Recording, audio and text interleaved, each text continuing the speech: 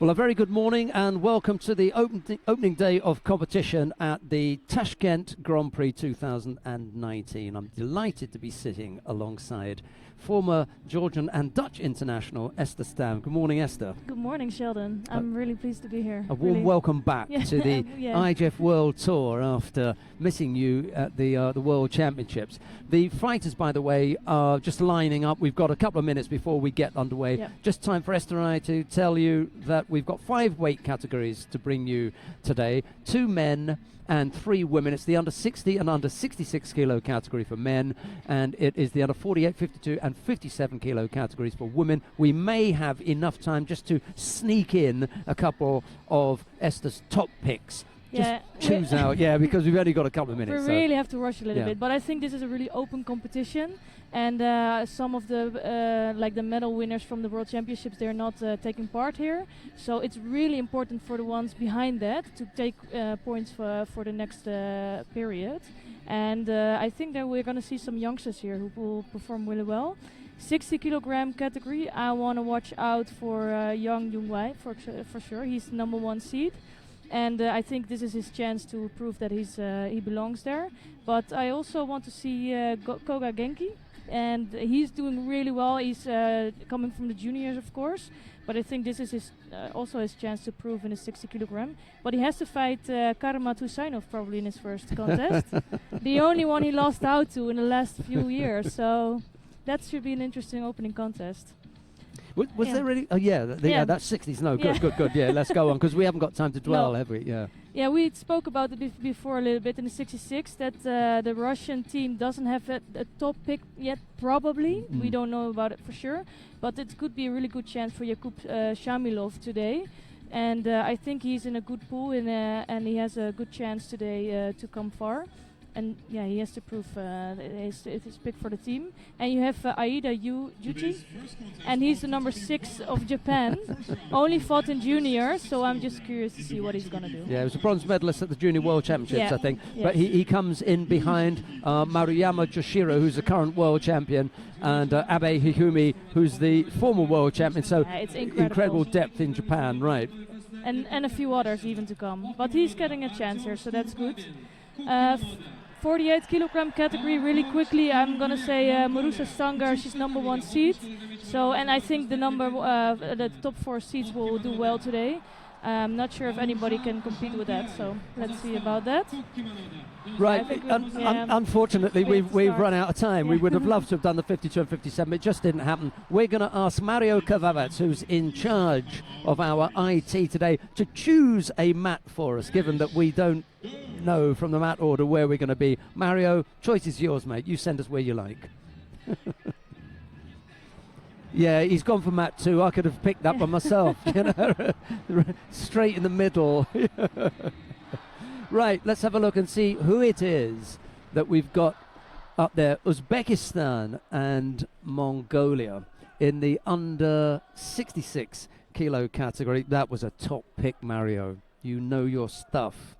Artem Shtubabin of Uzbekistan in the white judogi faces Davdor Shtamerkeleg of Mongolia. It's Shtubabin in the white judogi, Davdor in blue. And it's Shtubabin who, just under that little bit of pressure, picks up a penalty for stepping out the area. And I wasn't joking when I said that was a good pick from Mario, because that was a top draw fight. It is, and it's such a hard fight in the first contest.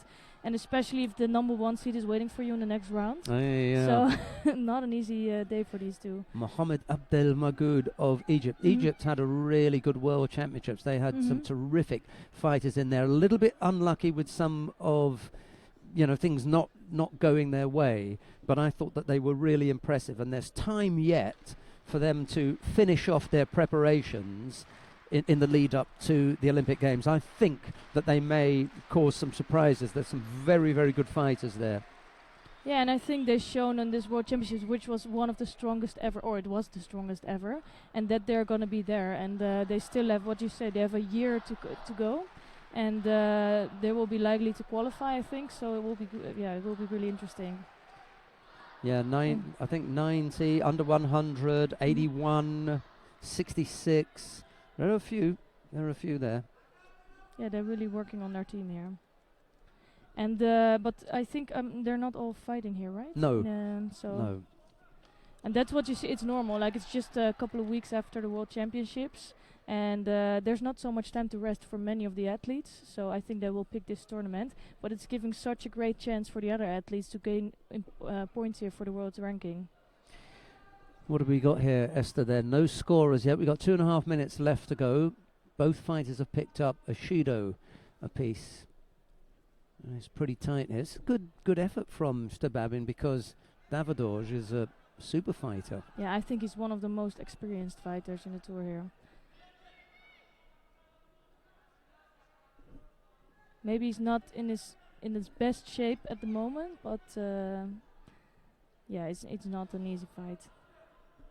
We're in a brand new competition arena here in Tashkent. Previously been in a slightly smaller one, but they put us in this really brand spanking new ice hockey arena. I think this would be a great venue for, well, in the first instance, the Junior World Championships, and then maybe even, Senior World Championships after that. It's got the size, hasn't it? It can carry it, I think. Yeah, I think it looks really well and really good. And also, what I really like is that there's already a lot of crowd. Crowd in Friday morning. Yeah. There's some bodies in already. Yeah, quite right. That's not always the case, and I think the people really love judo here. We were talking about the number of people that were missing. It's slightly unfortunate that the World Championships were, a couple of weeks ago. Mm-hmm. In Tokyo, and quite clearly they would have sent their full team out there, and now they're having to recover to get back on the world tour. So they haven't got everyone that they would like. We haven't got Sharafuddin Lutfilayev in the under 60 kilo category, but we do have Diorbek Urazboyev, the Olympic bronze medalist. So there'll be some big cheers for him. Yeah, and I think they have plenty of strong fighters still, so Yeah. It can be a really good day for Uzbekistan. And I think it shows a little bit that there are still high entry numbers, and it shows how strong the tour it got now. That even a few weeks after World Championships, it's still a really strong tournament. Maybe not the top 10 seats are all there, but it's still really strong. I think it's quite likely that will make for some big Ippons. There'll be a few around. Not necessarily in this particular contest. We haven't seen a score go on the board yet. Davidorj has picked up a second penalty, by the way, so looking awkward here, trying to turn his opponent over with some tewaza there. Stababin putting up a good effort here. Yeah, I think Stababin looks slightly better in this contest. Just a little bit more dangerous. His father was the national coach. He may still be on the coaching staff. He's actually in the chair. There he is. There was a lovely clip of him at the Olympic Games in Rio where the camera just panned to him in the coach's chair. You couldn't hear him, but you could lip read, and it was not the best of words that came out. Yeah, but you couldn't hear it. It was just you have to be able to lip read Russian, I suppose. And you can. I just happen to know that particular word. An expletive. Davidorj looking to go right-sided here. You can see that right arm of Stababin just trying to keep him out. He broke the grip. Now he's back up on the collar. And now it's Davidorj's turn to just put the left arm in there to keep him out. Golden score. 2 penalties picked up by Davidorj. 1 from Stababin. As we go into the golden score period, it's the Uzbek with the advantage. He can afford another penalty. Davidorj cannot. No, it's really a big advantage if you go in with only 1 shield on the board. So that was a good effort from Davidorj. Been on the belt for quite a while there. Ooh. He had to move that left hand, did Davidorj. We can't see it, but the referee can, and he didn't call mate, so he must have moved it up. Oh, I wonder if he's called mate. Yeah, he may have called mate before,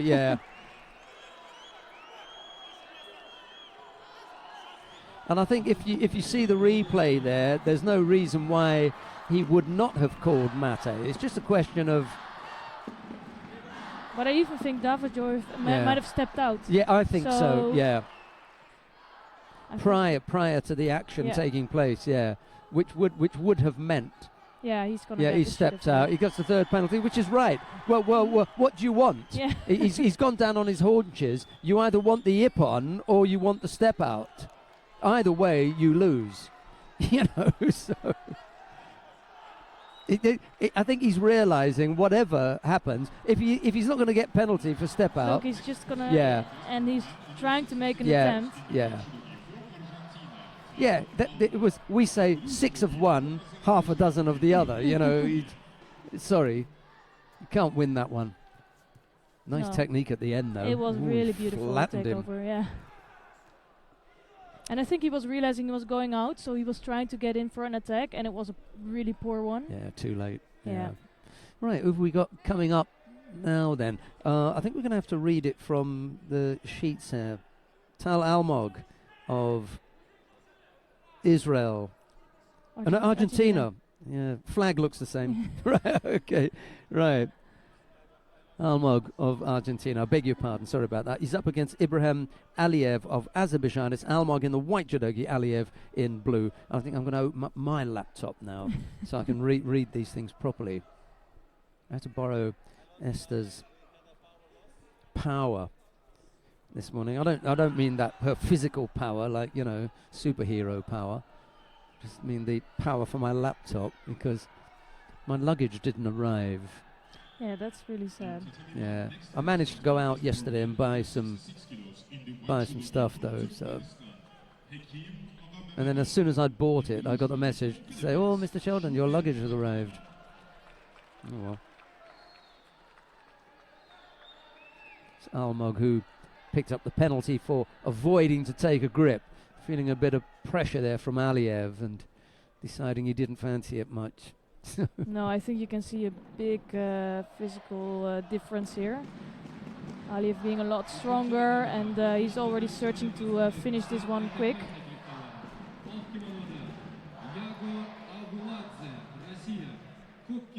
But it's Almog that's working nicely on the sleeves, I think. Doing a smart job here.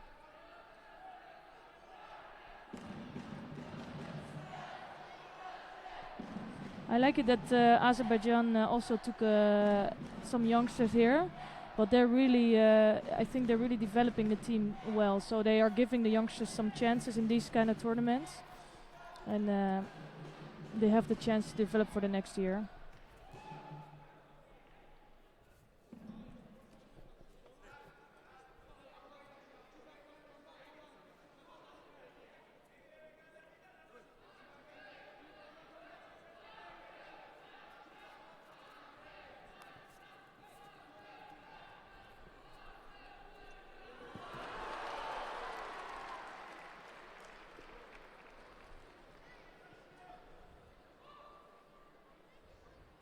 So it's Almog already on 2 shidos, and I think he has to watch out to not even get another one.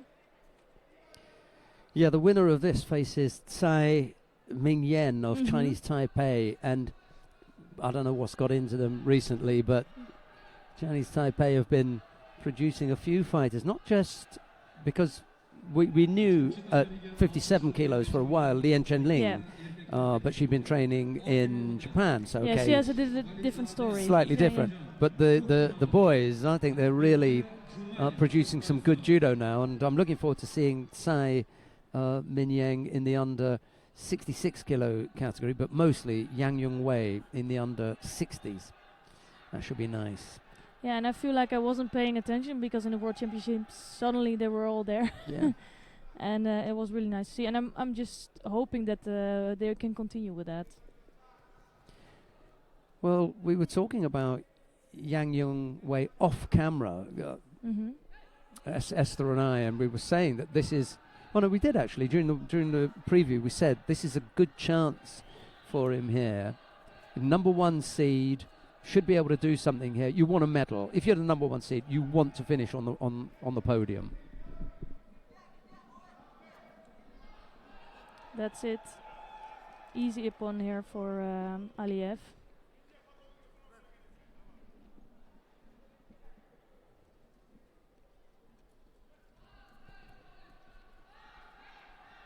And Aliyev is also, I think, he's still a junior, or he was a junior last year, so he's really young, and he's already showing potential in the senior circuit.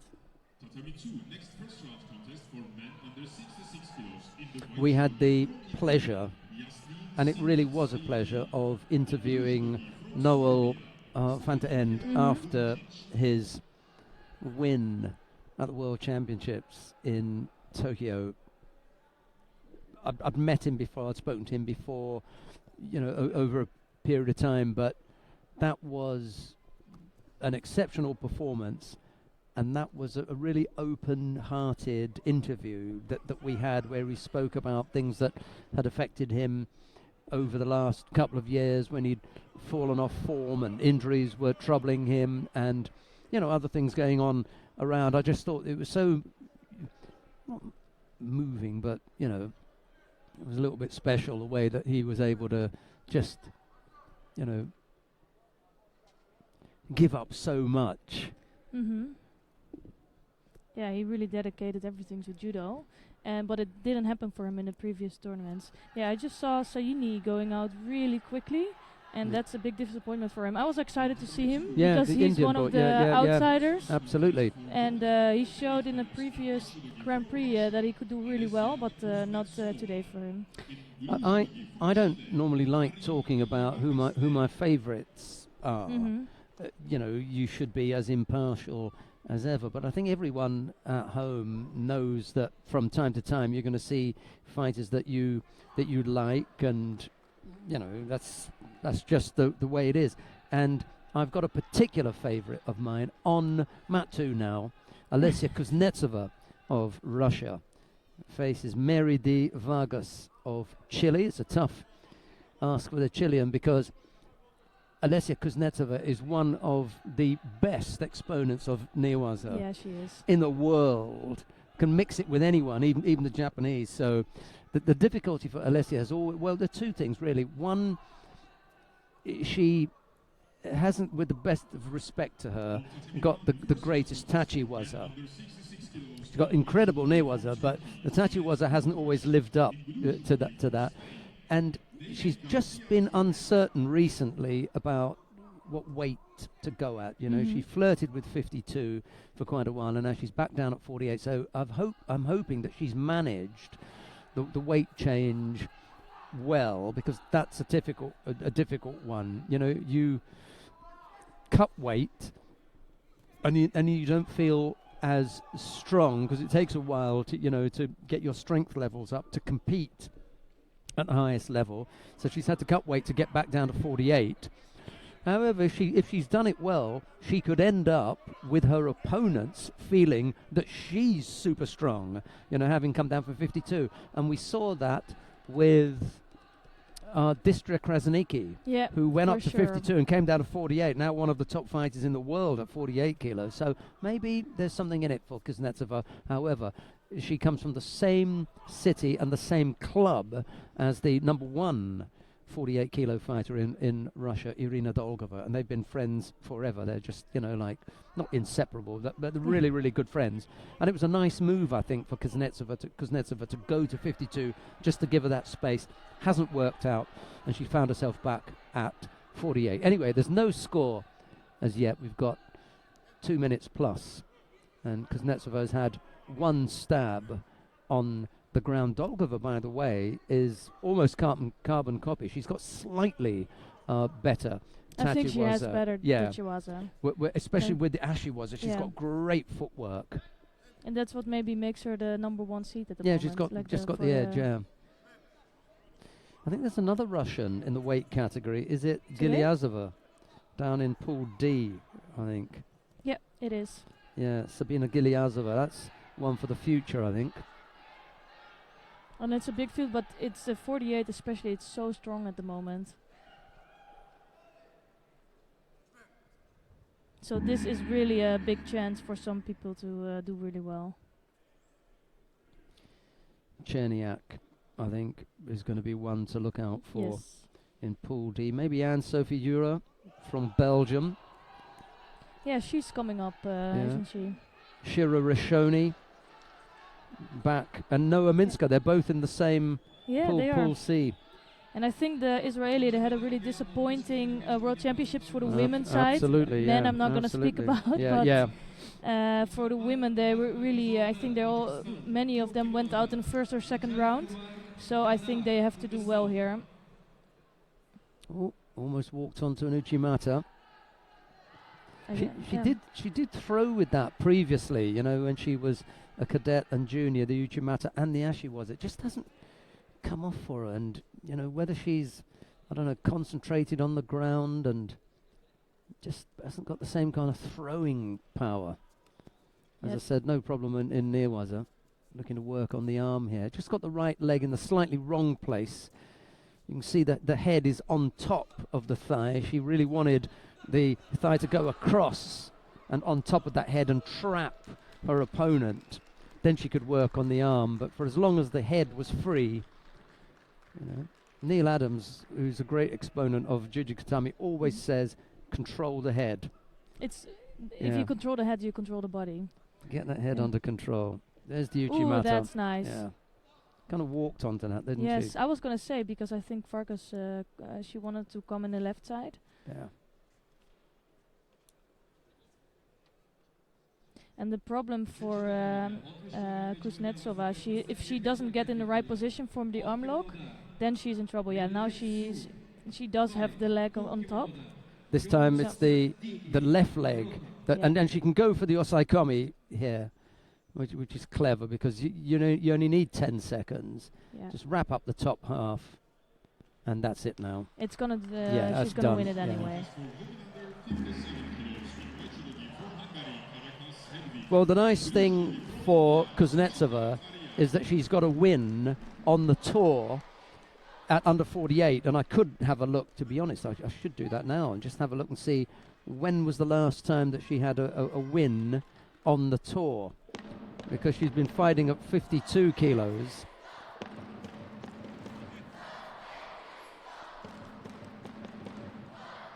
I'll just have a look at her record. You know, it just she lost to Geffen Primo, she lost to Larissa Pimenta, Tatiana Levitska Shukvani, Zenia Danilovic, Park Dasol. Yeah, you know, the 1, 2, 3, 4, 5 losses in a row. You just don't want to come back after that, do you? No, and it's in 4 different competitions, so it means like she really was going out a lot. And then I think after a while you're going to think about switching back to 48, and it's successful up until now. Right, she's had first round win. She goes into the next round. We've got the under 57 kilo category taking place on mat number 1 now, and we've got a full entry. No one's had a bye, so in the first round the number 1 seed's got a kick off. It's Timna Nelson Levy of Israel. She's up against Gaetan Debert of France. Nelson Levy and the white judogi Debert in blue. Yeah, I didn't see Debert before, so first time for me. But France, they always bring a strong team. So let's see. And what I was speaking before about the Israelis, also Timna Nelson Levy, she had a disappointing World Championships. Yeah.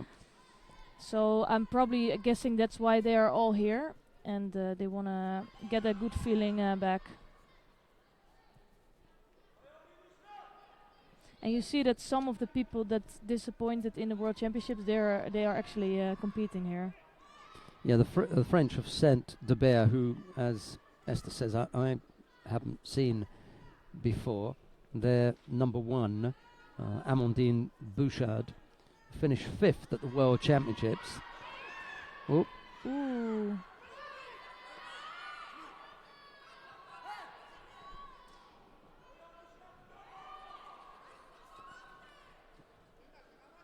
Yeah, the shouts of Hans Sokumake are going to be of absolute no but I think help to Timna. maybe we will go to mat number 1. Let's go to mat number 1 quickly. Sorry about that. Yeah, it's an unfortunate end for Team now. And let's see if we can switch mats to watch another contest.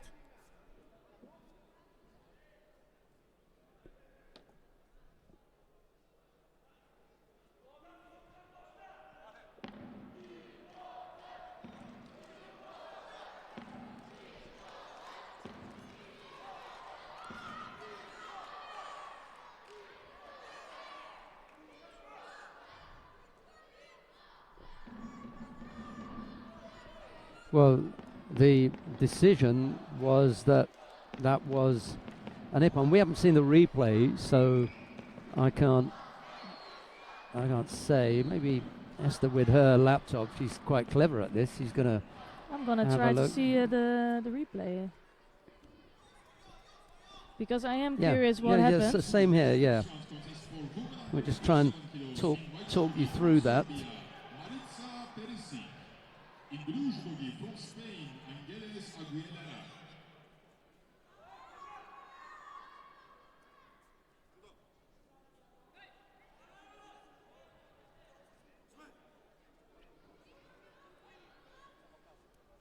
Oh, it was fine.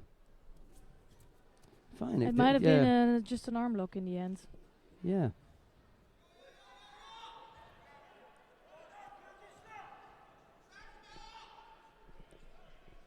I'm not sure. We would have to watch that again, but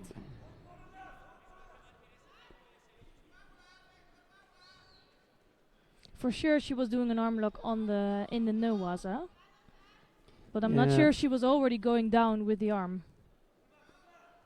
It's the point at which Timna's knee hits the mat there. I think that's okay. Yeah.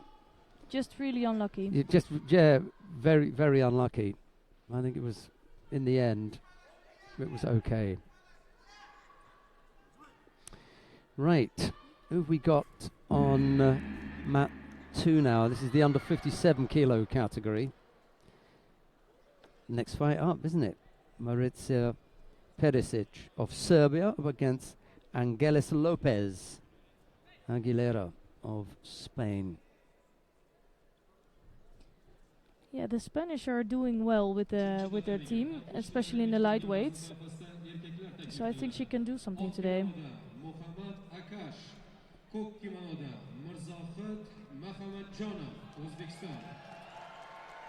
And I'm quite interested to see Kim Yandi, because she is a really good athlete, but she didn't do so well lately. So I'm curious to see if she can come back to her level. Well, I suppose Amelie Stahl and Kim Jun-dee are going to be, licking their lips now at the disappearance of Timna Nelson-Levy, the number 1 seed. They're going to be pretty pleased at that outcome. Crowd beginning to filter in as well. Quite a few bodies over on that far side. And I dare say that come Saturday and Sunday, there'll be even a few more. Yeah, I think it's a really full and it's a good atmosphere inside, and everybody's cheering. It can really help the athletes.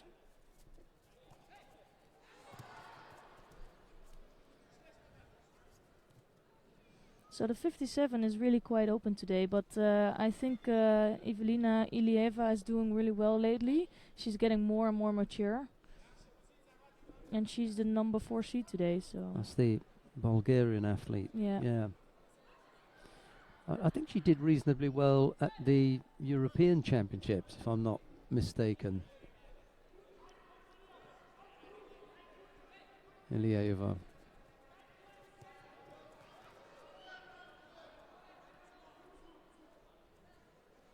Yeah, she got the 5th place in Tokyo.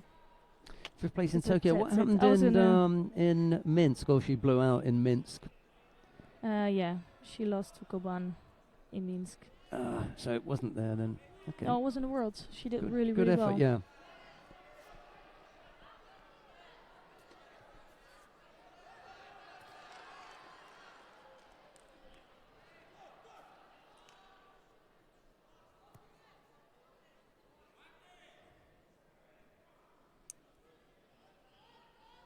And here it's Perenc who's also doing really well, or Perisic, I should say.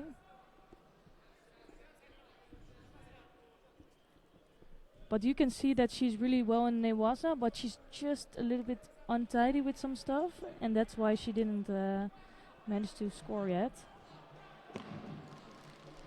But I think it's with Newaza, it's so much in the details. And that you see that some of the top athletes really control well. Well, I'll tell you what, Perisic has decided that she's going to give this a really good go here. And I mean by that, the attempt to qualify to go to Tokyo, because she's ranked at number 43 in the world. And for quite a long time, Jovana Rogic had, you know, the under 57 kilo category place in Serbia to herself. That is no longer the case now. She's got Perisic breathing down her neck. And if she's not careful, well, there goes Perisic with the Wazari Awazeti upon. So she goes into round 2. That puts the pressure now on Jovana Rogic to come up with a win. And Rogic is in Pool C. That's with Karakash Hedvig, Maria Skora, Sanna Verhagen, Ines Beischmidt, and she's got a first round contest against a really, really tough youngster from Russia, Natalia Golemidova. So, you know, the Russians have got 2 fighters here as well. They've got Golemidova in Pool C and Anastasia Konkina in Pool B, and that's in the absence of their number 1. Yeah, I think so too. So there's a few.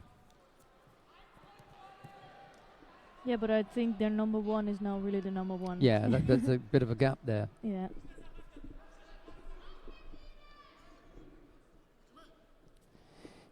Yeah, she's just so incredibly strong. Got terrific throwing skills.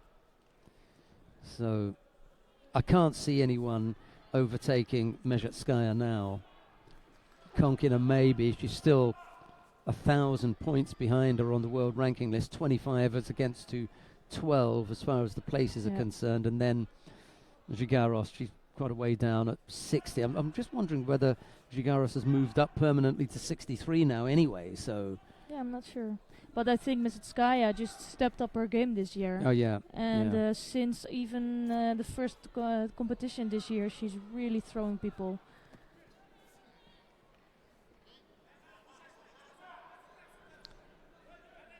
Yeah. Not sure about that. Well, the Gigaros thing isn't going to happen. Right. Okay. But as far as the contests are concerned, it's back down at 57. She was up at 63, but she's back down at 57. Unfortunately, you know, she can't string together sufficient enough wins to really push her up there. But at 57, you know, she may have more of a chance.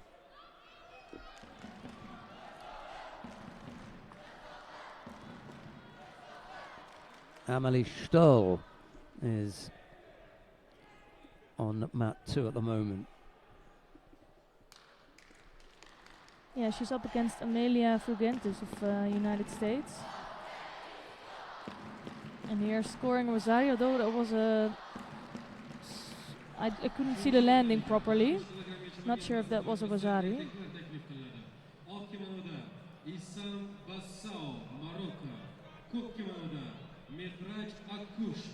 I think she picked up a bronze medal last year, and Teresa Stoll got the gold here. So they probably like fighting in Uzbekistan. Yeah, they've just sent the one Stoll this time.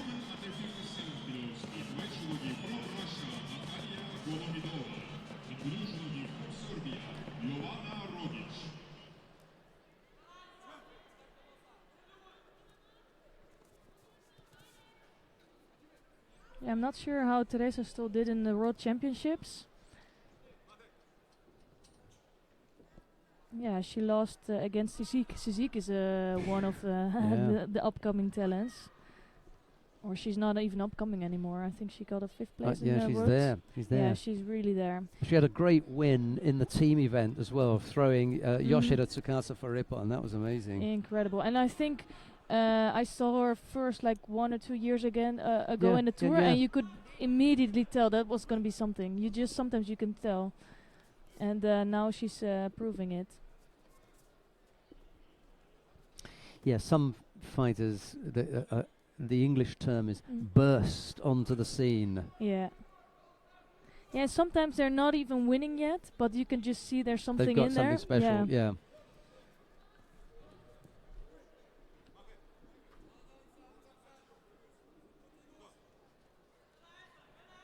Yeah, that could mean a really nice row. Now they got the gold in the 63, 70 and 78 in a row. And she's one to watch in the 57, so they really have a strong team. And we haven't seen the return yet at plus 78 of Romain Dicot. No. I think that's the French hope at plus 78. And they are struggling a little bit with the plus 78. They haven't found the best one yet. And Dicot is still young, but she's getting there. But she's out for injury. She's coming back. We had an interview with Madeleine Malonga, who won the under 78 kilo category, and we asked her about Romain Dicot, and she said she'll be back. She's had some injuries, but she'll be back shortly. So that's good news for the French then.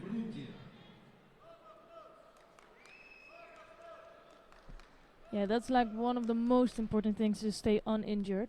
Because if you have a period where you can compete at the tour, each tournament will help you to get stronger, to get more experience in. It's the same case for Tessie Savakos from the Netherlands. She was out with a lot of injuries for a long time. Now she's getting back, but she still needs time to get back in shape.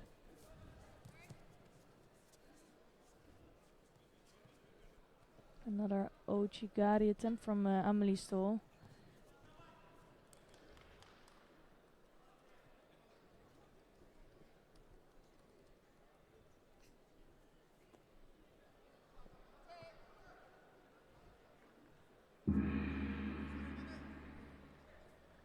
So first contest win for Amelie Stoll.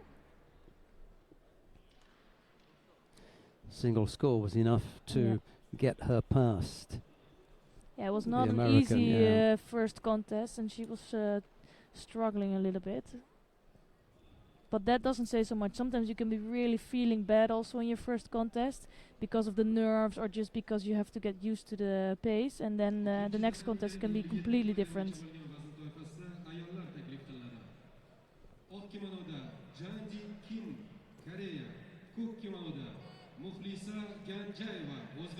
Well, you wanted to see Kim Jandi, and here she is on mat 2. Kim Jandi in the white judogi. Muhilsa Ganjaeva in blue for Uzbekistan. This is a tough task for the Uzbek fighter.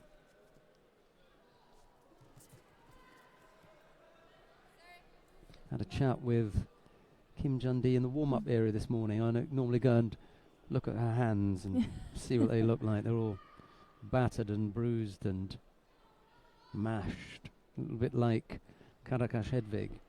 Your hands aren't too bad. You managed to just avoid getting all the fingers busted up. There are a couple though that are showing signs of wear and tear. Let's have a look at the left hand. No, it's really terrible. Yeah. Luckily, you're not a boxer then.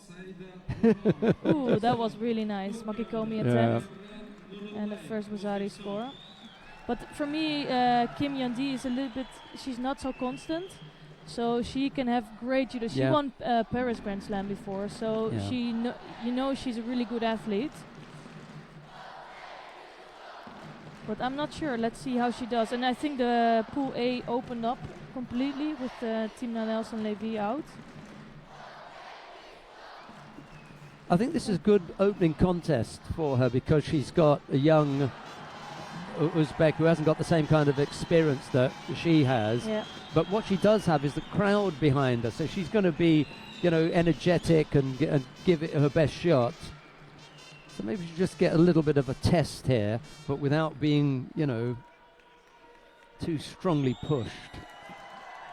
Yeah, and for me, to be honest, as an athlete, if you have to fight somebody from the home country and you don't know them at all, it's really dangerous, because you have no idea what they're going to do. Maybe they can have a great takeover, so you really have to watch out.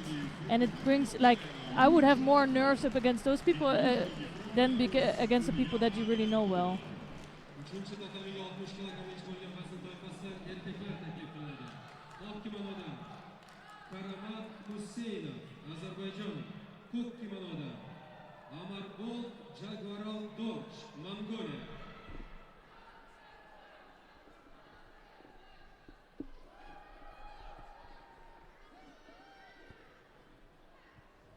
So as soon as Kim is grabbing her left hand on top, it's the same happening for Ganjeva. And I think Kim is struggling a little bit with the height of Ganjeva. She's much taller.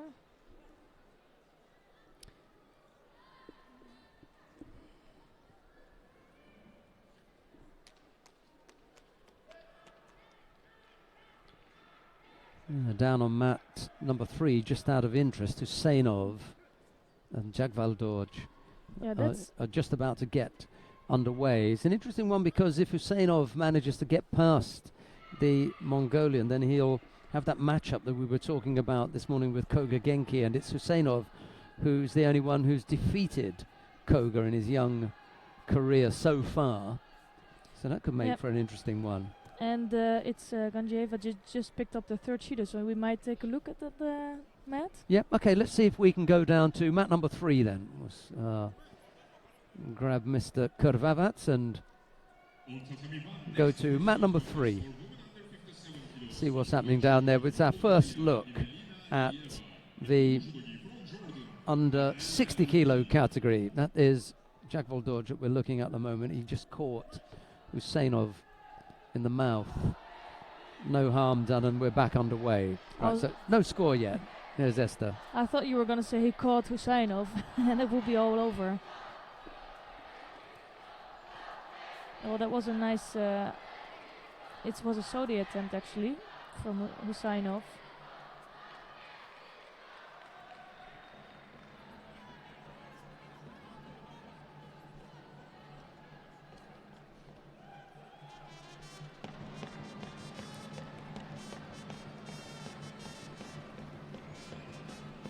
Yeah, it's quite a tough matchup in this Pool D,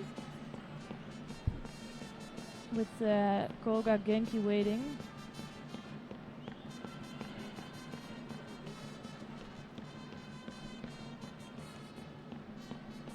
And what do you know about Jagvaldorj? Nothing actually, yeah. Okay. Also one of the new Mongolians. Jagvaldorj under 60. Well, good effort here.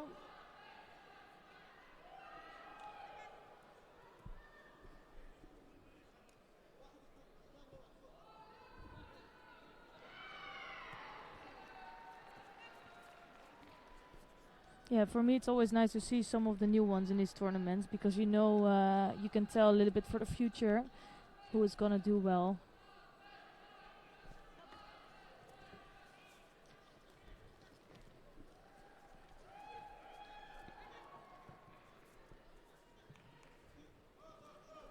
So nice, other Sodi attempt from Husseinov. I think they have a little bit the same style, trying to get under.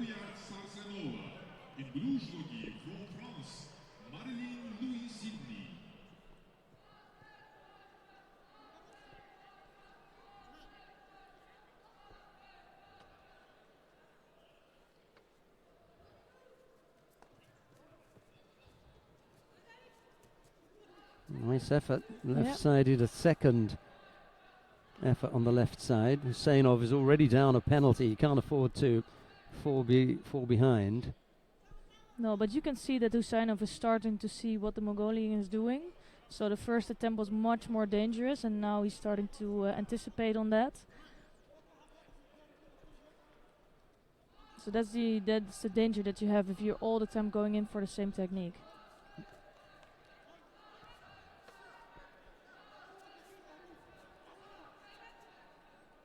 And this time it is Husseinov who's trying it.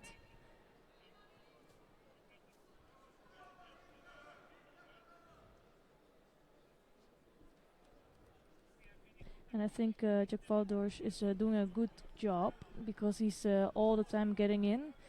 And it's what you say, it's Husseinov already getting one Shido.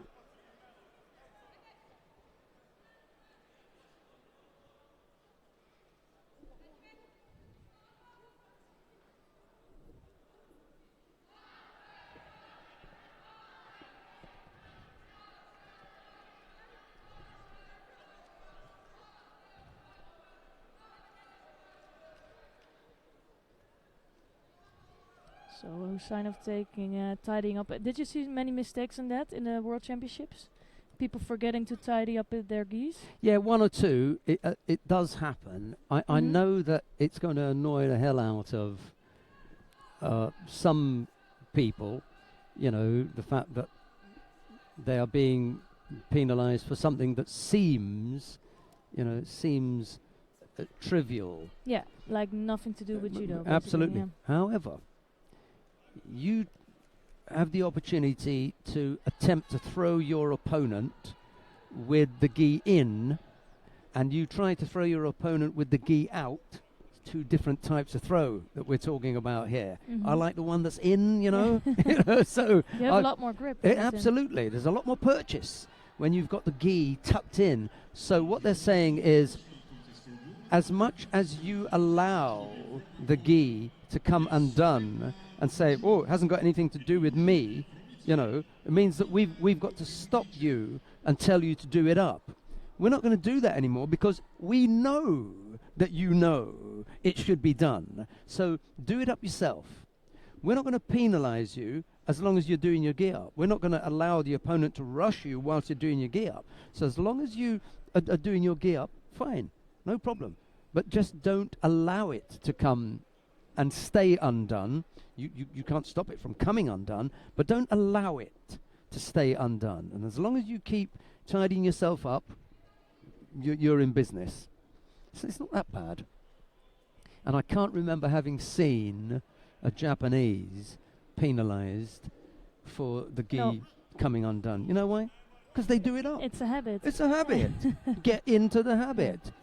You know, I think Ungvari isn't ever penalized for having his gi undone. It's another tidy fighter.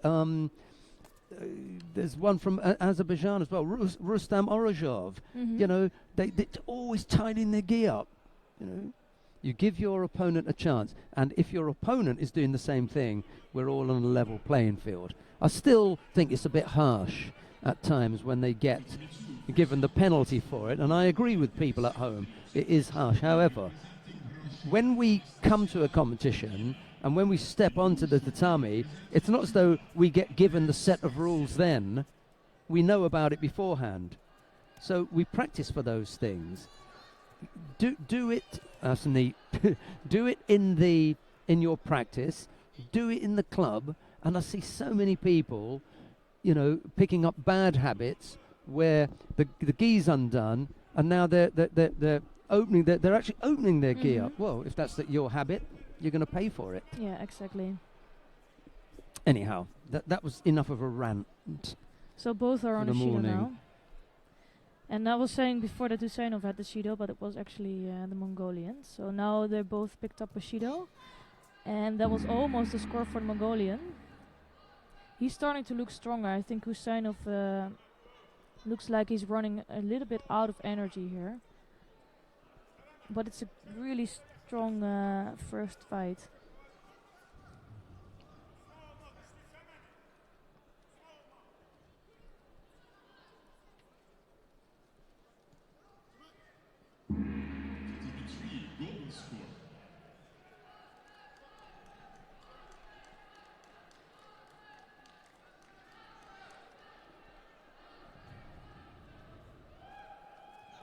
And again, I think Jack Valadors is doing really well with his Seonages. And now he's working in Newaza.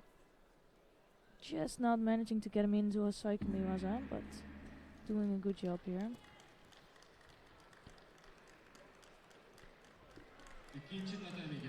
And Husainov is just running a bit behind in this contest.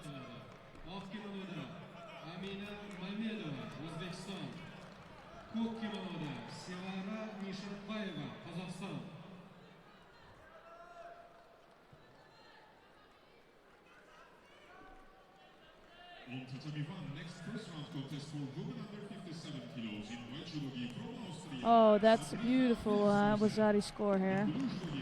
Just responding on the action of Jack Valadors.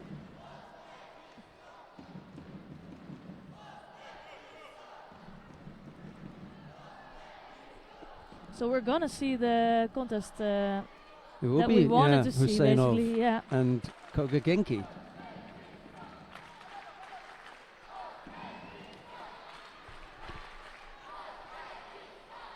Nice pen.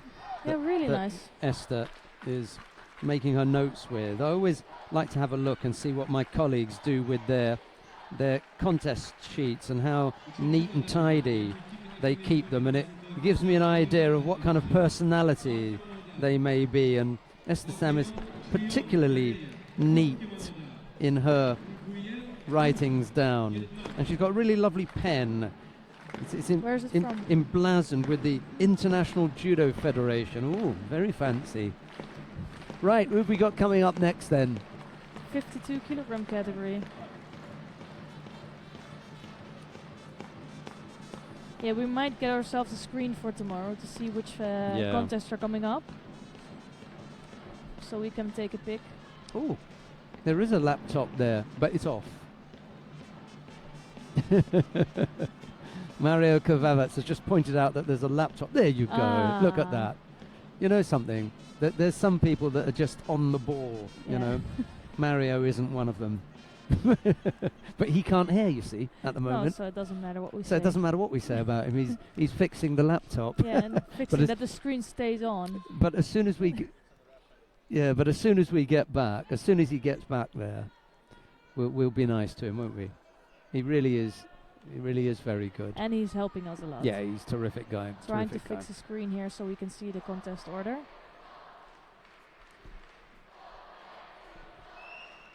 So who we have here? Oh, it's Young Bok-jong of Korea. And she is facing Thuy Nguyen of Vietnam. And Young Bok-jong is also, she has a lot of medals in the 48 kilogram category, and she moved up. And I think she's still finding her way in the 52 kilogram category, but she still has a year left also. So doesn't have the big results yet, but you know she can take her time. And I think this is a really good opportunity for her here. Yeah, she's a little bit off the pace as far as being the number one Korean. Park Da-sol has that particular spot at the moment. She's up at 24 on the world ranking list. Jeong Bo-kyung still down at 44, so she's got a bit of a way to go. Yeah, but she just moved up, I think, in the beginning of this year, so I think you have to give her some time, and maybe if she finds to feel comfortable in this weight category, she can do really well, and then she can be a threat to Park Da-sol. Indeed, indeed. I think that was almost a second Wazari score, just not enough on her back.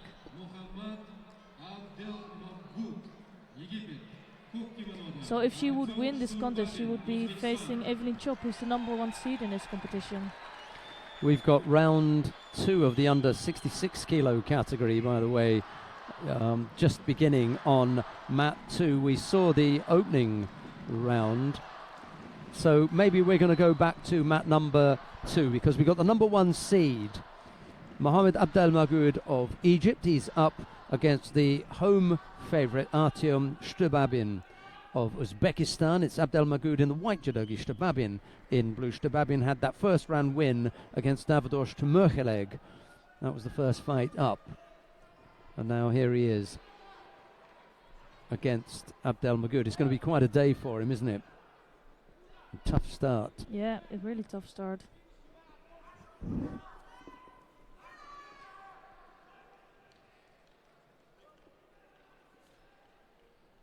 So Abdelmagoud picked up a 7th place in the World Championships, also doing really well. We spoke about the Egyptian team earlier.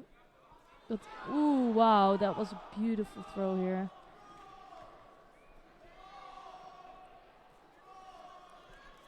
Look at that. I don't know what they've been doing in Egypt, but well, no, they're really showing strong judo.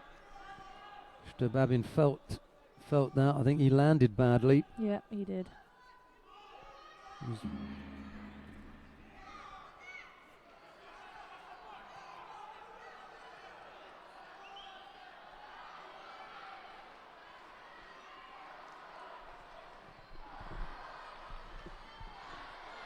So let's see what the referee is going to do. If that was... they're just going to let it go. Yeah.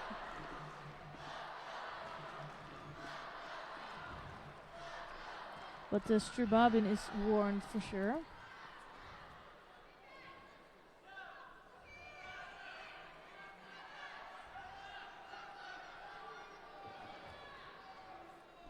And Abdelmagoud looks like he's a busy boy. Yes, and he's gonna throw all the time, or try to throw. Does get the Shido here for a grip mistake. But I love this style, like, you know, they're just wanting to go. They don't really care how they throw the other. They just want to throw. So they will come in with different techniques. Here it's a Yoko Tumanage. Just for me, this was too quick. He needs to prepare a little bit better. Yeah, there's no need to rush. No, not at all.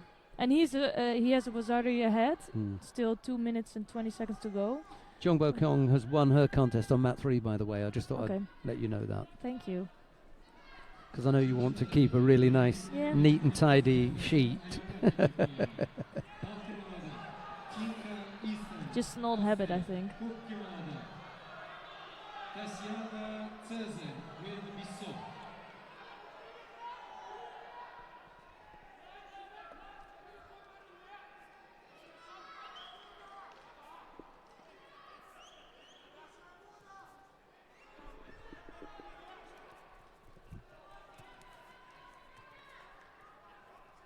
Yeah, really just wants to go for it. But I think he just looks too untidy here and too rushed. And the problem is if you're going in this pace, not everybody can keep up with that. So he might run out of energy in a couple of minutes.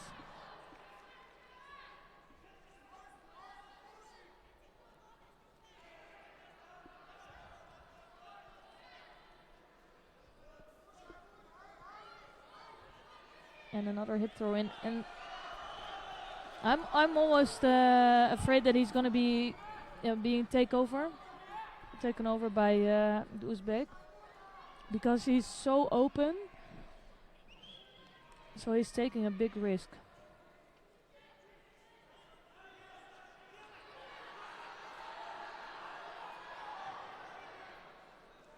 Yeah, I think he's got the idea that he feels comfortable now when they're close in. Yeah. Obviously, that's a big risk, because Abdelmagoud has already got Wazari on the board. Shtebabin is trying to get past that now and get close on him. That's a big risk.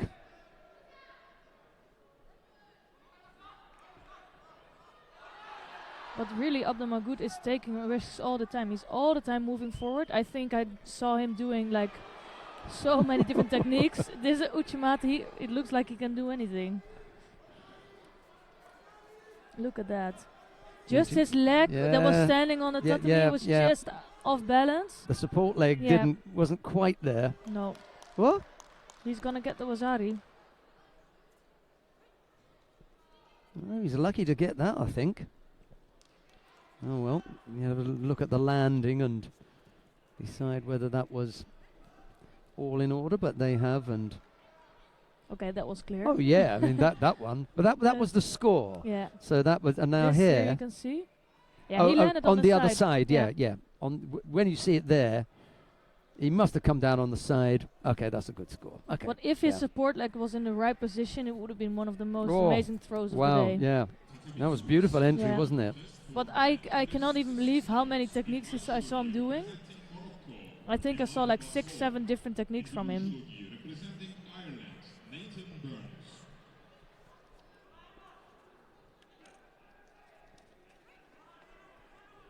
So now we have Imad Bassou of Morocco in white judogi, and he's facing Nathan Burns of Ireland in blue.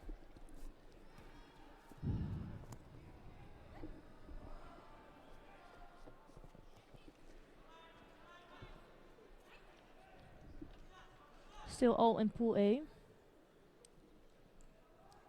And we're gonna see Tsai Ming Jen soon. That's gonna be interesting.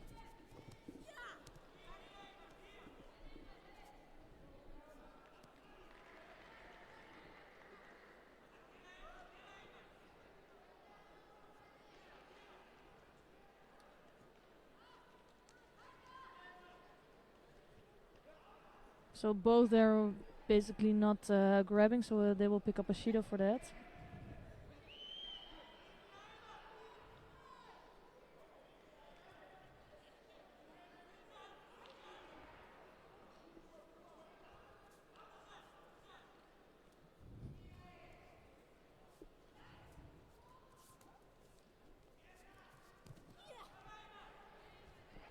I think they're both struggling with each other's grip here.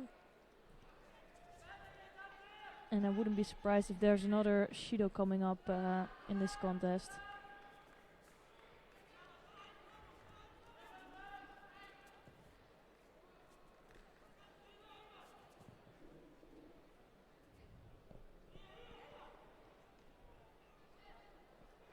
Nice left Sena Getem from Bassou. Just no grip when he went to the floor.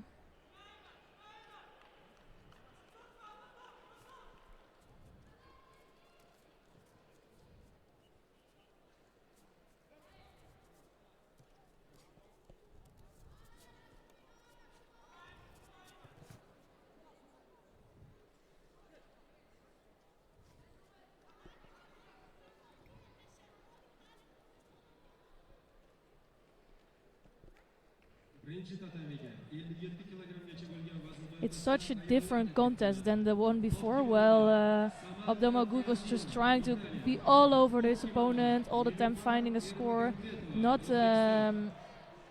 just finding a grip really quickly. And this contest is all about the kumikata. And both athletes are really struggling to get a good grip for to come in with the technique. And for me, it's Burns that looks quite defensive.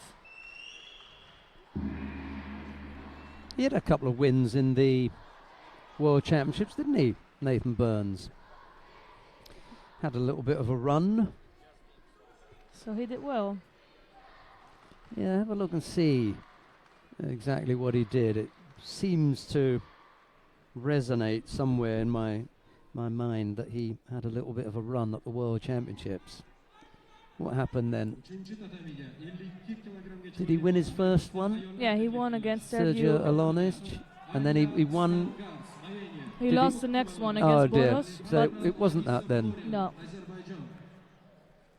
Maybe it was No. Montreal. No, it wasn't that. So maybe he had a bye in the first round, and then he won that one, which put him in round 3. Maybe that's what was misleading. Okay, so just the one win then. Okay.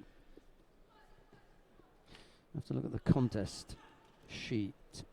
in order That's to a make good arm sure. lock from Whoop. Bassou.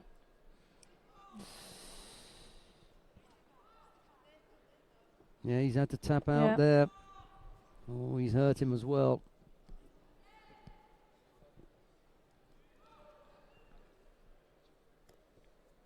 Yeah, I think they might check if it was Tachiwaza or Newaza. I'm not sure what action was going on before that. Well, there's no doubt that he's on the ground there. Yeah. It's how he got there. Yeah, that's the thing. Yeah. So you need to see a couple of seconds before that, just to make sure. Well, they're going to have a look at that and they'll decide. Certainly, the finish looked without any trouble at all. You know, is it Imad Basu? Here's the point at which it begins.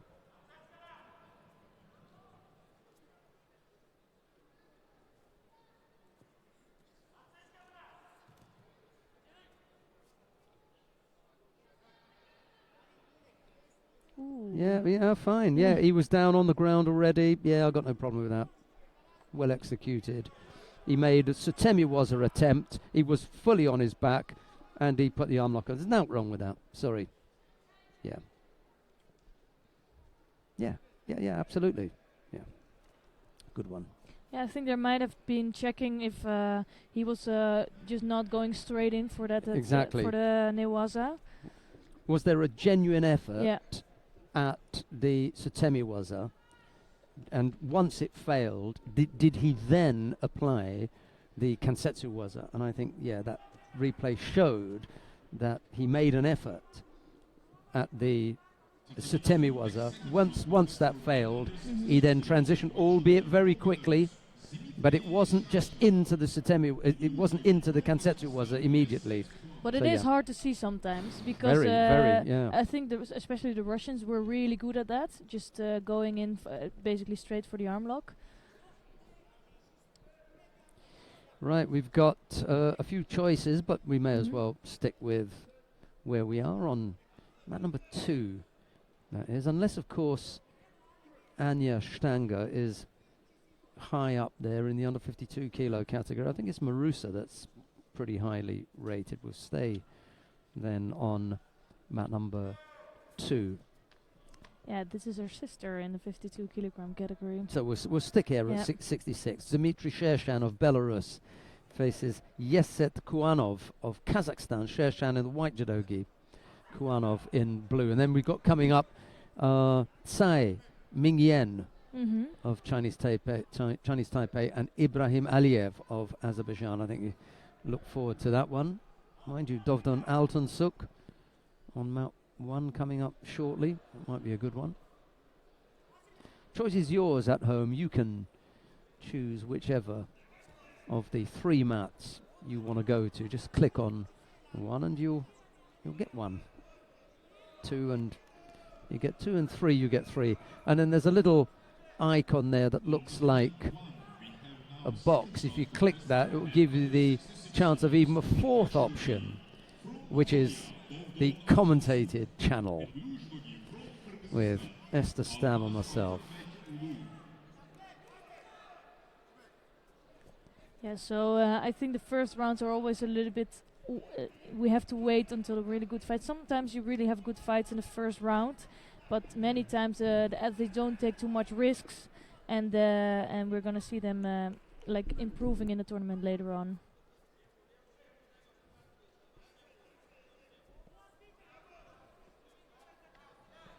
And I'm curious to think about the Belarusian team because they were really coming up. Like around a year ago, I thought they were really improving, and that stopped a bit. I'm not sure why that happened.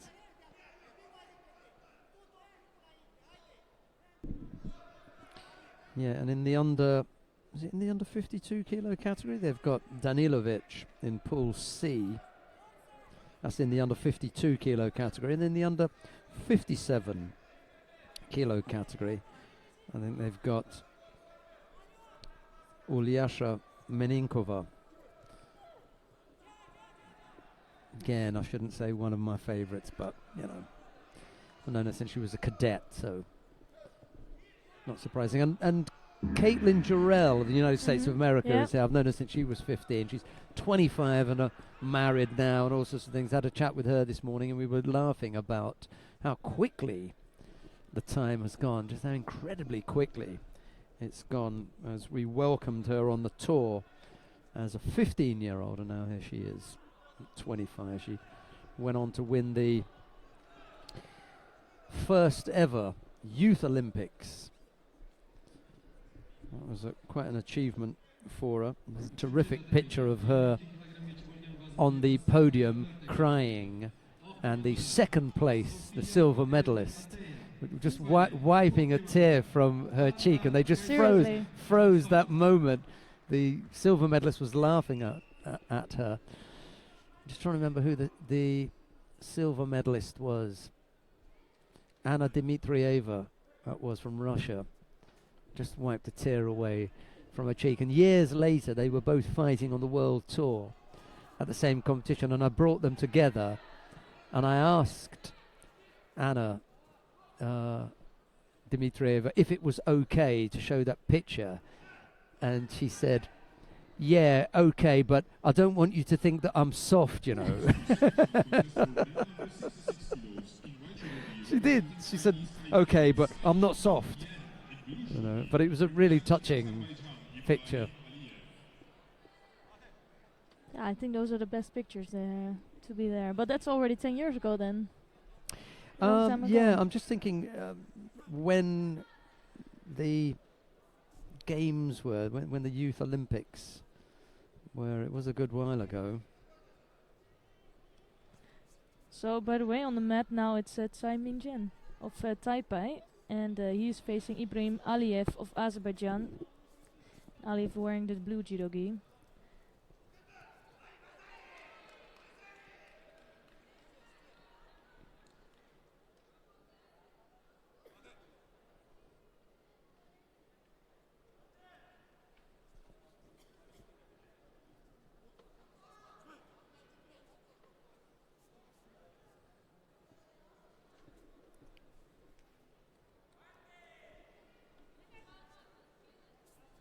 So Aliyev really wants to come close to his opponent.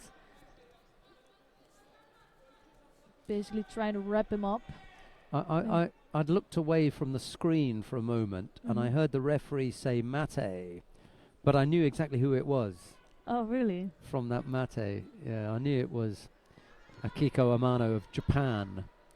I remember going to at the World Championships in Tokyo, I went to the referees and said to one of them, just need to have a little bit more voice, you know, because it's a big venue. The Nippon Budokan is a big venue, and there are a lot of people in here.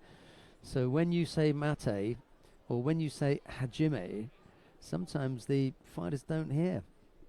You need to have a bit more presence on the mat. It's not my place to say that. I just said it, you know. Didn't have anything to do on that particular moment. But why not? Have a chat with one of my colleagues. I think normally the athletes hear it. You don't see it happen so often that they really don't hear it. Yeah. Sometimes they don't want to hear it, maybe.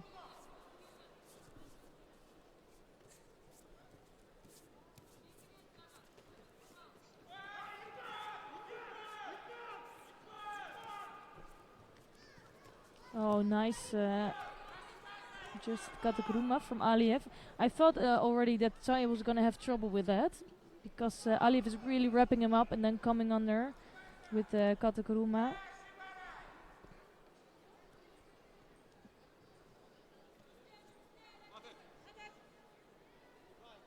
And even Aliyev might be one of the ones to watch today, like an underdog. Could be. Yeah. Could very well be. Though the contest is not over yet.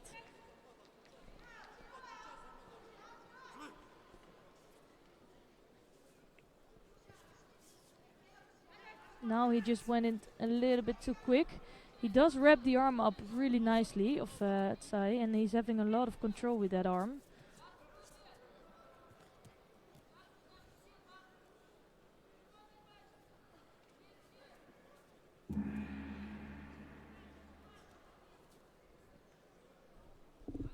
He's trying to come under that left side all the time, so Tsai is now anticipating well on that.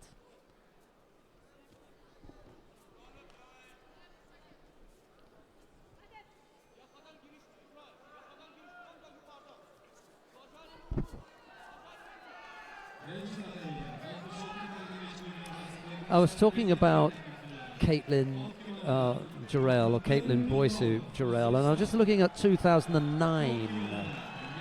because we're 2019 now, so 10 years ago. Yeah.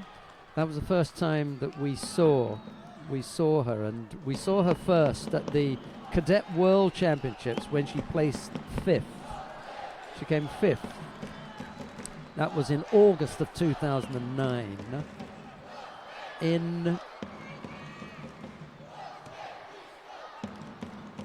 Let's have a look. When next did we see her? In October of 2009, we saw her at the Junior World Championships, and she came 5th. Oh, really? And then we saw her next at the Youth Olympics in 2010, and she won that. That was the first time that we saw her at a Senior World Championships. Oh, I see.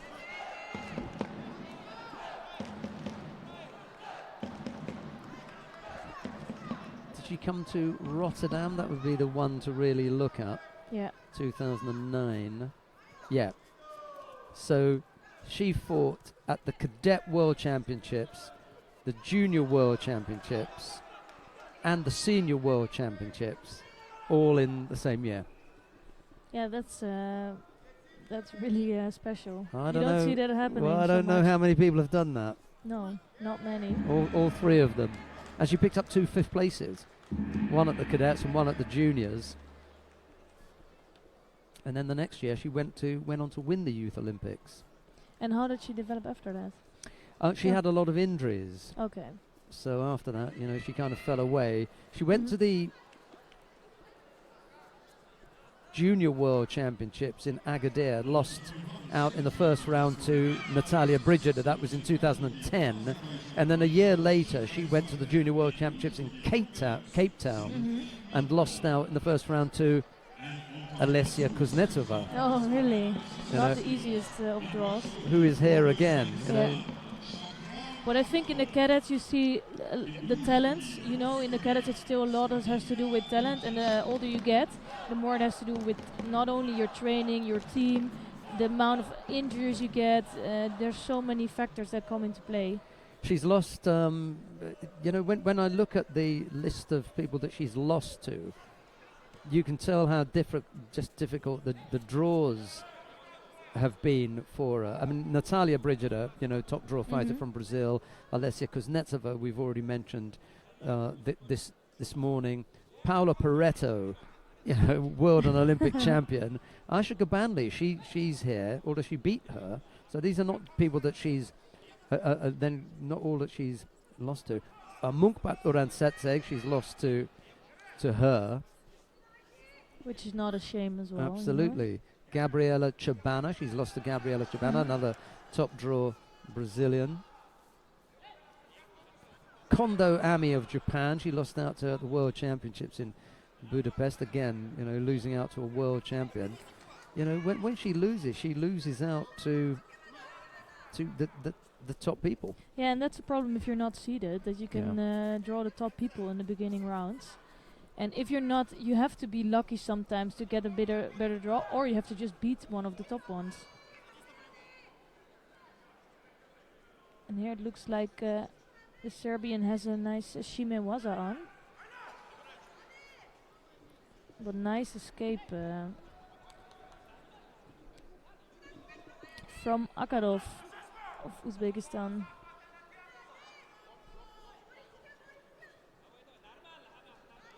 And Shakram Akarov is actually the number 4 seed here today. Got a good chance. Got to get past Buncic. Yeah.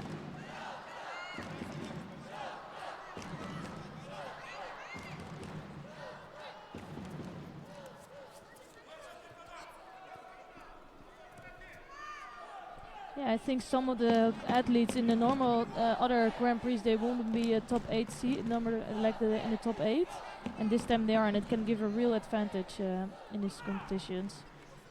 Need to make the most of it then. Yes, exactly. I think we were really talking, well, I was anyway, about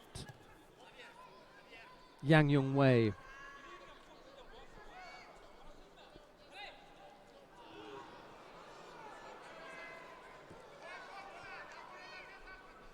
Yeah, although Tsai Ming Jenny just lost out, so he Oh, that's done then. didn't show. Although he was not in the top seeds, but still, I think it was also a good chance for him. But he just lost out to Aliev. Out the corner of my eye, I was looking down at mat number 1, and I just looked in the coach's chair for the Republic of Korea. Cho Min-sun, who is also an International Judo Federation A licensed referee. She's sitting in the coach's chair. I wonder if they're going to turn around and tell her to be quiet. That'd be hilarious if that happens. I think she knows the rules quite well. I'm going to mention that to one of my colleagues.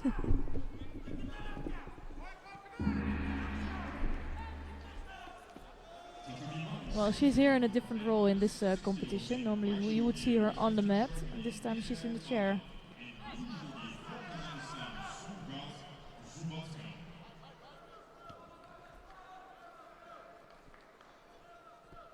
So it's now a second Shido on the board for the Bunkic. Though he has a really good and strong grip, so I wouldn't be surprised if Akadov would pick up a Shido for that here. For being too defensive, overly defensive posture, and keeping Bunkic at distance. So he was feeling the threat of the Serbian guy.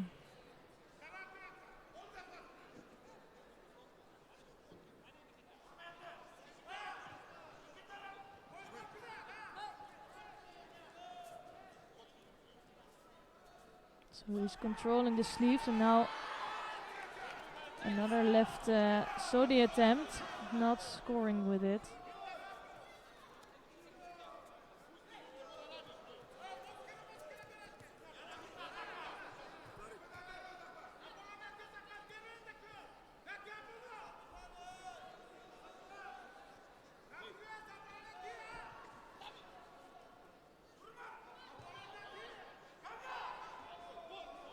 Not sure if Bunkic was just holding on one side, but apparently he wasn't. So then again, it was an overly defensive posture of Akadov, and now he just picked up his second Shido, and his advantage in this contest is gone again.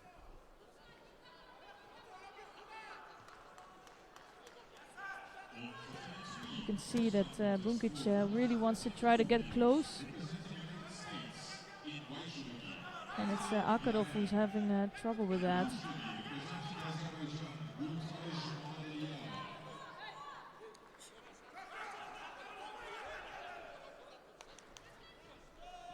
So 25 seconds left on the clock, and it's still no scores in this contest.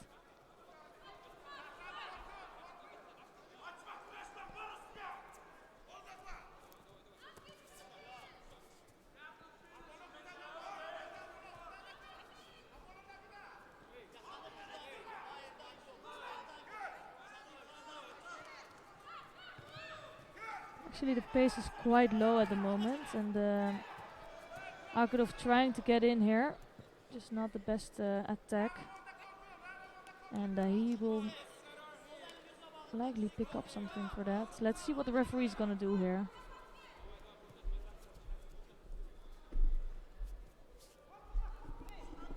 I'm happy that she did that. I was afraid she was gonna pick up a Shido here. One of them was gonna pick up a Shido. But I would like to see this contest go on for a bit longer.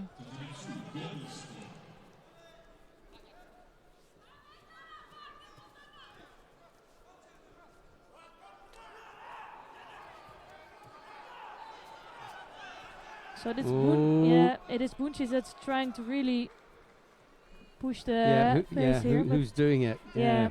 I just get the feeling that the Uzbek may have stepped out here, you know.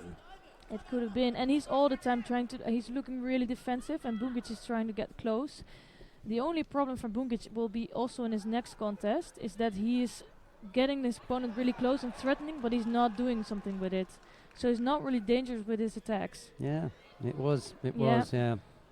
Right, let's go down to mat number 3 then. We're going to get Mario to take us to mat number 3 so we can have a look at Caitlin Jarrell.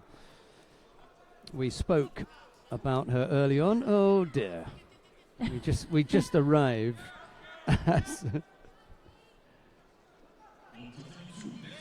We knew it was going to be a tough one. Yeah. I think we spoke about it this morning Yeah. off the camera, that it's this Pool C is quite tough anyway.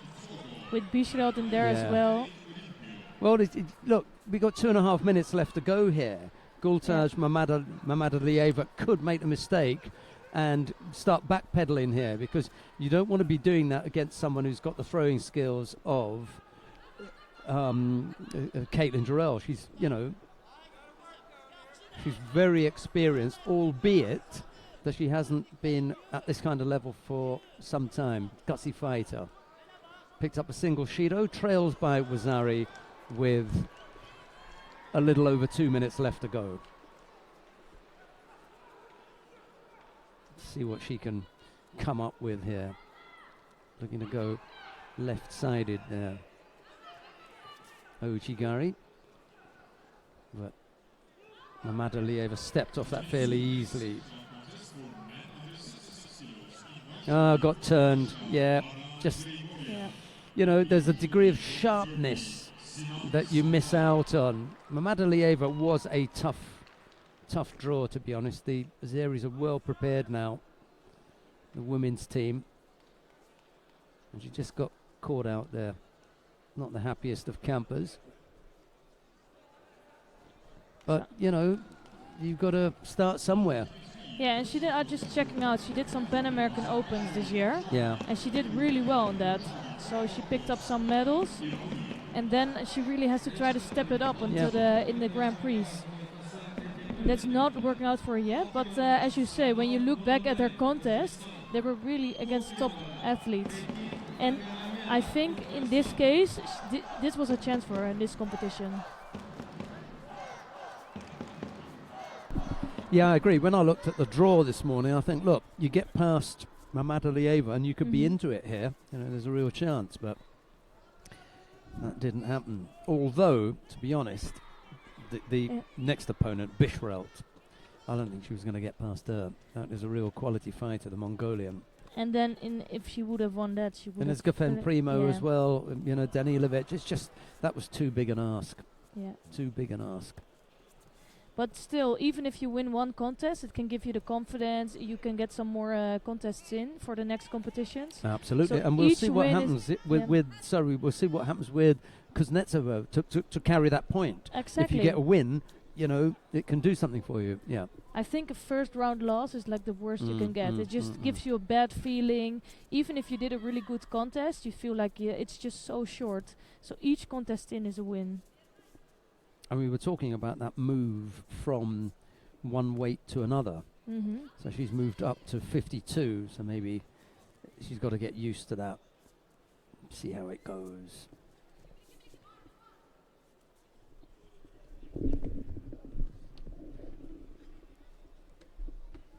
So here we have Nathalie Rouvière of Germany, and she is facing Soumia Iraoui of Morocco. And it's two athletes I haven't seen so much before.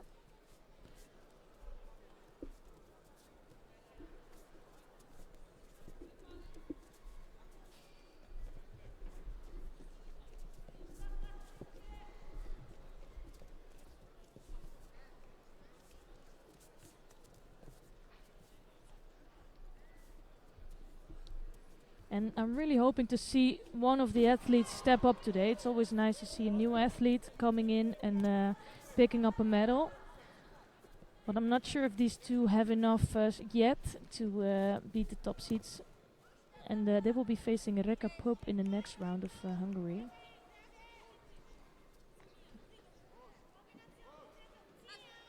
But it is a good pool to try to get out on top.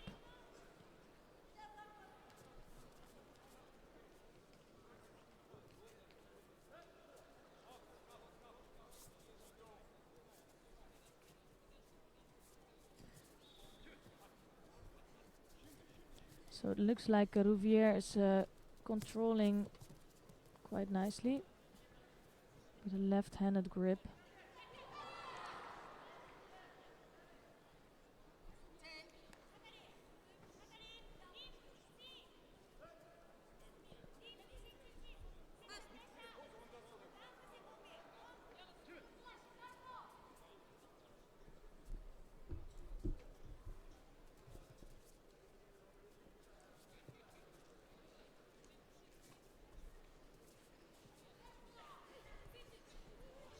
So it is a typical style of the Germans you see very often. Left-handed grip, then coming in for those Ochigari, Uchimatas.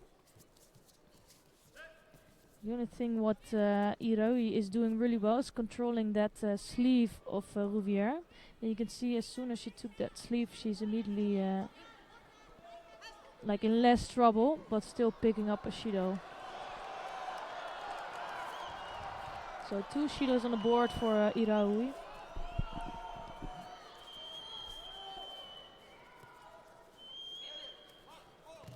And a really beautiful throw here. And you can see some of the throwing skills of Iraoui. Nice soda here. And with 29 seconds left on the board, it brings Rouvière into trouble. She looked like she was controlling the whole contest. And I was just going to say it might have been her tactics. She's just put her on another Shido. And you can see here that Judo, if you go for the big attacks, you will beat your opponent.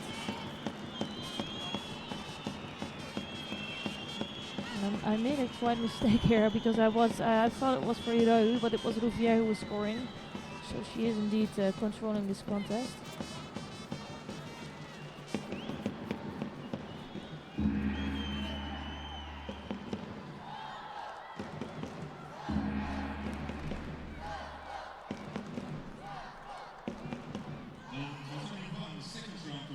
So it was a good win for Rouvière. Sorry about that little mistake. Let's see, I would like to see the replay of this actually. What exactly happened. But it looked like then maybe Rouvière was going for a takeover. And here we're gonna see that again.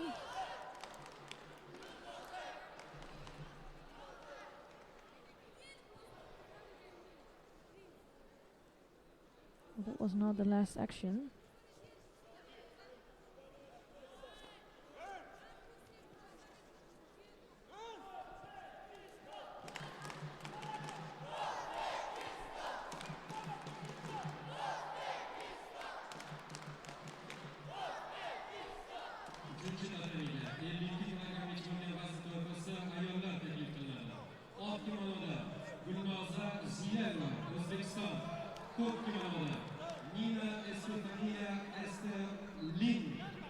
So we might see that action again, and I'm quite curious what happened. But it's Rouvière that took the win here.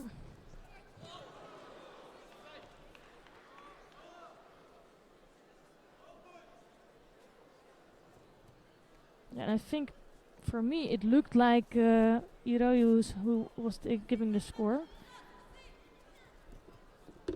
But we will see that later again. So it's here, it's İrem Korkmaz of Turkey. She's in the white judogi and she is facing Nina Estefania Esteoline of Spain. And here we see the replay. And it should have been a first action coming from Rouvière there. And then it was, it looked like Iraoui was taking over with a soda, but it was her landing on her back first.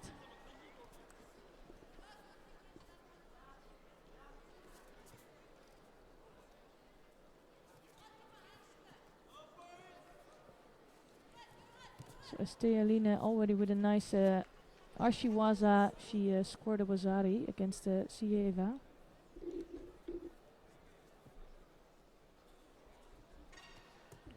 So it's actually Gulznova Ziaeva of Uzbekistan in white judogi here. First round match. I think Uzbekistan brought out a nice team. And they filled up all their places in each category, which can give a big opportunity for some of the youngsters to fight in a Grand Prix.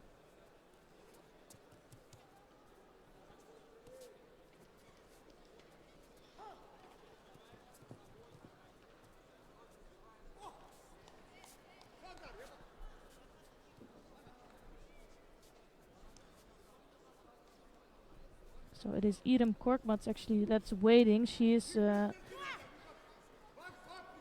she has a bye in the first round, so she will be the next opponent of the winner of these two. And it's Steoline that's leading with the Wazari score with still 2 minutes and 8 seconds left on the clock.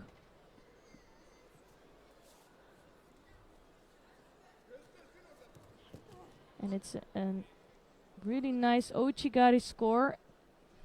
And it's Steoline that goes through to the next round. And I hope we can go to mat number 2 to see one of the other contests. And we talked about them this morning. So we're gonna watch Bozidar Temelkov of Bulgaria. And he's facing Aida Juji of Japan. And it's Temelkov in white judogi and Aida in blue.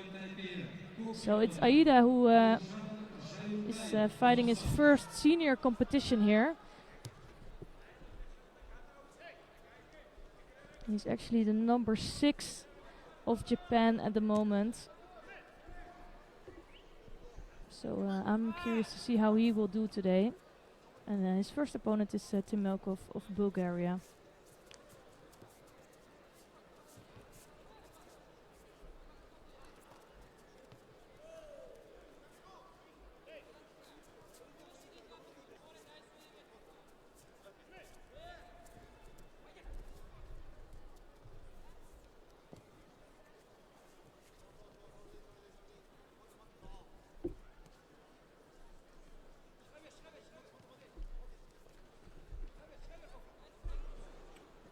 So a nice attempt from Temelkov here, but easily stopped by Aida. Oh wow, that was beautiful. Dea Shibarai from Aida.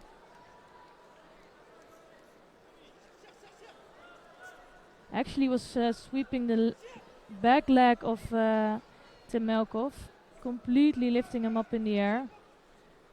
Perfect timing. And that was one of my favorites today. Beautiful ippon.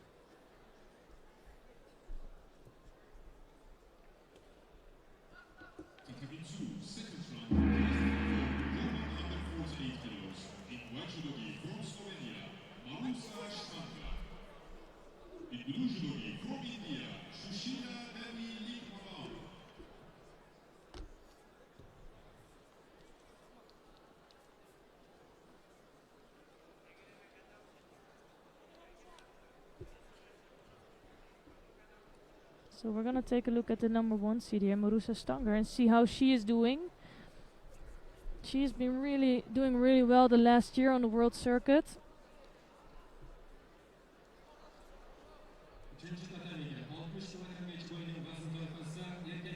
And also she didn't have the best world championships, losing out to Gambatar in the first round. And it must have been really frustrating. So she picked up a bronze medal in the last European Games in Minsk. And also she picked up some nice medals in the circuit this year.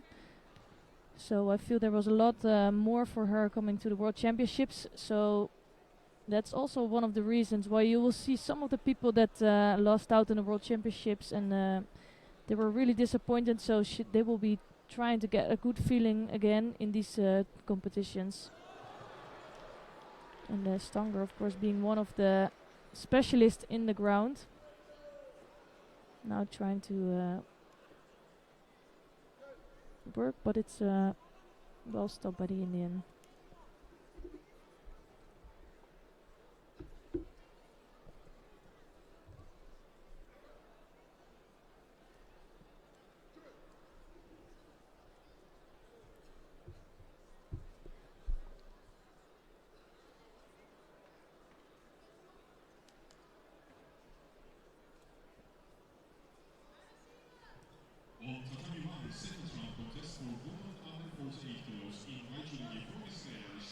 So to give you an update on the other mat, where it's still on the mat, it shows Rouvière against Iraoui. It is exactly the point which we were talking about. So I think the referees took a look at the action, and they might do something over there. Not sure what will be there, but I will keep you posted about that one.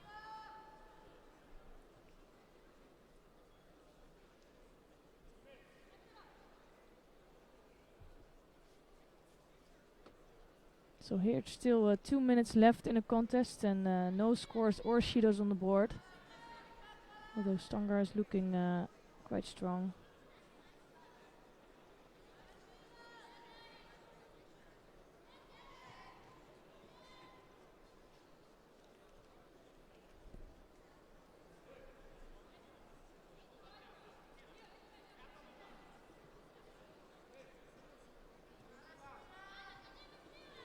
So the Indian team is here again. It's nice to see them, and they are really working on their team. They're just getting started and getting experience in this World Tour.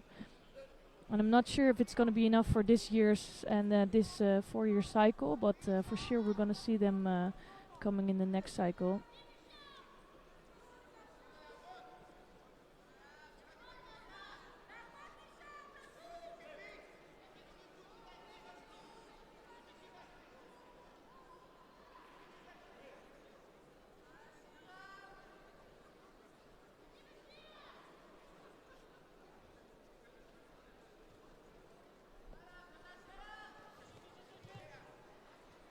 So it is Stanger that's working really hard here. And now she was trying to get past the legs, but well stopped.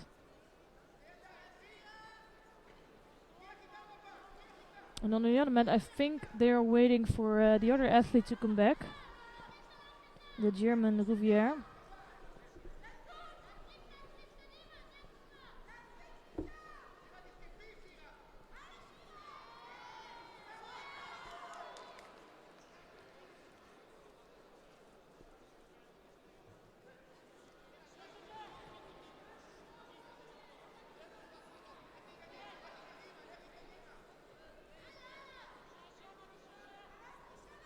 Now this time Stanger is looking like she is in a better position to go to Osaikami, but again it's the Indian that's turning her over.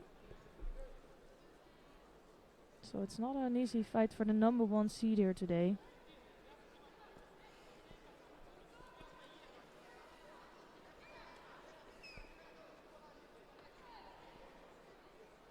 So I'm curious to take a look at mat number 3, because they're going to take back some action here.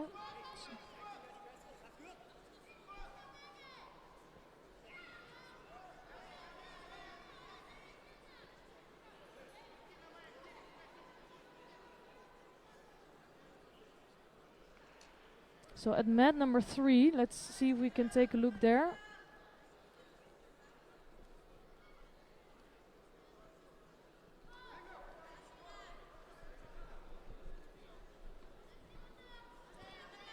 Because I'm quite curious to see the ending on this contest. So they took back the Vasari's score, and that doesn't happen very often, and they're gonna give it now. They're gonna give it to the Moroccan girl, and they're gonna keep the time on. So it's still 36 seconds left on the clock now, with Rouvière being behind with the Vasari.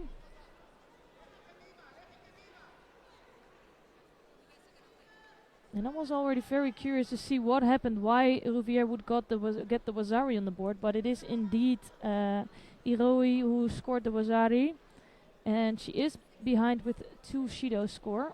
So they're gonna just do the end of the contest.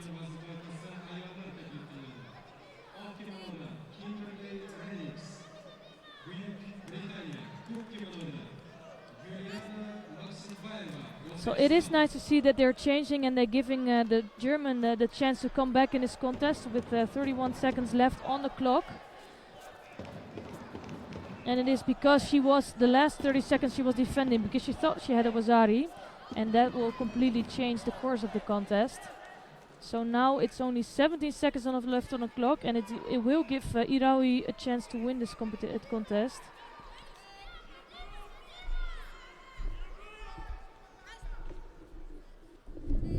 She's just not allowed any mistake here.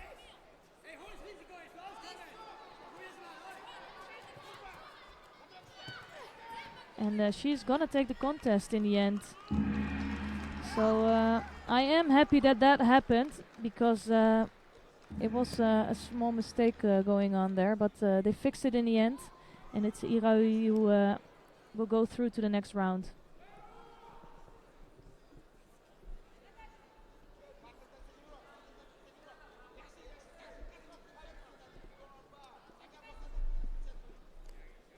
I thought I really made a mistake there, maybe, with not giving the Wazari to the right person, but they fixed it in the end for the Moroccan girl.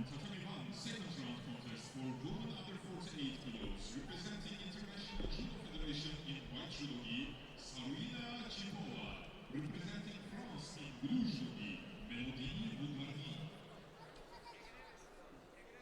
Üçüncü kategoride 60 kilometre arasında ortasında erkekler teklifler.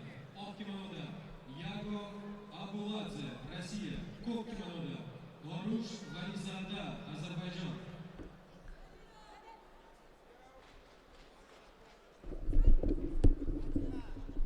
Yeah, that was a bit of a strange one, wasn't it? The That never Moroccan and the happens. German, wrong, gave it the wrong way, went off. They had to go and find the German and the Moroccan and see what was going on and bring them back, and then Yeah, and I was saying that the Moroccan scored, and then suddenly it was on the side of the German. So it was I thought maybe I missed something. yeah. But, I think it's it has happened before, actually, Esther, and it's happened to me. I think it was in Paris with Dirk van Tichelt. Ah, yeah. And the French realized that they'd been given the contest, and the French came and said, "We don't think we won." Oh, really? Yeah, and then it'd gone on the wrong side. I think it was Dirk van Tichelt, and they were so honest. And one Carlos Barcos said, "No, it can't be. No, look." And they looked. It said, "Oh my God, it's the wrong way." And they had to call them back on. There wasn't another fight. They just gave it the wrong way. That was all. Yeah, that's like was clear, sometimes you just miss out on that. And I thought Yeah. I missed out maybe on a starting technique of the German, but then I Yeah. saw it and I thought, this is really strange. Yeah. Even when the contest finished, the Moroccan girl was like, what happened? I thought I scored a Wazari here. Yeah. So I am Yeah. really happy that they switched it back, and I'm also happy that they switched it back or turned it back, and that they put it on the 32 seconds the moment the Moroccan girl scored, and not that it just would gave her the winner, because the last 30 seconds of the contest completely changed because of that. Yeah, they gave the chance. Yeah. Yeah. Yeah, that was good. Yeah. Right, so that was that one. Mm-hmm. And I wanted to look again at the Timna Nelson-Levy Yeah. contest. I'm interested with regard to the Wakigatami, the possibility of the Wakigatami. I just want to have another look at that, because the coaches grabbed me in the warm-up area and were berating me about the decision. Really? And I thought, well, it's okay. It looked okay to me. And they said, "Really, Sheldon? You need to have another look." I thought, oops. So I think maybe I'll have another look. Yeah, and in the meantime, we're looking at Yago Abuladze, one of the athletes I mentioned before. And he is facing Orosh Valizada of Azerbaijan. And it would be a possible face up between Abuladze and Yang Jumai. Just to go back to the Timna Nelson-Levy one, Esther, but we had a good look at that, didn't we? And we felt did it have was a look, okay. but for me, I'm not sure. Like, this is completely on the mark. The problem for us is we cannot see it. Yeah, and the thing is, the referee's got the best view. The referee has a perfect view of what's going on, and what we can't see from our side. But if this is like completely on the arm, it's... But I don't think it is. See, the left arm has the arm, and I don't see where the here. I don't see where the Wakigatami is. Where's the pressure on the arm here? Yeah, probably coming from the body. So for sure, Nelson Levy felt it. Yeah, but for me, if I was being asked to give a decision on Wakigatami and draw what Wakigatami looks like, I wouldn't draw it with what I can see there, nor would you. No. And where does, you know, I mean, how long is her arm? What does she fall on? I don't think that she applies anything until this point. There you go. Ah, sorry. It's just a big overstretch here. Yeah. Right, okay. So I'm going to disagree with my two colleagues, the coaches anyway.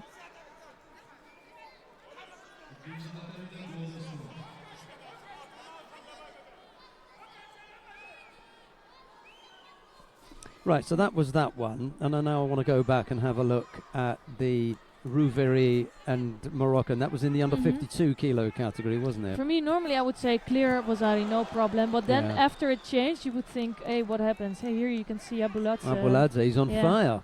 Well, he had some trouble in this contest. It was not an easy contest at all, and I think he was many times in that. That's beautiful. Oh, it was lovely. What a change there. But he is so tall, and he's using his body so well for that.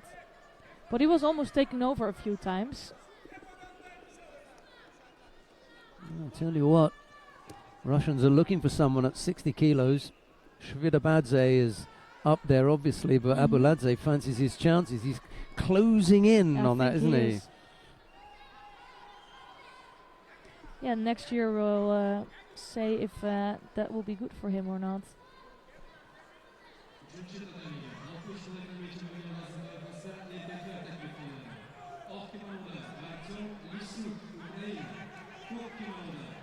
So I'm not sure why they didn't do the first contest. It says that Yang Jung-wai has a second bye, so I'm not sure. Maybe. Oh, who was it? It could. I wonder. 2 buys. Someone failed the weight. They No, would have not taken sure. them out, No, wouldn't no. they? No. It was. Oh, it hasn't happened yet. No. Okay.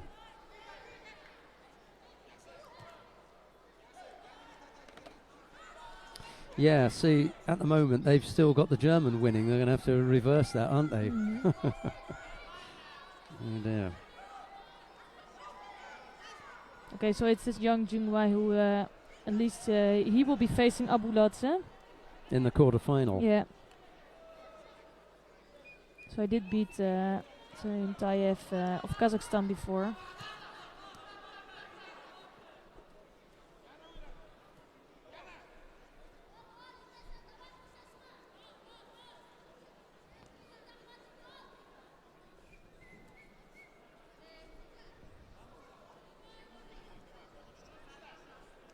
Birinchi takımıyla 48 kilogram geçirmeyen bazı delegasyon ayollar teklif edildi. 10 kiloda Gulnur Muratbayeva, Uzbekistan, 40 kiloda. So nice Morote Senage from Leshuk. He's really strong with that. But it's Mama Zidova Dizovda of Tajikistan who's getting a chance on Newaza. And he's doing really well with that.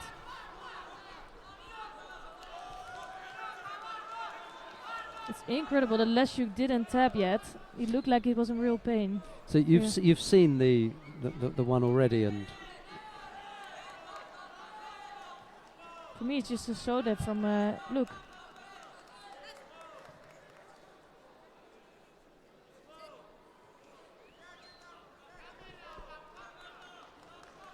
yeah, absolutely.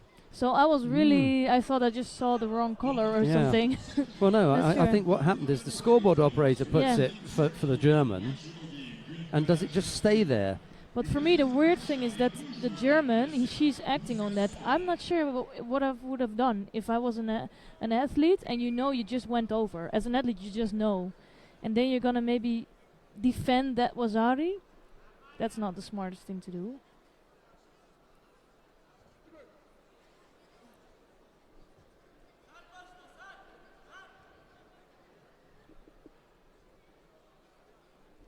So the referee, maybe they're checking out if whether Lesiuk tapped or not, because that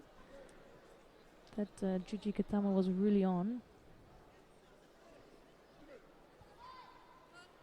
Yeah, they're gonna give the ippon.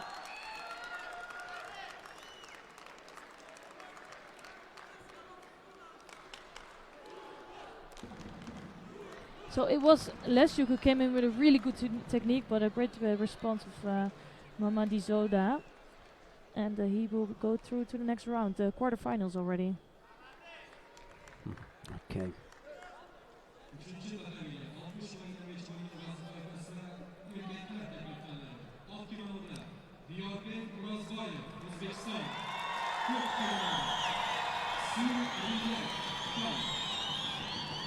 Well, coming on to number 3 now, Diorbek Urazboyev of Uzbekistan faces Su Rilige of China. It's Urazboyev in the white judogi, Su in blue.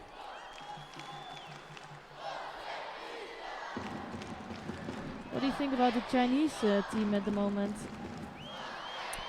Yeah, I think when Song Dae-nam first took over as the men's coach, they had a burst, there was a degree of sharpness about them. And I thought, ooh, here we go, all of a sudden. It takes a long time for a men's program to really develop and get strong, and I don't think he's had long enough. I hope the Chinese keep him on for another cycle, because they are showing signs of doing something. They all, by the way, all the really top ones, they all come from Inner Mongolia. They're all from Huahauta.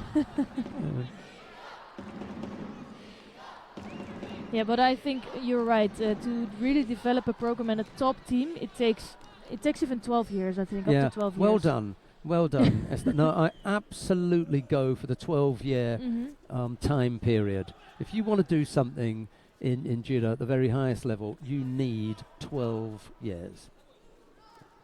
And if you think about 8 years, then you would have a really big talent from being 12 years old to being 20. So it is possible, but you're not going to have a proper team. You're going to have maybe some extremely talented people that can do well, but and it's 12 years is like the minimum to develop, like absolutely. At least to be a team, have a team there in juniors and seniors. So I'm not sure if the countries have that long-term view, or how do you say that? Yeah. They really have to go for the long run here. I think the other thing that you've just hinted at is the numbers that are involved. I can see some, really, really small nations or some islands, saying, oh, we found this one person and we're going to develop them and we're going to do this with them. And I think, sorry? That's not judo development. One individual, you get an individual to go to the Olympic Games and you think on the back of that you're going to develop judo. And let's be honest, there's a lot of individuals that training in other countries and they can develop themselves and be really strong, but it does nothing for the country in the end. I would absolutely, Esther, absolutely. I would set aside the aspirations, the goals of a single individual who fancies going to the Olympic Games and say, I'm sorry, but we've got 12, 16 years of judo development, and when we get one, at that point, and they're going to go, that's when we're going to say we've developed judo here. Or we've got 300 people doing judo in the country or the island. Not one of them has gone to the Olympics, but we've got judo, and it's in the schools and everybody's taking part. I remember, who was it that went to the Olympic Games or World Championships? I think she was from Palau in the South Pacific. I'm not trying to deride her at all. Congratulations for your experience. I hope you had a good time. I think she went to Japan. She was a lovely girl. However, have we seen anyone else from Palau? And have we seen her again in the tour? And I can talk in terms of the Republic of Trinidad and Tobago. I'm a Trinidad national. And we've had one individual come there, in how many years? Yeah. The guy down there in Trinidad, is working his backside off to try and develop judo, and yet he's also being pushed to get someone to the Olympic Games. That, I'm afraid, is not the be-all and end-all of your judo development. If you really want to develop judo, you need to develop in the schools, Exactly. grow your clubs, get people involved, and in 12 years' time, send your person to the Olympic Games. I think the Olympic Games and Olympic, judo as an Olympic sport is like really the second goal of a country. First, you Yeah. have to Develop the sport. Yeah, grassroots sports. You have to make it attractive for people. And as you said, if you bring it to the schools and the children will have fun doing it, they will slowly start developing and like going to clubs, and they will want to do judo. That was beautiful, beautifully done.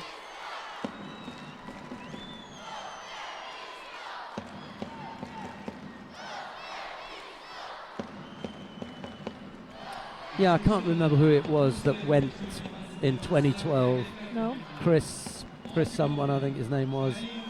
He went to London. Now they've got Gabriella Wood, Yeah, you mentioned her before. you know, and Jelani Boyce, he's still around. I mean, I don't know. Just, it's not the right level for them. And once you've had a competitor at the games, you need to then say, right, we've done that. We've sent someone to the games. Our next step is to try and develop our program. Yes, exactly. You know, not keep sending one every 8 years. You know. Yeah, and I think it's a really nice goal to have as a coach, that you say, I want to have an Olympic champion, for example. That's the thing you're doing it for. But come on, you have to first really start to work in the basics and develop a grassroots sport. And I think many people want to go too quickly. Yeah. And also it can be, I think it's really nice as a coach if you can really teach your judoka something and teach them real judo, teach them about the values. You have to enjoy that also, and enjoy that they're being better. Maybe they go from national level to international level. You have to watch the really small victories you have. And I think in some countries they're really doing that, and maybe in a few years it will show. I think as well, because judo is a minority sport, you're only going to get novelty value. It's going to be like an odd thing if somebody ends up going to the Olympics. Let's say that they hit the big heights and won a medal. I take the United States of America as the prime example here. Here is a sport where the United States of America has medalled regularly over many years at world and Olympic level. They are not always on the podium. They are not always there in the mix. But every so often they're going to come up with someone like Robert Bearland, Ed Liddy, Travis Stevens, Kayla Harrison. You know, they've had medal winners. Geez, they've had a double Olympic champion. Please tell me that's made a single iota of difference in the United States of America.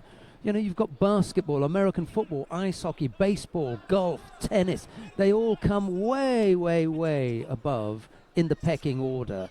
It ain't happening. You know, there are some countries where you're going to get a growth and development. For example, Slovenia. You know, now you look at Slovenia, look at Croatia. These are countries where you can go to the sports ministry, you can talk about judo, and they know what you're talking about.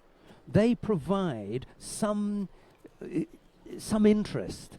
They have some clout because they're not battling against these huge sports who've got huge numbers and everything. And when they get successful, they get looked after and they get funded. In somewhere like Trinidad and Tobago, soccer or football is king, followed closely behind by cricket. Ain't happening. You're not going to get judo getting money there, I'm afraid not. You know, you've got to grow it, develop it at grassroots, leave out your Olympic aspirations for the time being. It's a tricky one, judo. Yeah, it is. It really is. I mean, look at the success that the Dutch have had. And yet you go and ask the government in the Netherlands to give you money for something, You're lucky to get funded for a Grand Prix. We saw that recently. You know, it was the best Grand Prix. Sorry, Tashkent. It was the best Grand Prix on the circuit. It's absolutely Yeah, it the was best. amazing. Really was beautifully organised, really well done, big numbers, good success for the Dutch athletes, and they still couldn't get the money. Yeah, but that's how it works, and it's also the way Absolutely. sports works in the In Netherlands. the Netherlands, in this case. Yeah, so you So it's not even a matter of judo. Judo is a No. sport. People know it. People understand it. had success, Yeah, they had success in it now. having especially success. They're having Yeah. big success at the moment. Yeah. But still, it's just not the way sports works in the Netherlands. Absolutely. Absolutely. And the countries have to be mindful of that. They have to be aware of just how much they can achieve and where their shortcomings are. You know, set your goals for the right standard. You could end up with thousands of people enjoying the sport locally, you know, at But that's what the grassroots sports level. is in the Netherlands. Should The be. children just go to judo to get more confidence And in, love to it. learn about how to respect each other. It's a big program Enjoy in it. schools. They're just enjoying it, and maybe they do it for a couple of years, and it gives them a lifetime of experience for them. But it doesn't mean that it's for Olympic judo is for everybody. But because of that, there will always be a lot more talents. There will be more kids interested in the sport, and it's working.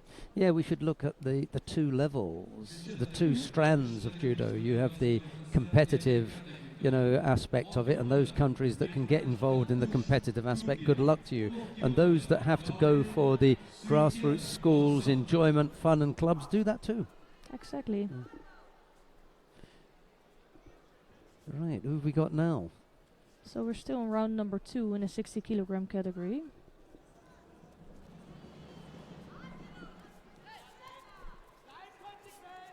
So we're watching Mirak Akus of Turkey, and he is facing Dauren Siyukenov of Kazakhstan.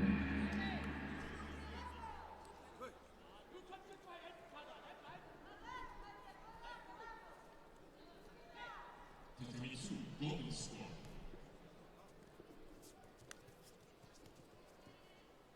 I think we can stick on this mat because after this we're going to see Verstraeten against Nurilayev, and after that we're going to see Koga against Husseinov. So Here it it's some good comes. contest coming up. But you never know, you know.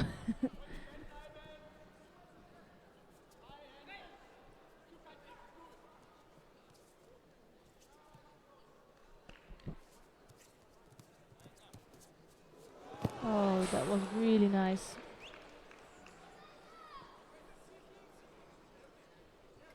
Look how deep he got in there. He might squeeze Rosari out of this, Yeah, you know. I thought the same thing. Yeah, he's gonna get a Wasari score.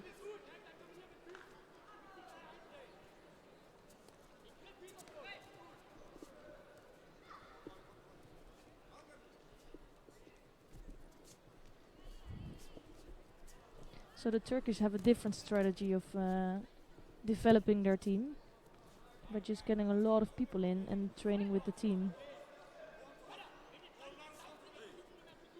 Yeah, and I've been lucky enough to visit some of their local clubs and see their setup. And if there is a country that handles the two strands of judo that we're Mhm. talking about well, then it is Turkey.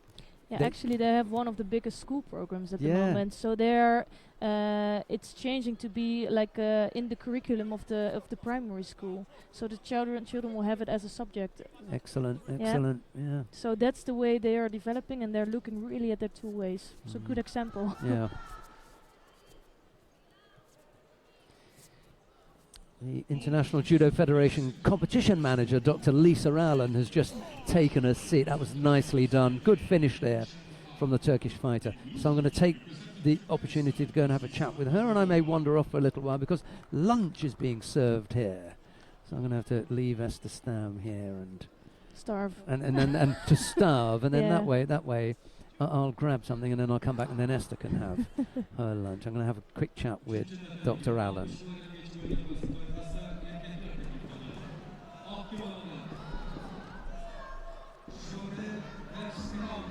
So next one up, it's Jore Verstraeten of Belgium in white judogi, and he is facing Cameron Nurilayev of Uzbekistan in blue. So it's a big opportunity for Jure Verstraeten here, being the number 3 seed. And it's because not all of the top 10 seeds of the world ranking are competing here. So if you're seated a little bit lower, then you still get a chance to be in the top 8 seed.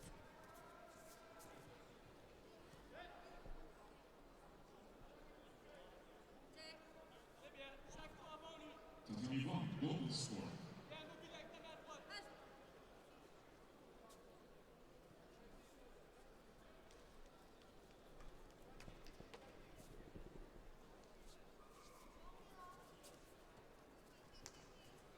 So nice Seonage there, and completely immediately followed in Newaza.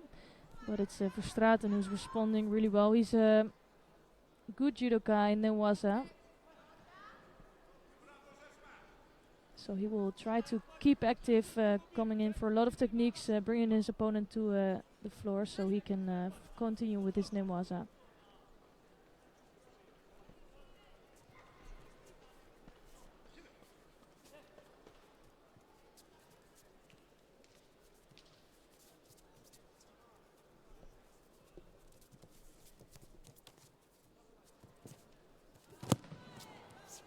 And this time it's a soda coming from Verstraeten.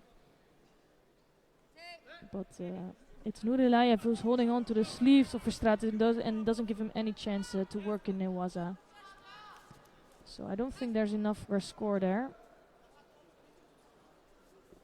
Birinchi kategoriyada 48 kilogrammga chiqarilgan vazn toifasida ayollar taklif qilindi. Oq kimonoda Sabina Guryazova, Rossiya. Ko'k kimonoda Kumush Guryazova, O'zbekiston.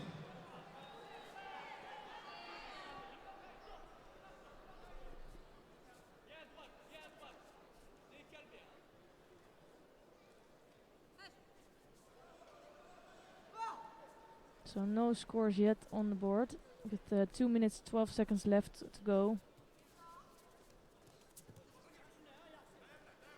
I think it's been Verstraeten who's been just a bit more active.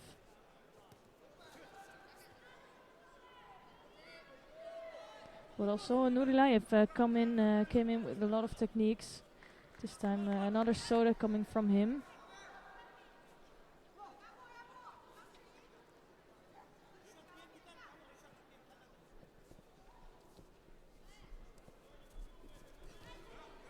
And it was a nice idea. You could see that Nurilayev tried to come over the top of Verstraeten. Just didn't have the grips in the end, and it gives Verstraeten chances on Newaza.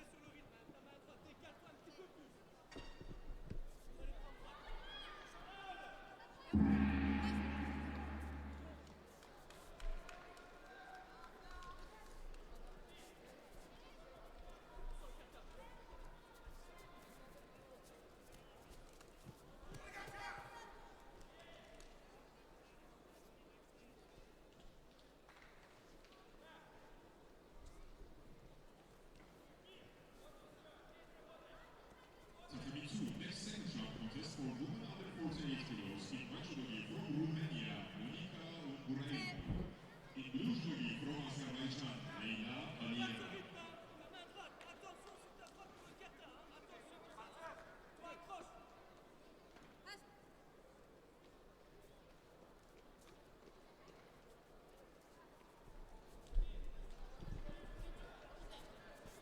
So still quite an open contest.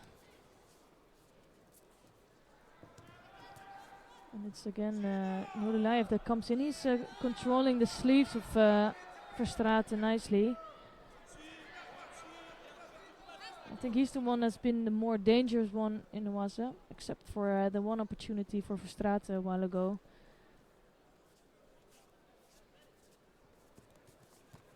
A nice Ashiwaza from Verstraeten, almost getting Nurilayev out of balance.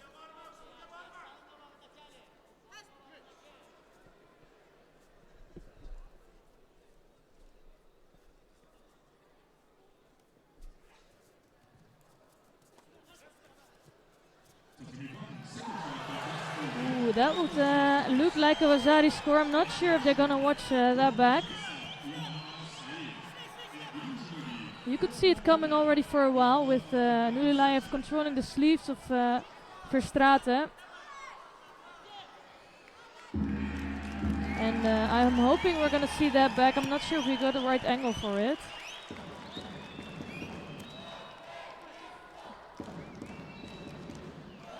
So we just don't really see the right angle, but they are giving a Vasari score for that, and it's Nulilayev who will continue to go through the next round. So big disappointment for Verstraete, being the number 3 seed in.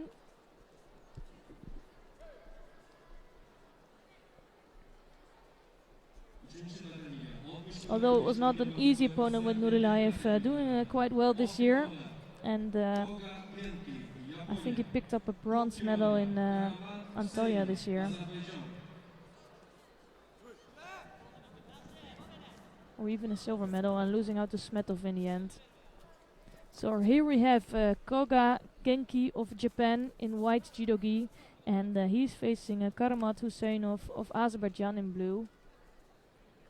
Both know each other, Genki being current world junior champion. And he's been winning all of his contests internationally except against Husseinov.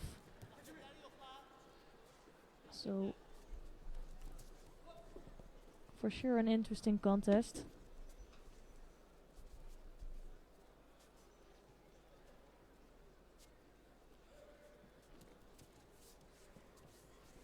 And this particular contest took place at the World Junior Championships in Zagreb back in 2017, so already 2 years ago.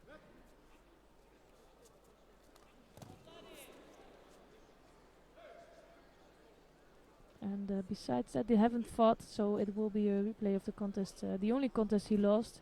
So for sure, Genki wants to, Koga wants to change that. First sheet on the board for Husseinov.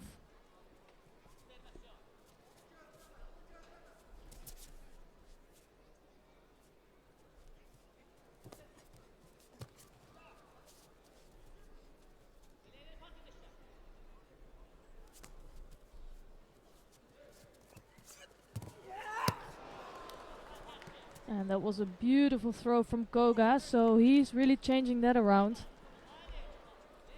Look at that, Morote Seonage. That was really strong.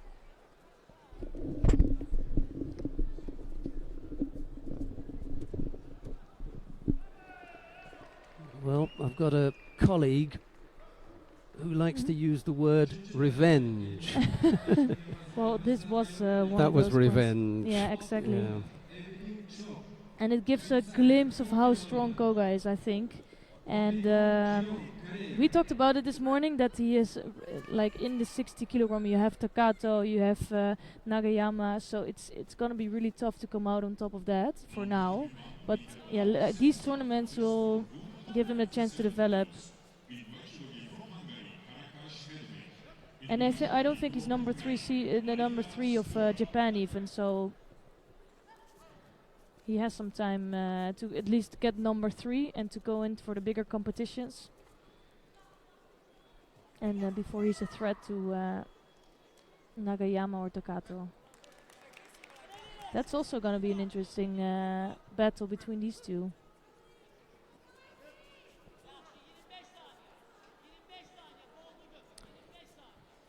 Well, it's not surprising that the Japanese are going to be top heavy when you look at the number of athletes that they have. I think the history with Japan shows us that there are always really close battles for that number 1 spot. Not always with the men, quite often with the women. Yeah.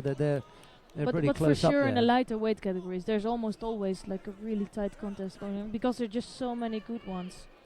But now at 60 and 66, even with 73, I mean, Hashimoto having won a World Championships previously. Now, Ono looking Yeah. untouchable. Exactly. Really, they're still looking for their 81 and 90 Yeah, that's more fighters. Yeah. And at 100, well, you know, they're not winning the category, are they? No. So we had Jorge Fonseca stepping up from Portugal to win Portugal's first ever gold medal for men. For me, that was a surprise. Like, he has great throwing skills. He's always going for it, so I really like to watch his judo. But he's many times always like getting second, third place, and now it was his day. Yeah, Jorge Fonseca is the kind of fighter that you would say can throw anybody. Exactly. Or he can beat anybody on any day, but not everybody. No, and you can And on see that day he did. I'm checking the IGF World Tour for him. He's got 2 silver medals and 9 bronze. So that says a lot, Yeah. and he did it in the perfect moment. Got the right timing. Yeah, he does. And I think the record for someone like Noel van der End is going to be completely different. You know, Yeah. he'll have had a number of first place finishes. That for me is the mark of someone who you could say, Predict. you know, no surprise that he's on the top spot. But I was, because he didn't have a world or European medal yet, so you would almost say, Yeah. okay, he just doesn't have it to do it in the big competitions, and now he's proven it finally, because he does have a bunch of gold medals in Grand Slams and Grand Prix. Yeah. Yep, got the timing right. Yeah.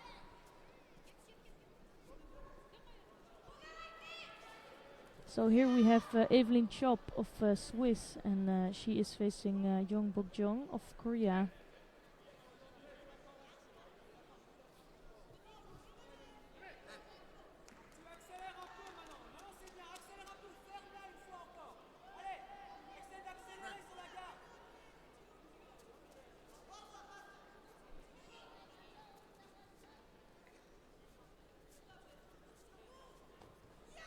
So they never fought before, I was just checking, and I think Young is one really difficult fighter to fight against.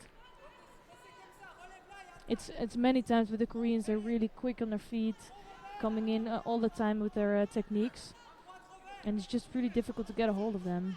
Yeah, there's a special tempo as well that the Koreans appear to have.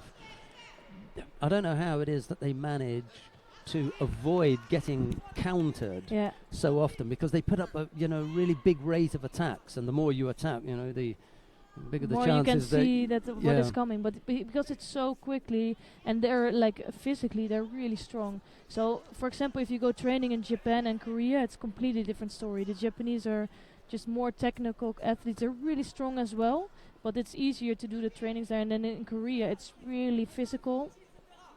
So I remember going there, and that was tough trainings. I remember hearing from some friends of mine about their training in both Japan and Korea, and they always said that training in Korea was that much more difficult for the very reason that Mr. Stam has just mentioned. It's just a different style. Not to say that training in Japan is easy.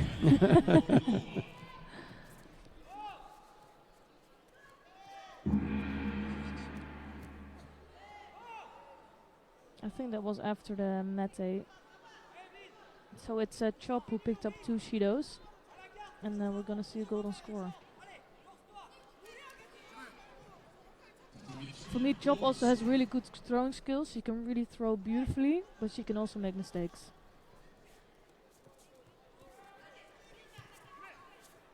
And I feel like Chop is physically a bit strong, and that's maybe the problem of Young, stepping or coming to the 52 kilogram category, and she just doesn't have the physical strength yet, which she had in 48 kilogram category.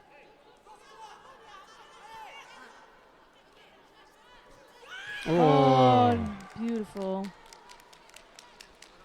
Highlights package. Yeah. This is just flattened here.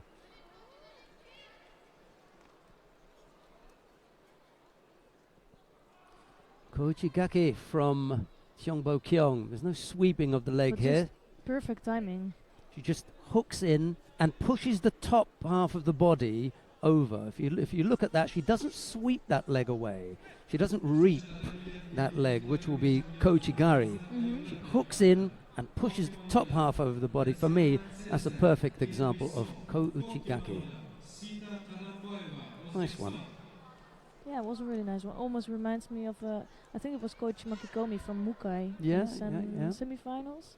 Another That was really beautiful as well. Another fighter who likes to employ that is up at under 63 kilos. Tina Tursteniak. Yes. She's pretty adept at bringing that off. Well, I didn't go to lunch. I decided that I'd let Esther Stam go. Why not? She can go before me. Don't want to go? Okay. Right. Esther's going to stay here. Yeah, I'm gonna watch some more fights.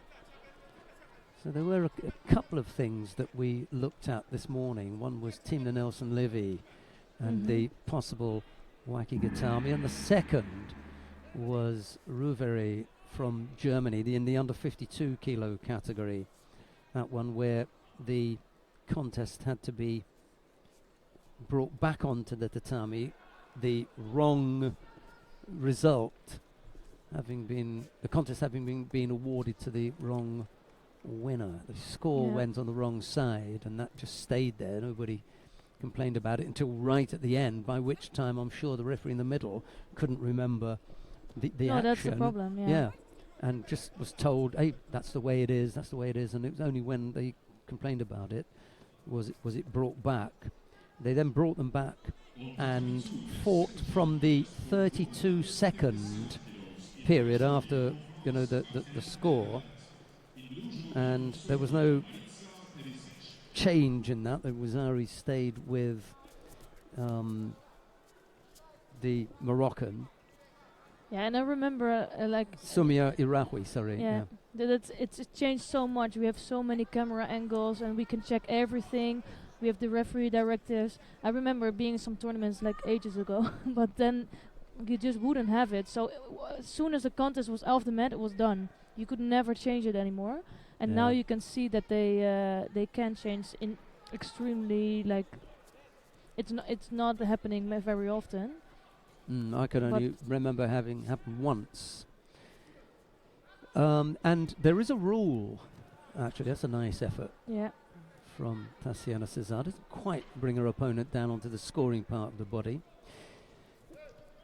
But there is a rule under which, under exceptional circumstances... That was the word I was looking for. Yeah, when information is provided to the refereeing commission, if it is felt that an error has occurred, then they can reverse that decision.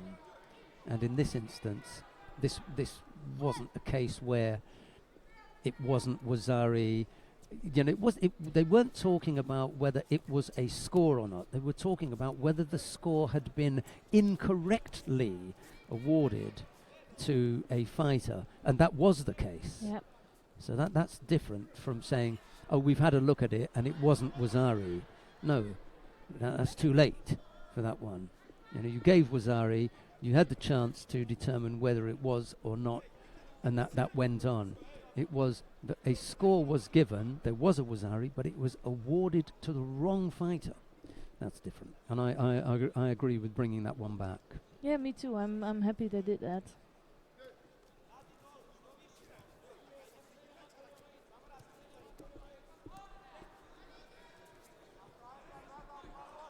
So still round 2 going on, and I think soon we're gonna go to the quarterfinals.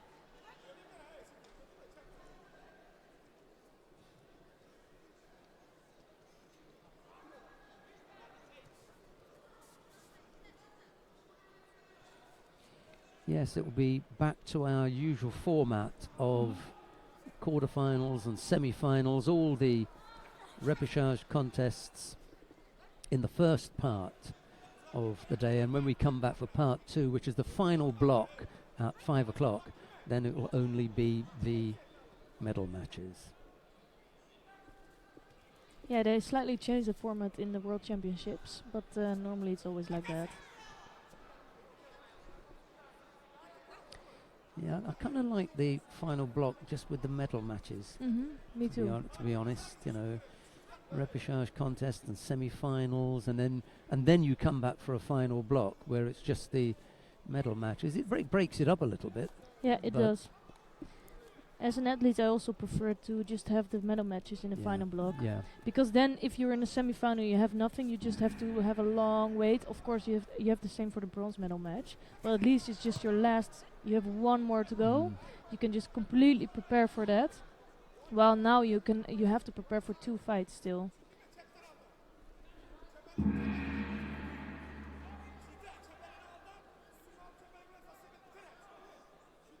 So we're gonna see another golden score. Tatami 3, golden score.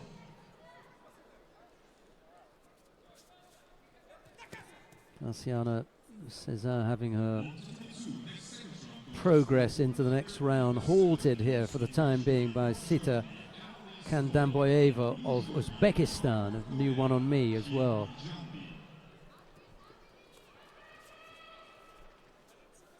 Yeah, but she's doing a good job here. So we might see her again.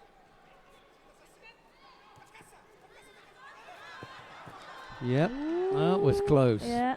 Referee is in the best position to see that.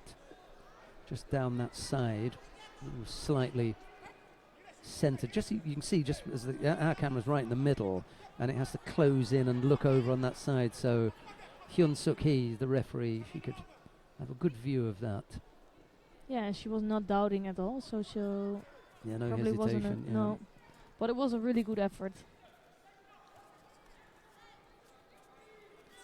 We haven't quite got the quarterfinal lineup for any of the weight categories yet. Perhaps a 60 kilo category. 60. We have. I'm just going to run through that quickly whilst this one is going on.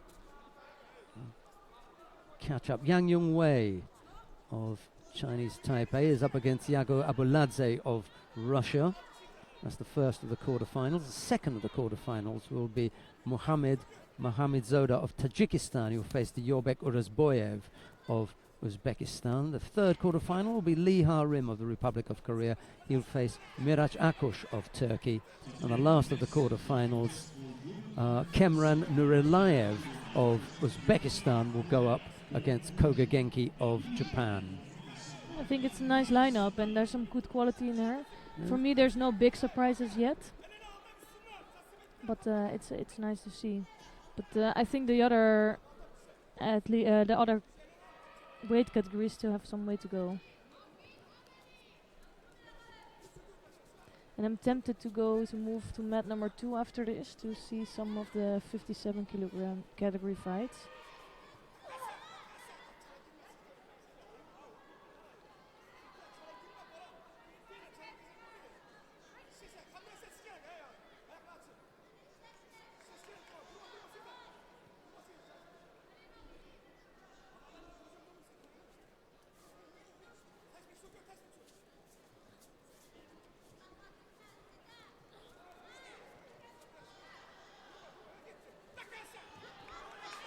Ooh, it's another good effort from.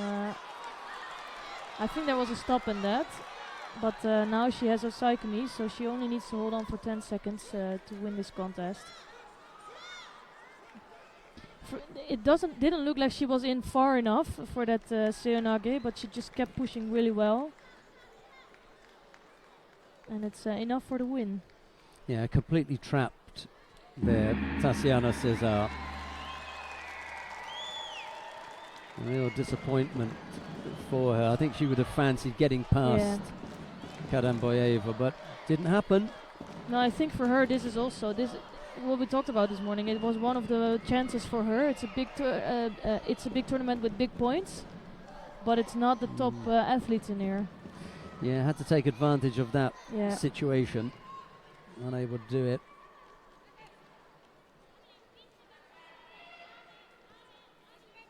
Kandamboyeva, first round bye, second round win over Tatiana Cesar. Now finds herself in the first of the quarterfinals. She'll face Jong Bo-kyung of the Republic of Korea.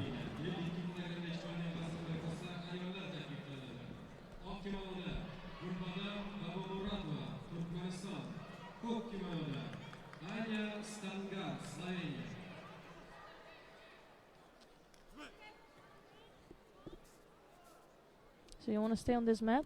Oh, Well, let's entirely see, up to yeah. you. Go ahead. I can take a look at 57 kilogram category maybe.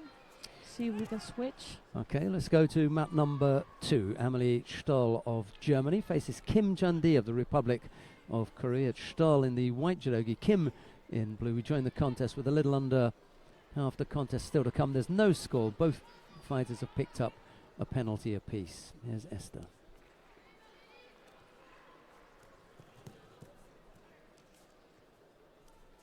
I'm gonna check who won the previous contest to see who their opponent will be. It's Perisic. She's having a good day, beating the French after her.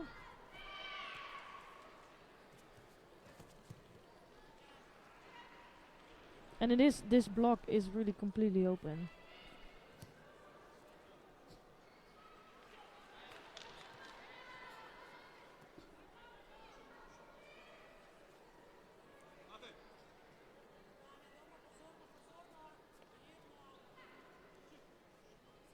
So for me, Kim Jun-dee has such a strong grip, the left hand on the top, but she's not always able to throw with that.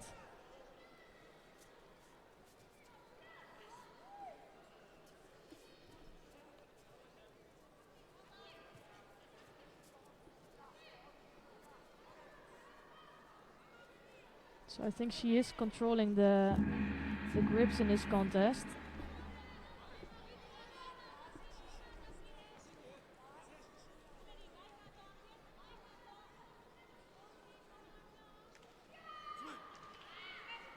Right, I'm going to leave you with Esther Stam, and I'll see if I can come back for the quarterfinals. How's that?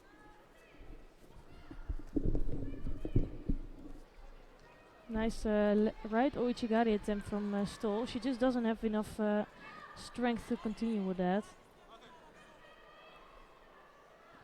It looks like Kim is being really strong with her grips, just not able to come up with the proper attack. And now she is putting her hips in, but not enough control on the top half of the body of Stoll.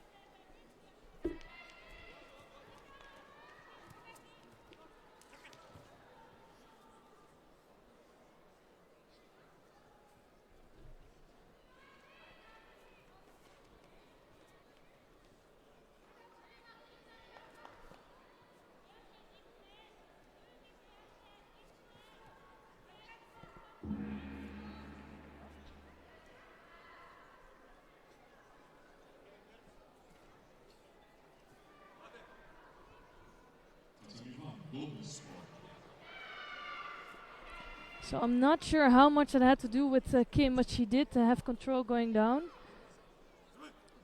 I think it was Ami Stool who was trying to come back for a Udanage or some backwards attempt.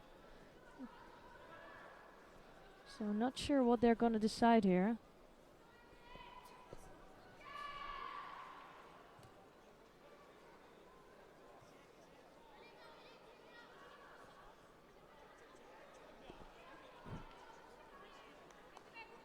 So they're gonna let it go. It was no control in the end from Kim.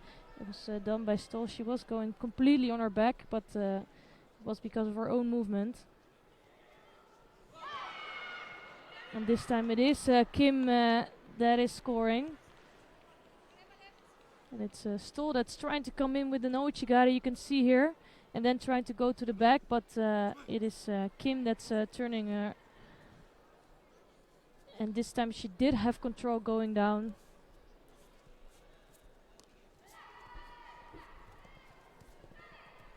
So Kim will be the other quarter finalist, and she will be facing Perisic in the next round of Serbia. On Tatami 2, next second round contest for gold under 57 kilos in white judogi from Bulgaria. Ivanina Lieva. In blue judogi from Italy, Martina Lujvice. So in this next second round, we have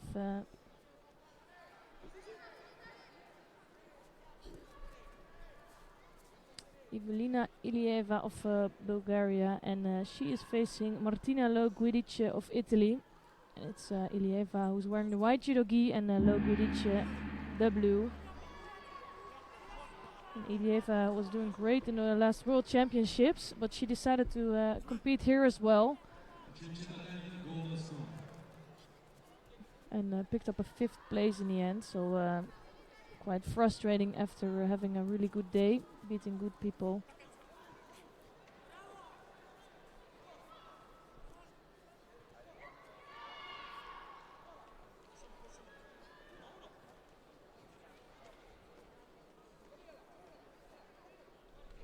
And now Ilieva's taking quite some time, and it is Loguidice who is controlling the kumikata.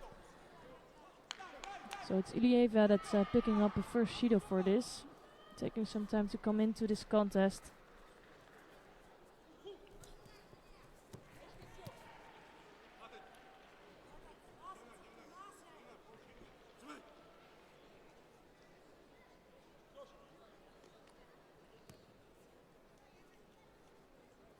And now it looks like Ilieva is starting to have a better grip, but it's Loguidice who's pinning down the sleeve of Ilieva. He's doing a smart job with that. And it's Ilieva's combining the kumikata with a uchigari attack and getting Loguidice off balance.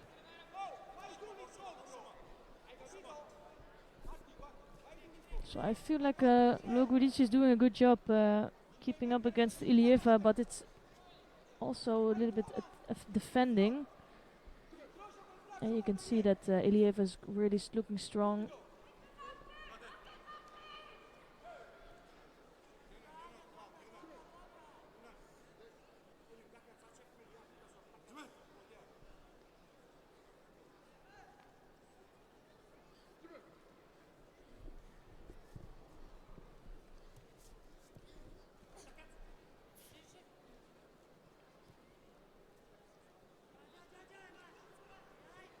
And now she does have a good grip, Ilieva, left side on top.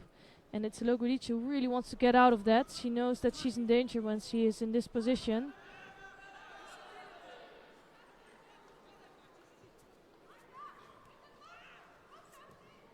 And I think the Italian is doing a good job with controlling that grip of Ilieva and trying to keep out of that grip especially.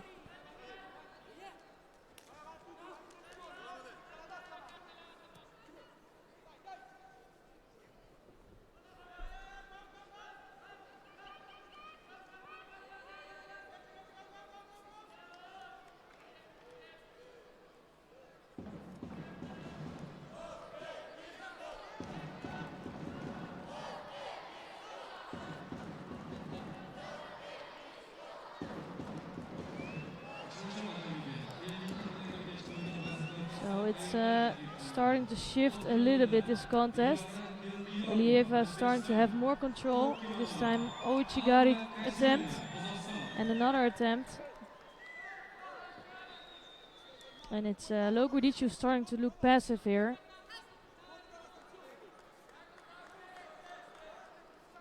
And that's why she's gonna pick up her first Shido now. With 57 seconds left on the clock.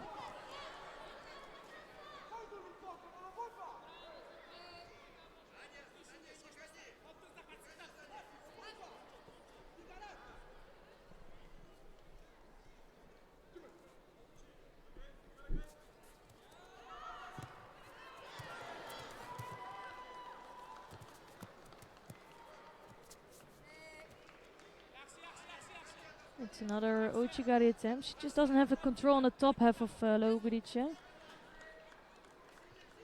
And now almost making a mistake, walking onto the left Uchimata of Loguidice. She just couldn't pull it off in the end. On to 21, we are now starting to third round contests for men under 66 kilos. In white judogi from Mongolia, Dondo Altansu. In blue judogi from Islam, Yamin Melamed. So a lot of kumikata going on in this contest.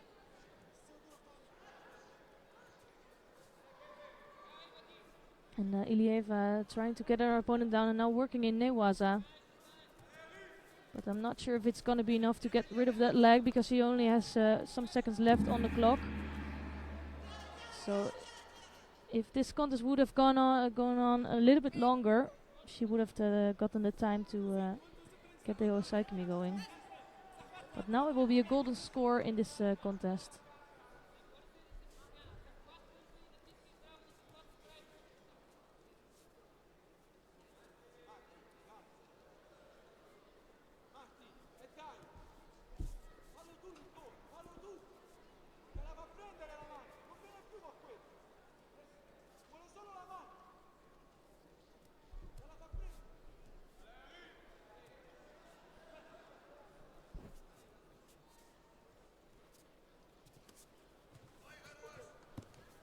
So it is Logudici who's gonna get a Shido here for grabbing the leg of Ilieva.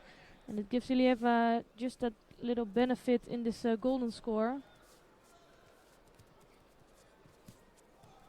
I think Logudici is doing a really good job, but it's Ilieva that's been the one that's moving forward, coming up with the best techniques.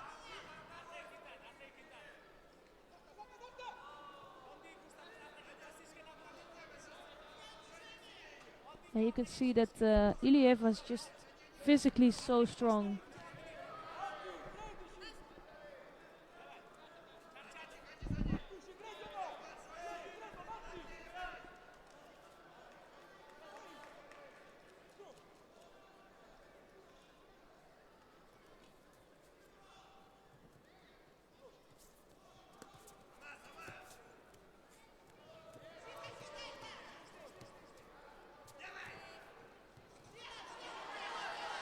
And again, it's Ilieva that's really trying to search for a score here. But doesn't find an entrance yet. The thing is that Logudici has to stay active, otherwise she will pick up her third Shido.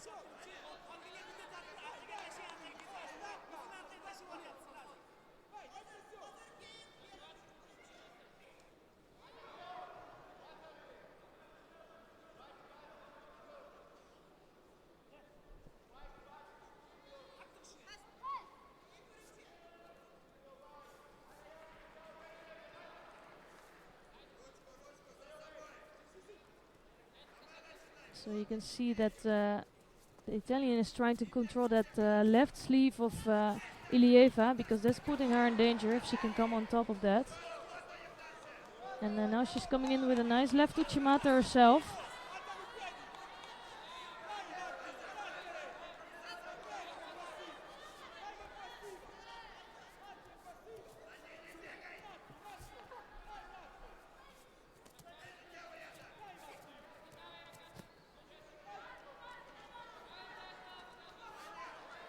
So both athletes, you can see that they're starting to look tired. It's almost 2 minutes into golden score now. And they are struggling with each other's kumikata. So it's the Italian that's trying to control the left sleeve, the left side.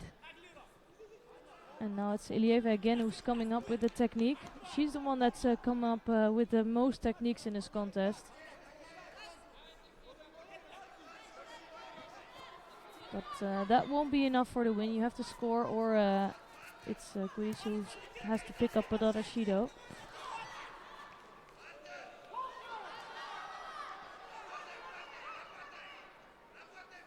So this time it is Guici who has a better grip. And she's trying to get close to that Uchimata. And she's starting to look stronger in the contest. It's Ilieva that's, you can see she has less and less energy in this contest.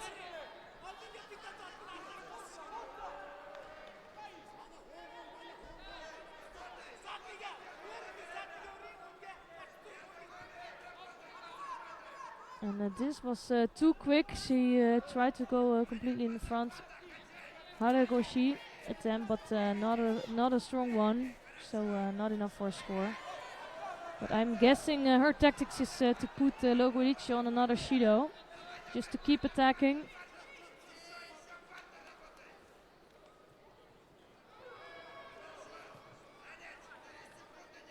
But it is a really, really tough contest in the second round.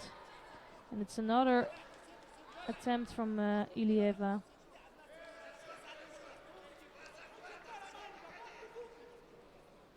So for sure this contest will take a lot of energy out of both these athletes, and I think it is going to be Ilieva who's walking away with the win here. So in the end she played it tactically and put Loguidice on another Shido.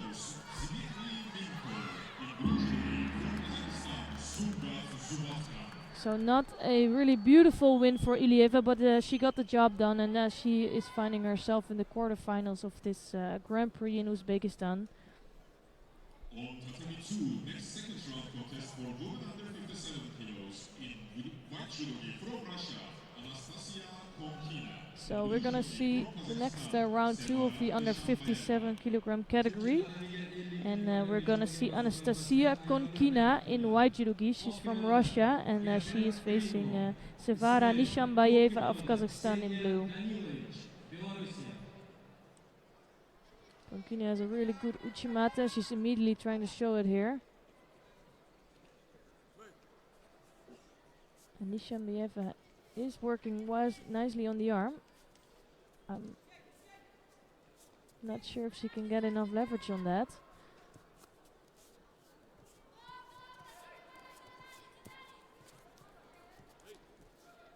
So strong defense from Konkina.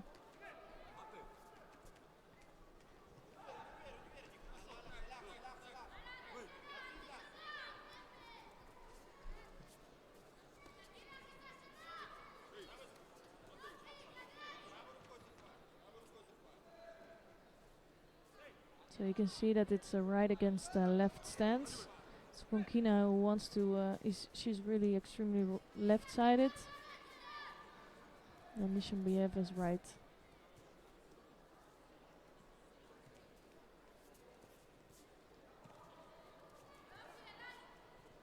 And she will try to come in with that uchimata. Nice trying to take over from Nishambayeva, but not succeeding. And it's Konkina that looks physically really strong in this contest.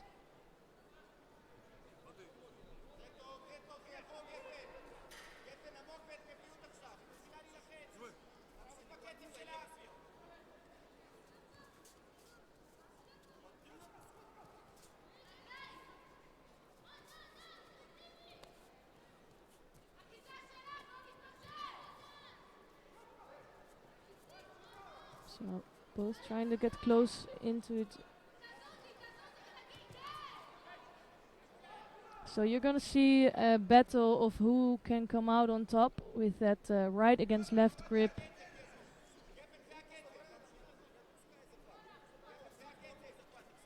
And I'm curious to see if they both really will stay on that one side, or they will try to change directions and go to the back, for example.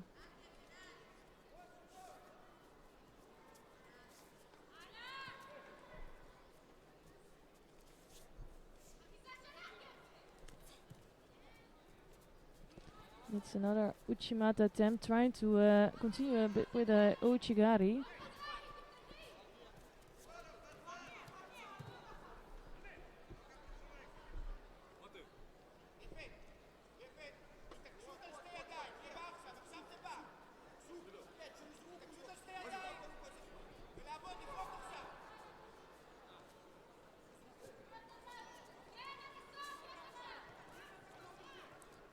This time it is working for Konkina. She's scoring a Wazari score here. And you could see it coming. She was already trying that for a while. It looks like Nishambayeva doesn't have a good defense against that.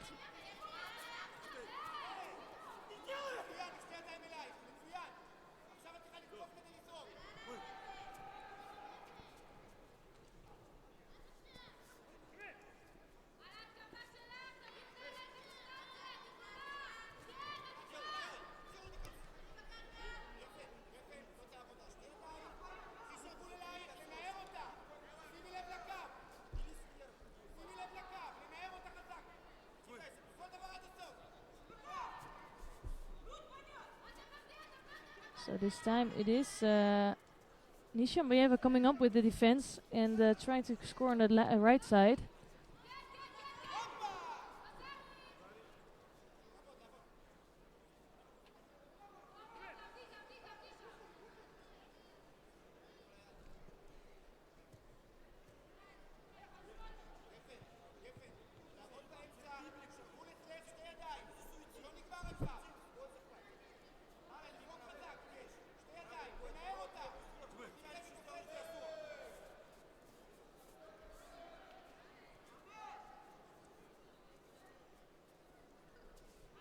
So it gives Konkina some valuable time to work in Newaza.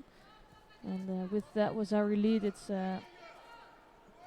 taking off important seconds for her off the clock. So 33 seconds left.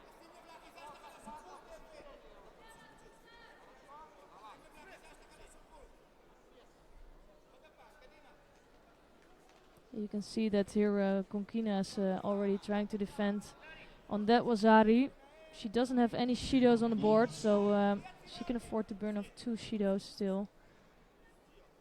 And it's Nishambayeva that's trying desperately to come up with something, but it's Konkina who comes up with a second Wazari score, so she doesn't need those seconds anymore.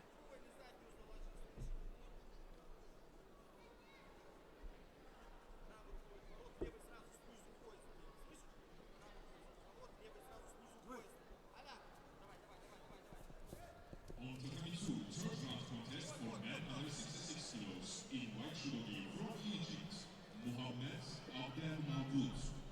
In blue judogi from So we're gonna go to the second or the third round of the 66 kilogram category to decide who's gonna be in the quarterfinals. And first we're gonna see Mohammed Abdelmagoud of Egypt. He's the number 1 seed in white judogi, and he is facing Imad Bassou of Morocco in blue. And they fought each other quite some time before, 4 times to be exact. And it was Bassou who beat Abdelmagoud 3 times, but the last time it was Abdelmagoud who beat Bassou. And it looks like Abdelmagoud is really going forward and developing himself, and he's getting stronger each tournament.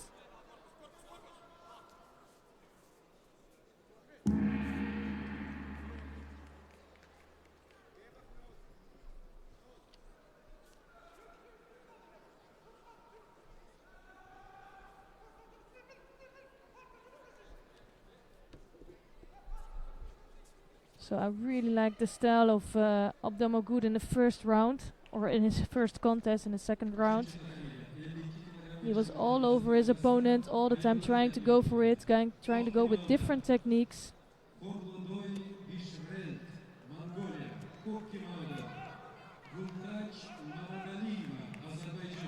And that was a really good attempt from Bassou, left hip throw.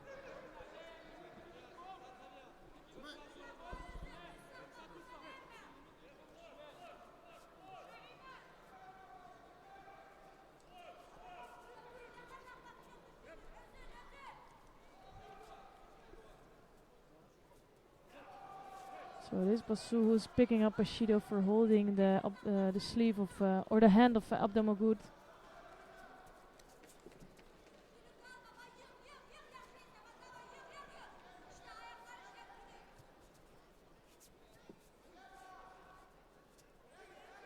And again they're holding their hands.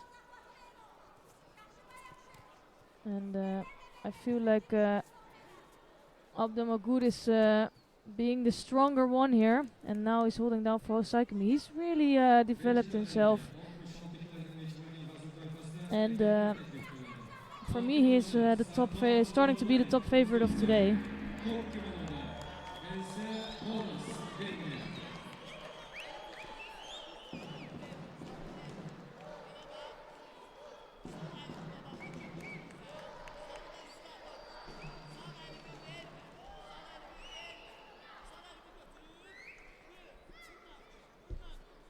So the next contest is going to decide who will be the opponent of Mohammed Abdelmagoud of Egypt. On Tatami 2, next third round contest for men under 66 kilos in white judogi from Kazakhstan, Yesset Kouano. In blue judogi Ibrahim Aliyev. So we're gonna see onto the mat now. It's Yeset Kuanov of Kazakhstan.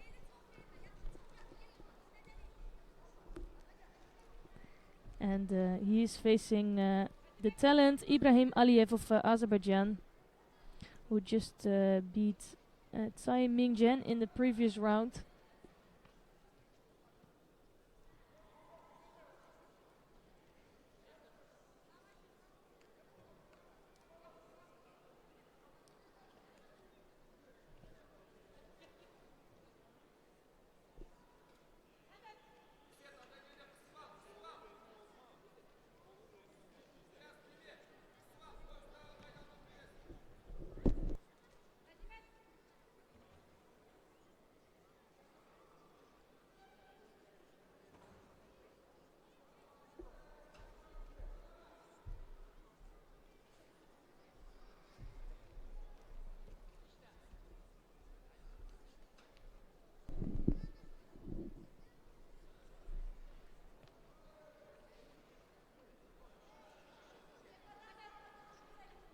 So you can see these two judoka also really working on their kumikata. And it looked like Aliyev has got a little bump on his shin.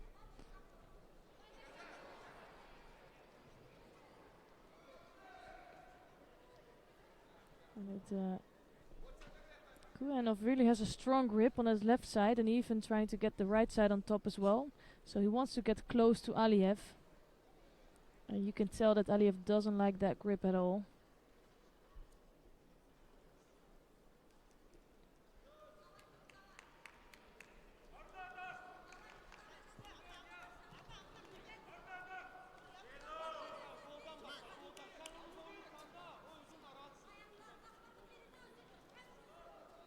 So both athletes now picking up a Shido for avoiding to grip. They're taking too long to get to the kumikata.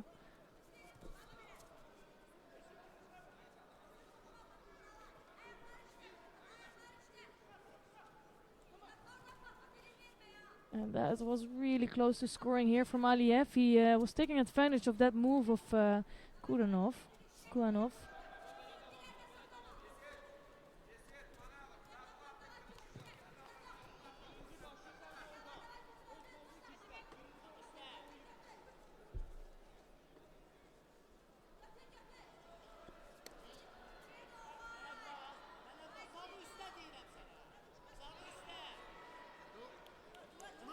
So Kuanov looking strong with his grips, but it is Aliyev that's coming out of that, and he's the one that's countering really well and anticipating on the moves of Kuanov.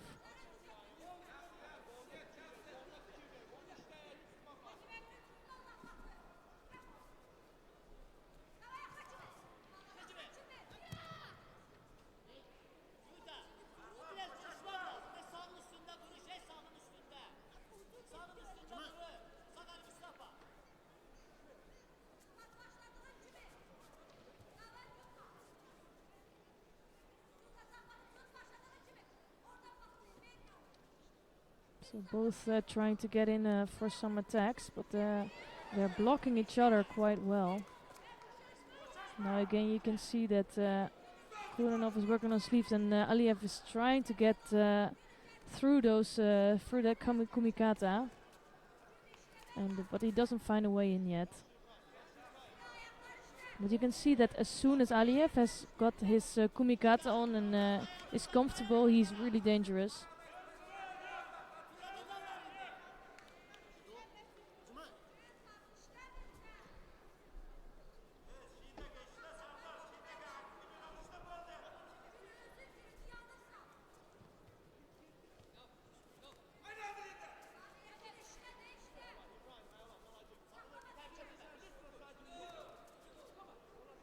So that was a good effort from Aliyev, and it brings the second Shido on the board for Kuanov.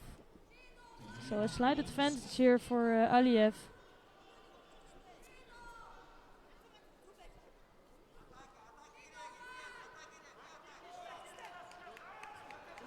Now he's holding on to one side, just went to the right side in time, Aliyev.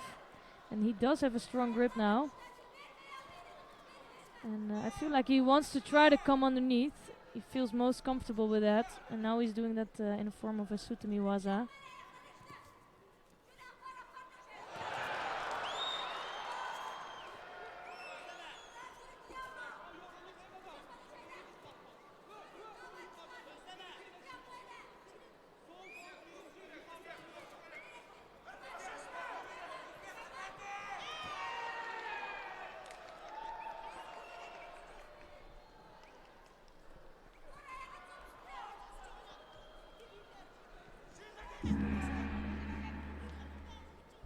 So it's gonna be another golden score. It's Kulanov who's coming up with a really strong kumikata, but he doesn't seem to be able to score with that. And it's Aliev who's been the most dangerous.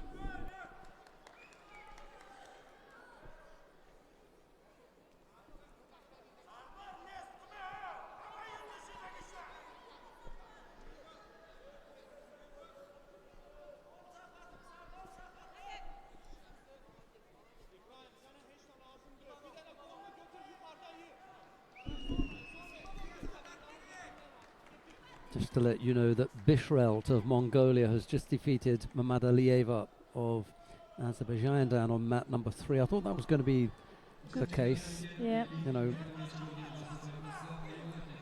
it's looking as though Jarrell is going to end up as, you know, that person who is lost to the loser of the losers and the losers. What a situation to be in. Anyway, we won't dwell on that one for too long. That's a little bit mean. Rather, yeah. But it's Ole Bischoff's fault. It was Ole Bischoff who instigated that, so I blame him entirely. Yeah, he came up with that. Yep. He enjoyed that that kind of enjoying someone else's pain. What do they call that? Schadenfreude. Schadenfreude. We don't have a word for that in English. We just use that term, Schadenfreude. No way. Yeah, we use that term. Never heard of it. But you've heard the German term. Really? But you understand what it means because of the connection of the words, yeah. Schadenfreude. We have a word for that as well. To take pleasure in the misfortune of someone else. Exactly. We have a word for that that exactly describes it. Yeah, and that is? Leedvermaak.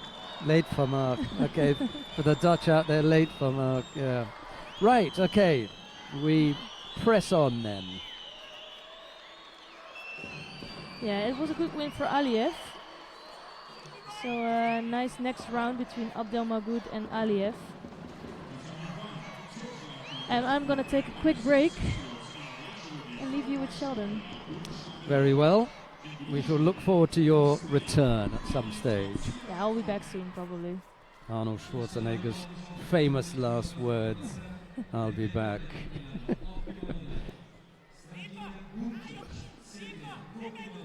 Stranja Buncic of Serbia up against Artur of Kyrgyzstan. Who've we got coming up after that? Aram Grigorian and Aida Yuji of Japan. We'll stick around for that.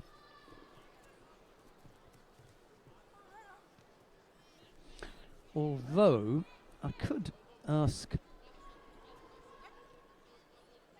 Mario Kurvavac if we can go down to mat number 1, because Jakub Shamilov of Russia is up against David Garcia Tone of Spain.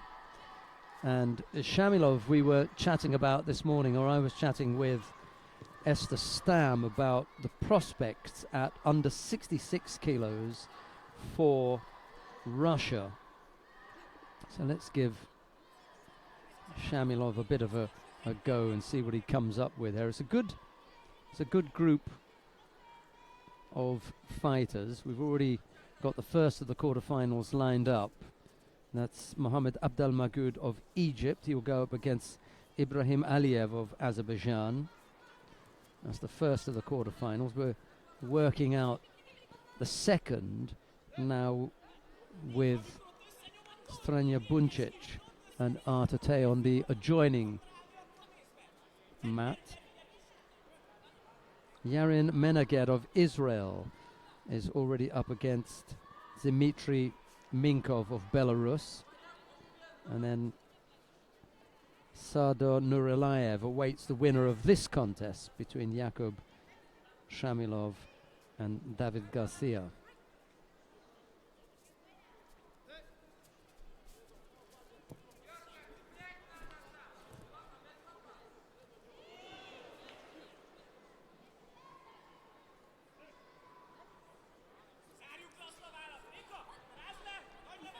Shamilov was almost on the end of that, wasn't he, that Uchimata. Garcia was falling off to his right side and couldn't quite finish off that technique. Looked good for a moment.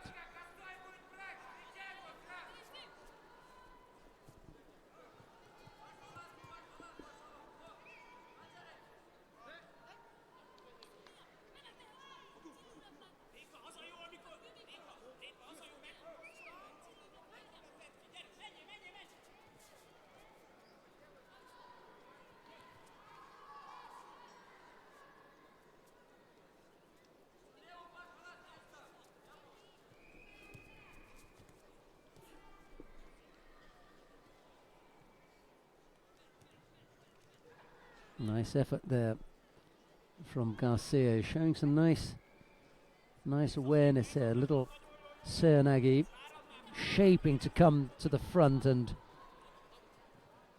Shamilov resisting to the rear. And that was when Garcia threw in that Kochigari, almost catching the Russian, falling backwards.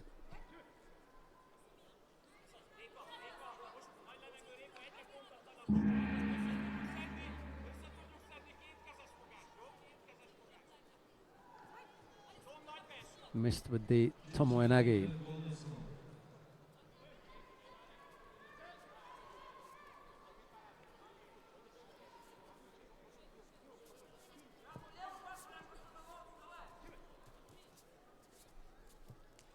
Single Shido against Shamilov. We're into the last minute of regulation time.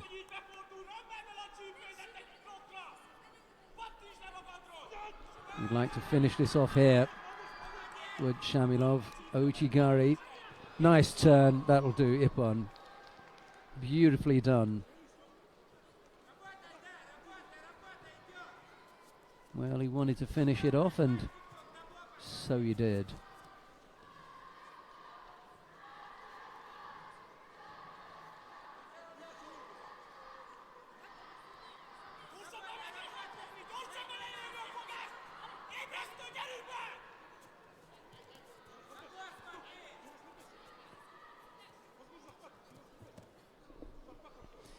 Kind of reworked Uchimata from Shamilov, finding a way to bring that off.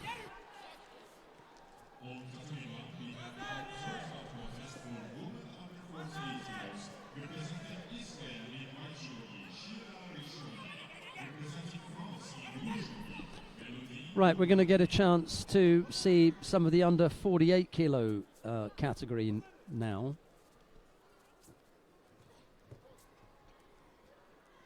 This is Pool C. Shira Rishoni of Israel faces Melody Vugani of France. Rishoni in the white judogi, Vugani in blue.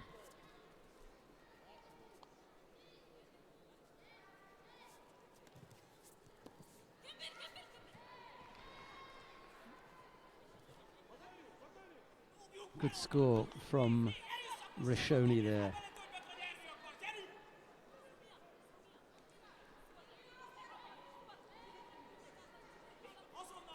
Was unfortunate in the World Championships to draw Otgonsetse Galbadrak of Kazakhstan in round 2. Had a bye in the first round and then lost to Galbadrak in her opening contest. So disappointment for that World Championship visit.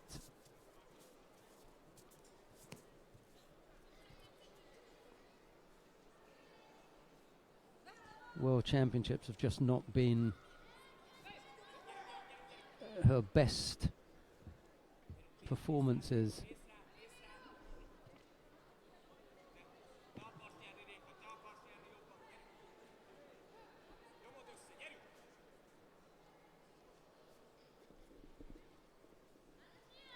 Four times Rishoni has gone to the World Championships, and all four have resulted in unfortunate losses early on.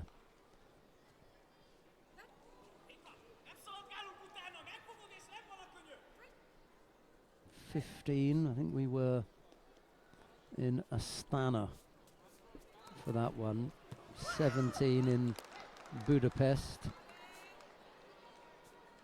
Last year 18 in Baku, and this year in Tokyo, all of them ending in unfortunate early losses.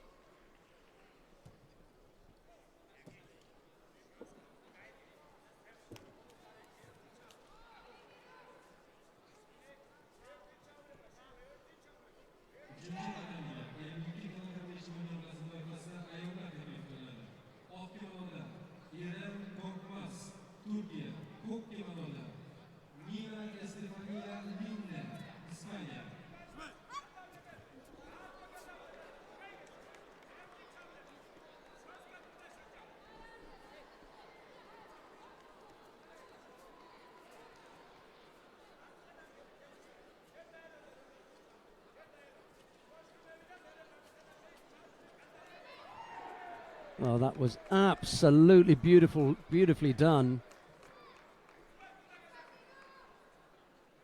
That was huge. Melody Vaugani of France just powering Rishoni over. That left hip lifting. Huge arms. Powerful arms to just bury Rishoni there and put her out of the competition. Round 3 this was. Needed to get to the quarter-final, and unfortunately for Rishoni, it didn't happen. Well, Israel have got another chance now. They've got a second fighter in the weight category. Noah Minsker steps to the tatami. She's going to take on Anne-Sophie Jura of Belgium. It's Minsker in the white judogi, Jura in blue, and you've just seen it, her teammate Noah Minsker summarily dumped out the competition. That was quite a thumping.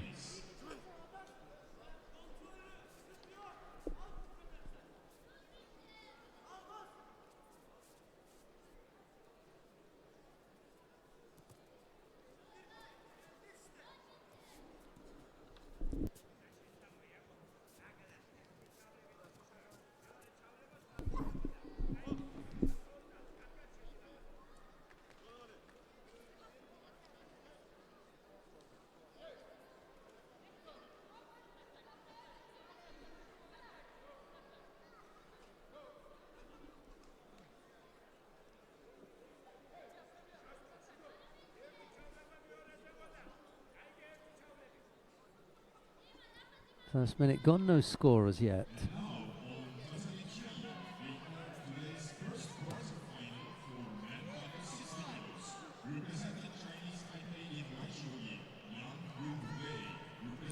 Well, we've got the first of the quarterfinals in the under 60 kilo category, beginning down on mat number 3. So let's wander down there and have a look at Yang Yung Wei of Chinese Taipei. He's up against Yago Abuladze of Russia.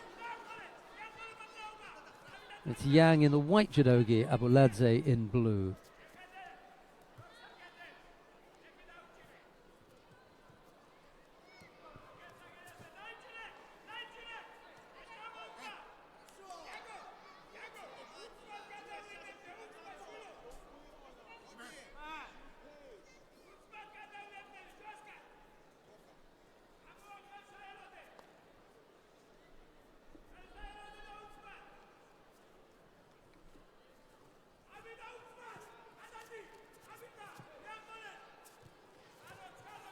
Trying to drag him for that Makikomi.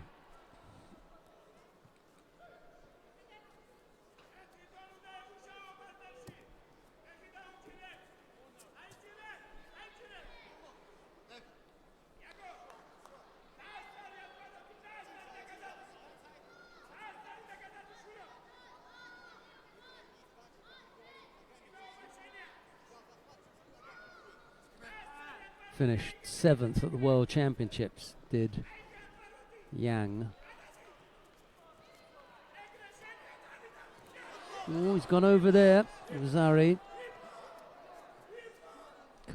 Russian coach thinks that may have been a bridge, but in which case they would give it on. But oh, chance for the Shimiwaza. No, it's the Oshiro Kezugatami sitting up. Only needs 10 seconds here. That looks tight. Got the arm trapped and the leg. Yeah. Yeah, there's no bridge there. Good one. So, Yang Yongwei loses out to Yago Abuladze of Russia, and we'll see Abuladze in the semi-final. It's just the kind of headache that the Russians would like to have at 60 kilos. I'd like to see Abuladze coming up with something a little bit special, maybe making a late dash for it. Ahead of him is Islam Yashuev, Albert Oguzov, and of course right at the top, Robert Shvidobadze. He's way out in front, is Shvidobadze. He's the man in the driving seat.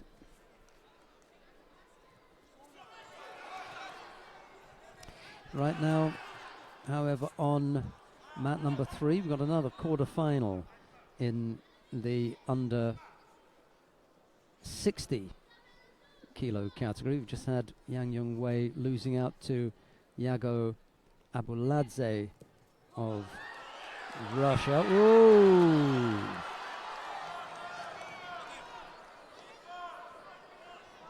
Now we've got Mohammadizoda of Tajikistan. Well, yeah, I think he was looking to avoid going over. In which case, if he was, it will be Hansokumake. Yeah. Diyorbek Urezboyev of Uzbekistan winning out there. Don't think there was any doubt about that.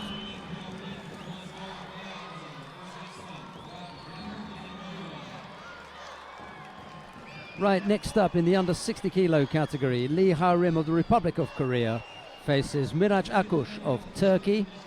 It's Lee in the white judogi, Akuş in blue.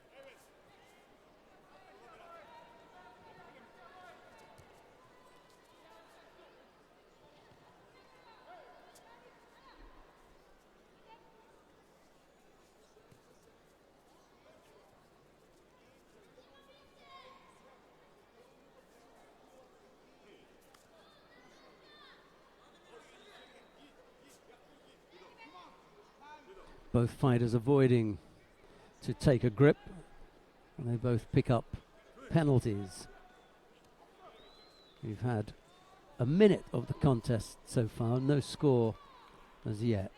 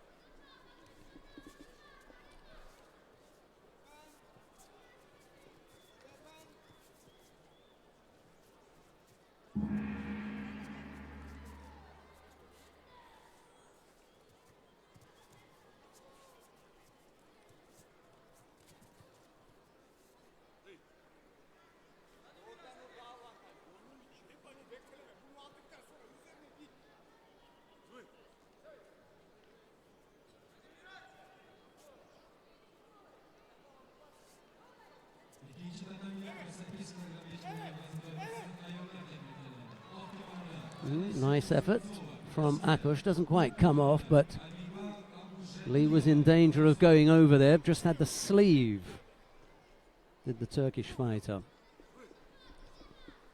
Nice shape to that attack. Half the contest gone now. There comes Akos again, a little bit too far away with that one.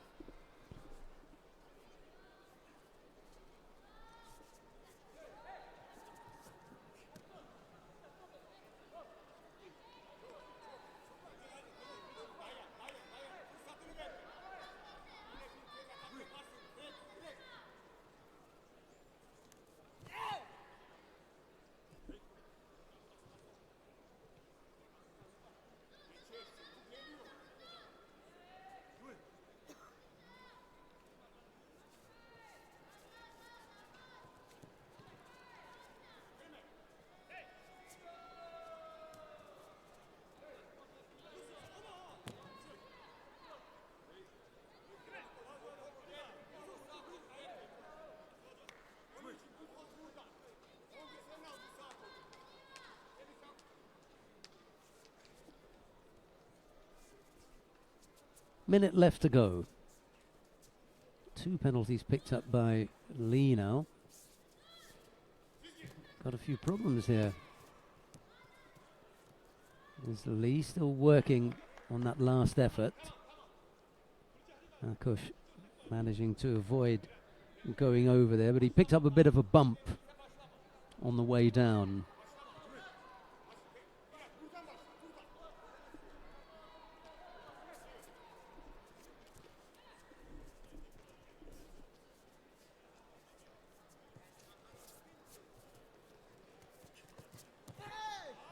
Almost caught him with the right Diashibarai there. Akos going down onto his front. So no score. Half a minute left to go then.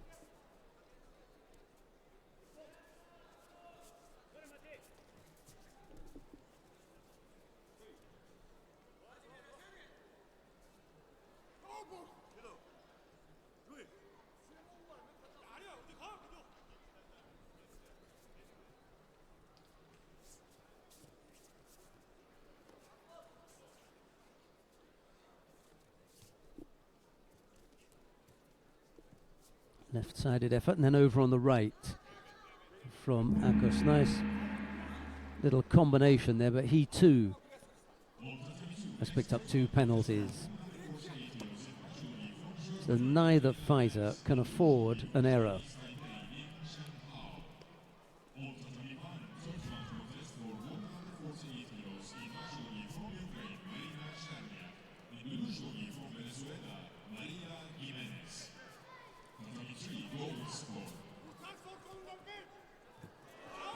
Yeah, got him this time. Slightly off the other side, but it won't matter to Lee.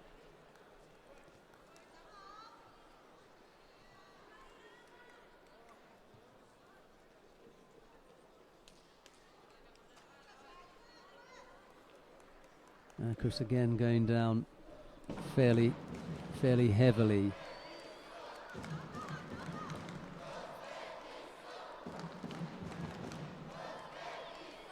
So Lee it is into the semi-final. We'll find out who his opponent will be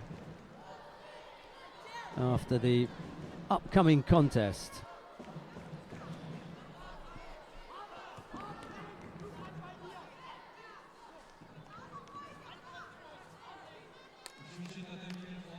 And that contest is between Kemran Nurilayev of Uzbekistan. He's up against Koga Genki of Japan. It'll be Nurilayev in the white judogi, Koga in blue. This for a place in the second of the semi-finals. The winner of this will face Lee Ha-rim of the Republic of Korea.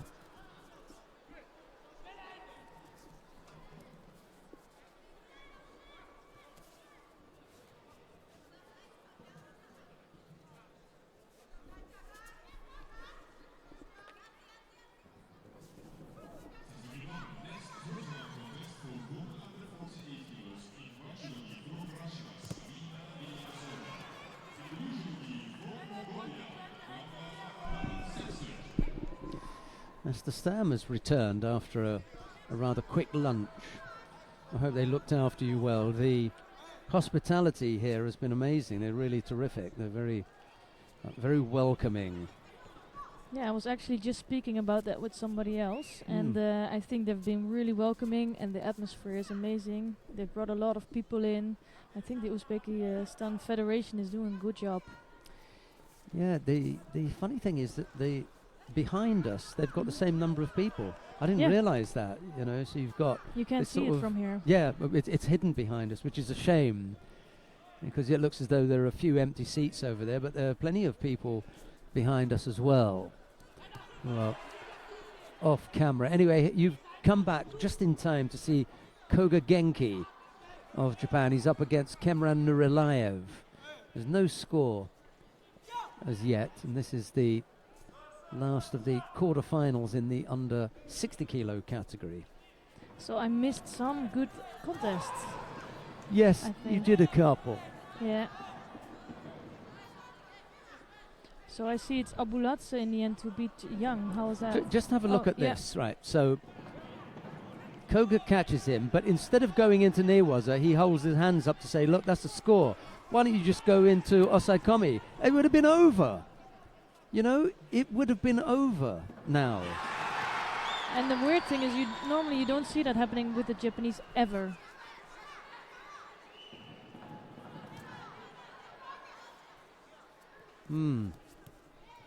Well, that is most unusual.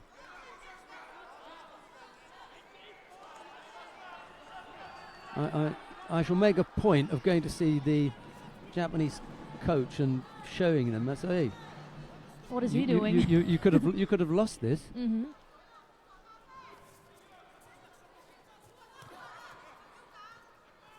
You know, he could come up winning it. However, if he just followed into Osaikomi, then he would have won. Going to do it now with the Sangaku anyway. And he has the arm as well. Yeah, yeah. So it looks good for him. Osaikomi. It doesn't look too... Yeah, now it's starting No, to it's look really okay, stable. Sangaku Gatami is going to do it for Koga when he could have done that slightly earlier on. I don't think he was going to worry about that. No. But it was an interesting also action of him. Like that they decided not to give anything. Yeah. Nurilayev losing out to Koga. We'll see Nurilayev in the repechage contest, but it's Koga who goes into the semi-final.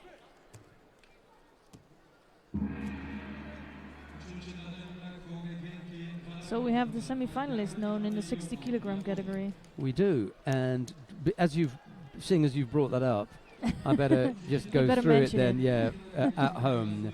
Yago Abaladze of Russia faces Diorbek Urzboyev of Uzbekistan. That'd be a humdinger, won't it? Lee Harim of the Republic of Korea faces Koga Genki of Japan. There you go.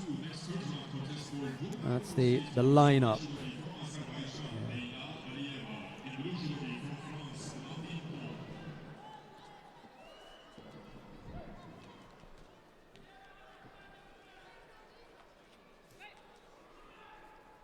Yeah, Koga is on a winning streak.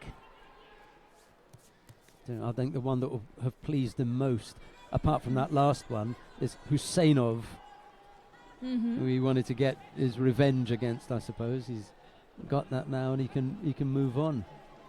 And you can see he didn't compete for quite a while because his last contest was competition was Asian Championships in April.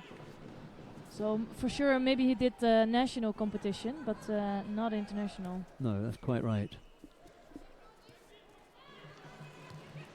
So we're watching Yong Bokjong of Korea against Sita Kadamboyeva of Uzbekistan. I think Kadamboyeva is having a good day, beating Cesar in the last round. That was indeed a very good win for her.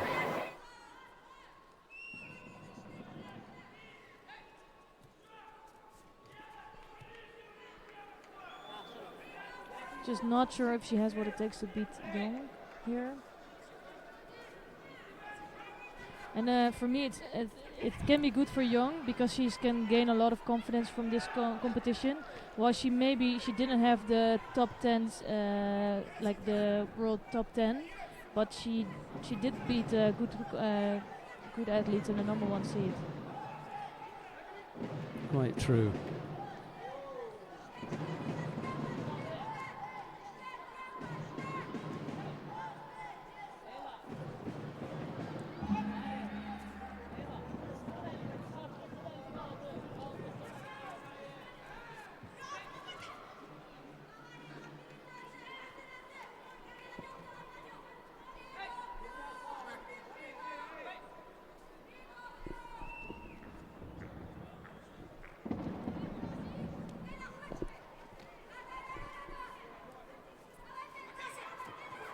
Nice movement there from Karambayeva.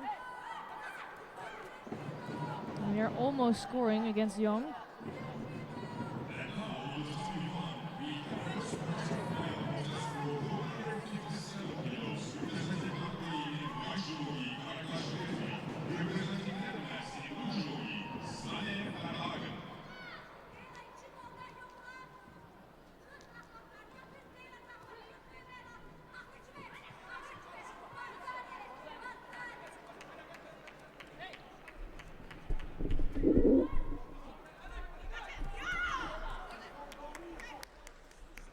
So now it is Young who's scoring Evazari, while Karambayeva was the one that was more dangerous.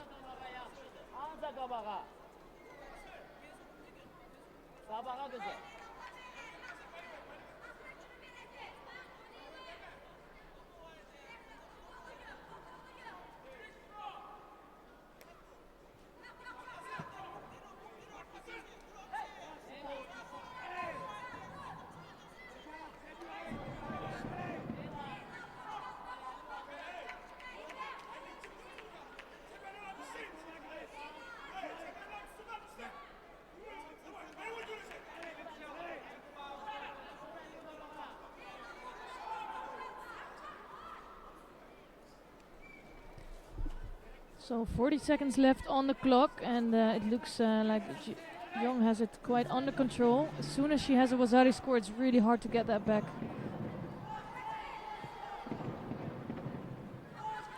And now she has some more time to work on the ground.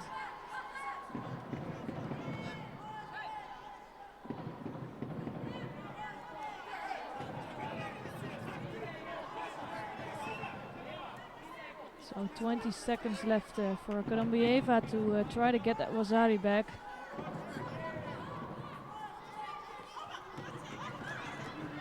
And it's a poor attempt here. It's a really defensive move, and that's why she's picking up first Judo. And she can still get another Judo here, and now that's gonna be it. Karambayeva trying to get in with the technique, and it gives Young time to work on the ground in the last seconds. So it's Young who will qualify for the semi-finals here in Uzbekistan.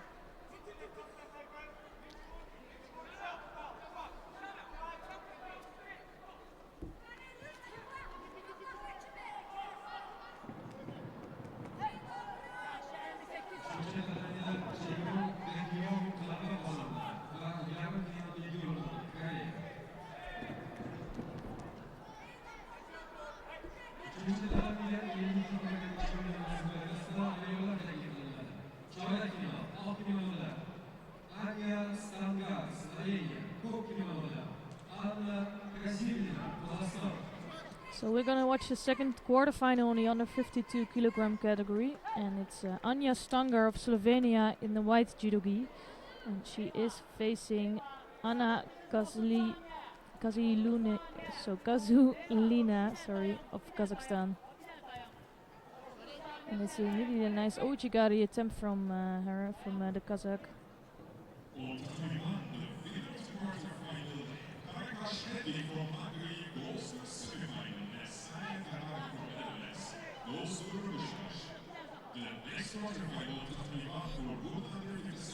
In the meantime, also in the 57 kilogram category, the quarterfinals are going on. And it's just been Caracas who've qualified for the semi-finals.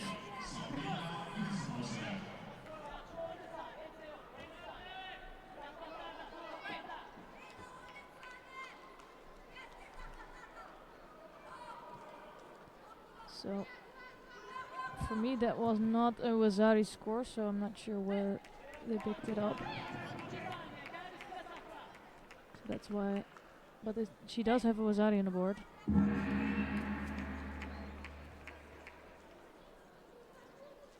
And now this Kaziulina, who is trying to go for an arm lock. And we can't see from this angle if she has the arm, but the referee stops the contest, so no score for Kaziulina.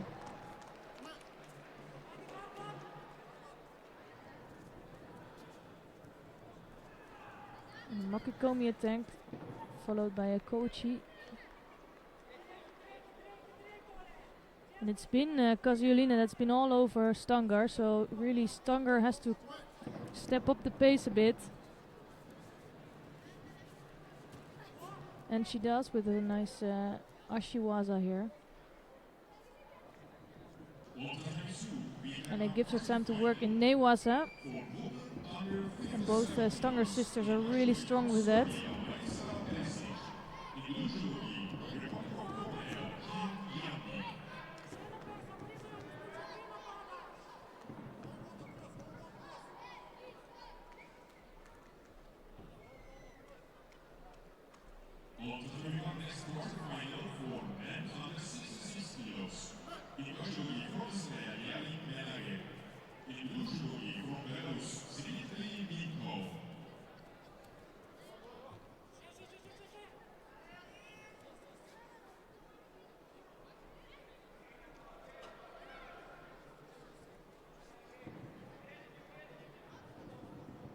So it's again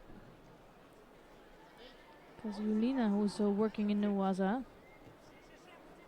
Still has the Wazari lead on the board with 2 minutes left on the clock.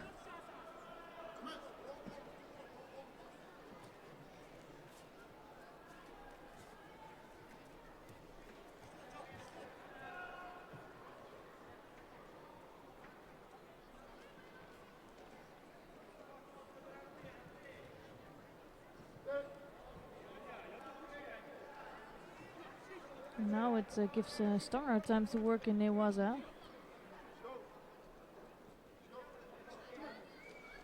And she's doing a good job here, trying to turn her opponent. She only needs to get rid of the leg, but she doesn't have so much control on the top half. So you could tell, and then Kaziulina could quite easily turn out of that.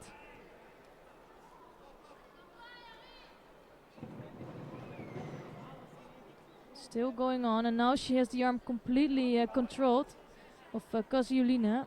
But it looks like Kaziulina is physically really strong and able to defend on that move. So 1 minute left on the clock, but some good effort from Stangar here.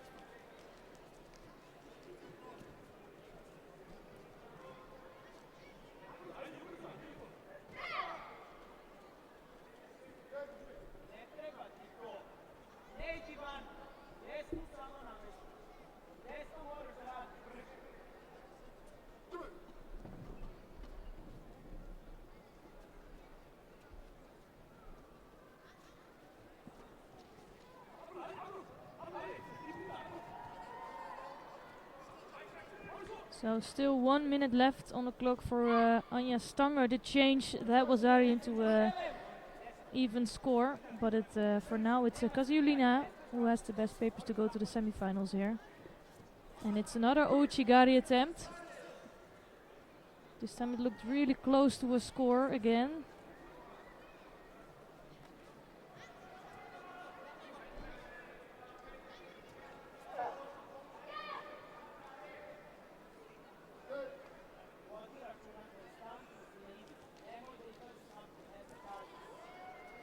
Ooh, and that was a mistake of Kaziulina. Getting into a Saikumi, she was controlling this Newaza and trying to get Stangar in a hold on, but instead it's Stangar who's on top now. And it's really an expensive mistake of Kaziulina.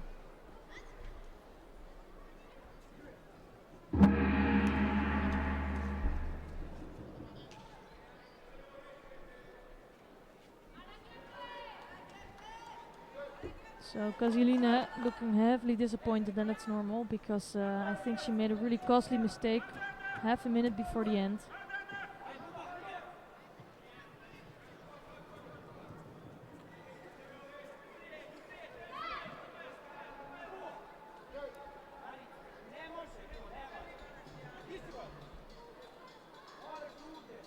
Üçüncü takımda Agnes Lambrier finalde kazandı.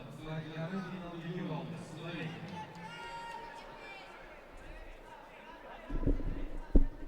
Üçüncü takımda 52 kilogram geçimli basın arasında ayarlar takip edilen. Çorak final. O kimonoda Gefen Ringo, İsrail. So really unfortunate mistake for Kozylina here, but she has a chance to get some. She still has a chance to get the bronze medal in the rapid charge contest later on. And now we're seeing Geffen Primo of Israel in white judogi, and she is facing Korlodoy Bishrelt of Mongolia in blue, or should I say Bishrelt Korlodoy.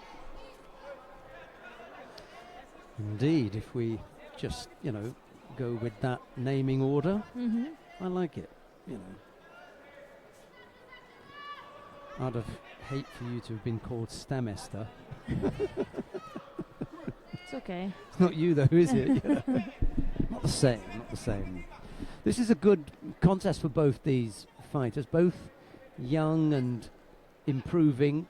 They haven't quite hit the big time yet on the world stage. Continental, yes, they've both medalled and had their continental success, but now they're looking to take that step up and be world beaters. Well, one of them is going to go into the semi-final, the other one is going to have to fight their way through the repechage, but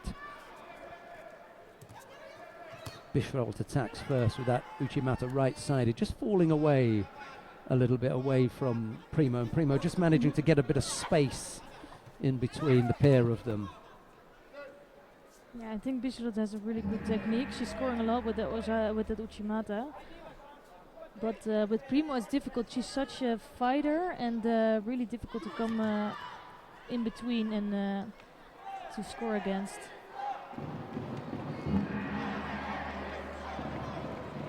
I think with Primo it's difficult because she will just keep going for 4 minutes or longer. But Bishrelt has a good grip with the right hand.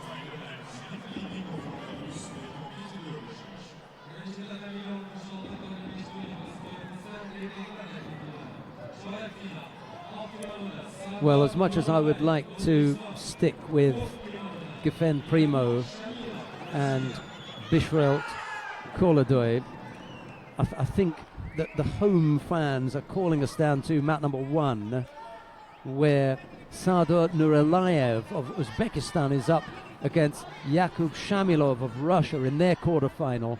So I'm going to get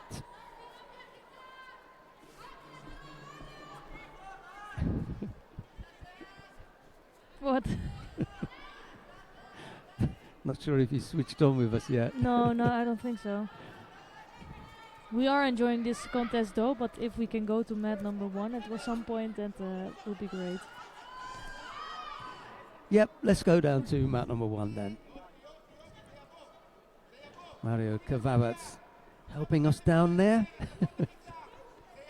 There's no score in the contest. It's Nuralayev in the white judogi, Shamilov in blue, and just as I say that, Shamilov comes up with Wazari. Isn't it always the way? You're just asking for it, basically. Yeah. But Shamilov is doing a good job here, and I think it's an important competition for him. Ilieva is making her way to mat number 2. She's going to be up against Anastasia Konkina of Russia. Yeah, in the last contest, Kim Jun-dee. Gave her a really rough time. Oh, so yeah. Kim Jun-dee won her contest. So it's all coming together. Coming to a head, yeah.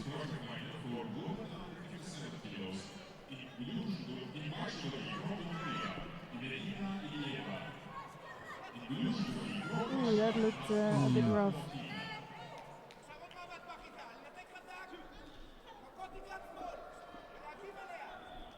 So Shamilov is not under the top 4 seeds, Nurilayev. But I think if we know Shamilov, he's one of the favorites of today.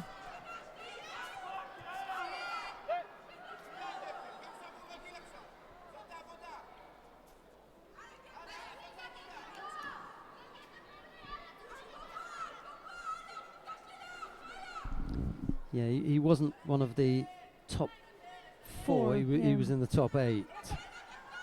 I saw that. I didn't want to mention that.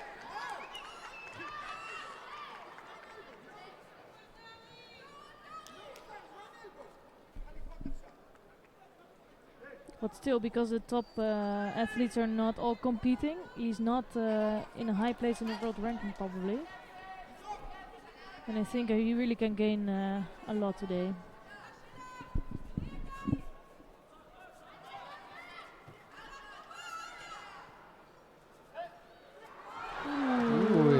He's almost stepped onto that Uchimata. I think he did it before, so it's not a really smart move. He wanted to go backwards, but it's right into the strength of Nurilayev.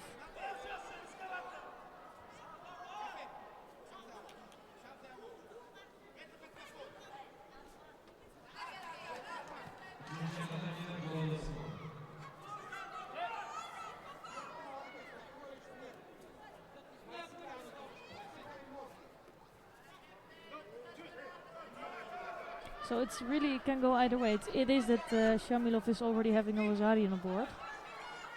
It's quite an open contest. And I like it that Shamilov is not blocking it or stopping to do judo. He's really still trying to attack.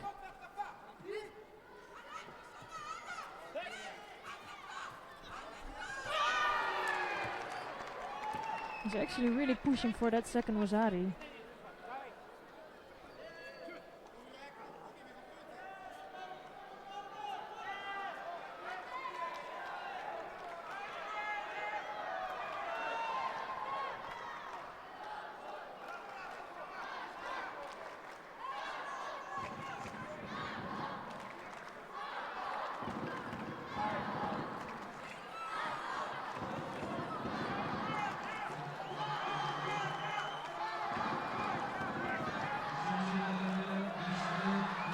Also a nice effort, but you can see that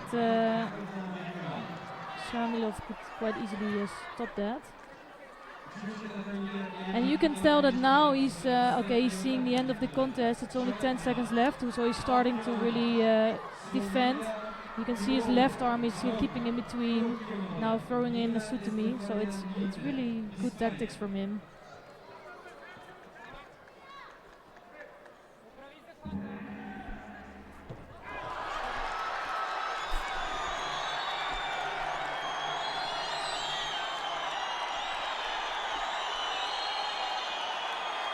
So the crowd is not too pleased with that.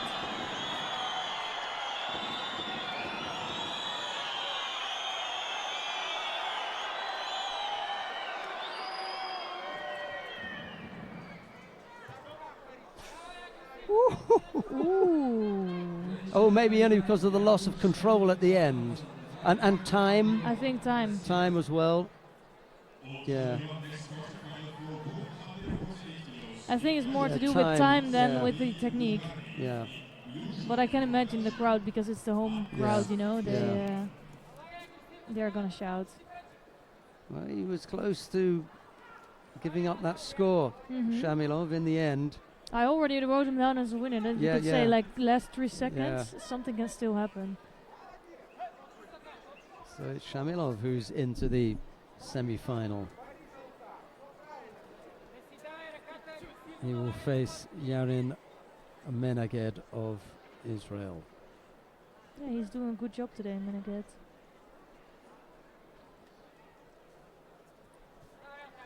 So someone else we spoke about this morning, Sophie Jura.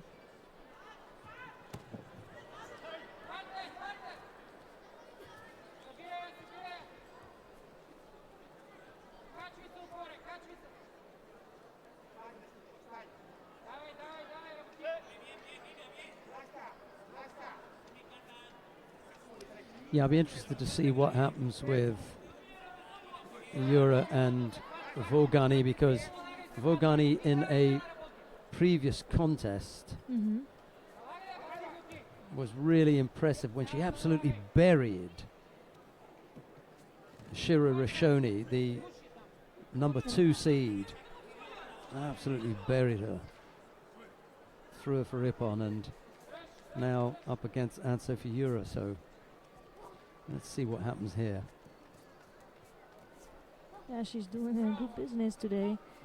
And I don't know what's up, but I think Rishoni and Minsker from Israel are both struggling in this field, and it's for them as well. These are the competitions where you have to show yourself and pick up a medal. But Vogani may do that.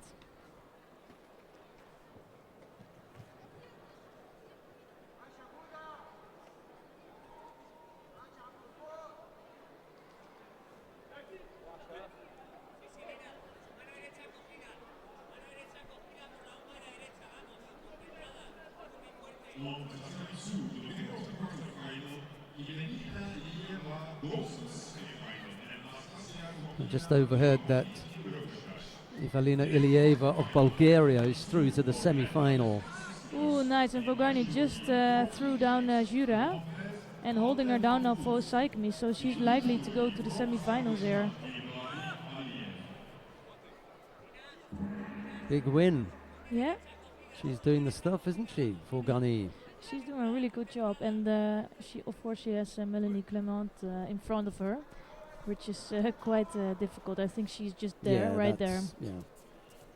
For me, that's already penciled in there. Yeah, you never know, of course, what's Yeah. going to happen, and she's showing that she's going up. But 1 year, I'm not sure if that's enough to get the top spot. Especially when you're a couple of thousand Yeah. points behind. That's a lot of hard work. Yeah, she's like 3,000 points behind. Yeah.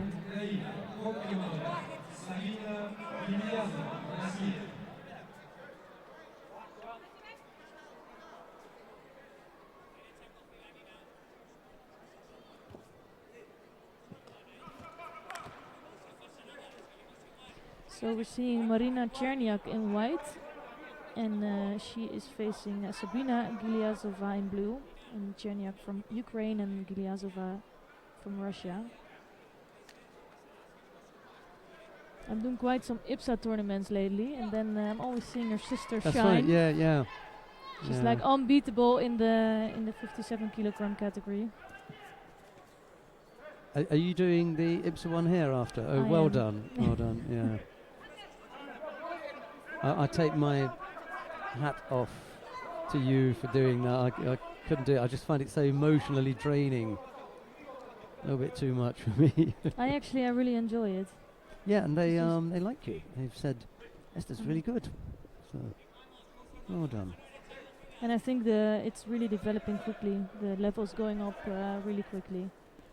I remember watching a contest in the Olympic Games in 2012 between a Russian athlete and a Chinese athlete, and it was the plus 78 kilo category, and I was so moved. It was the first time that I'd done it, and I was so moved by the quality of the judo that I looked up who the two fighters were. I had gone into the competition thinking, well, ooh, caught there. Ooh. Maki Komi. Dear, oh dear. Caught flat-footed. How's about this one then? That's beautiful.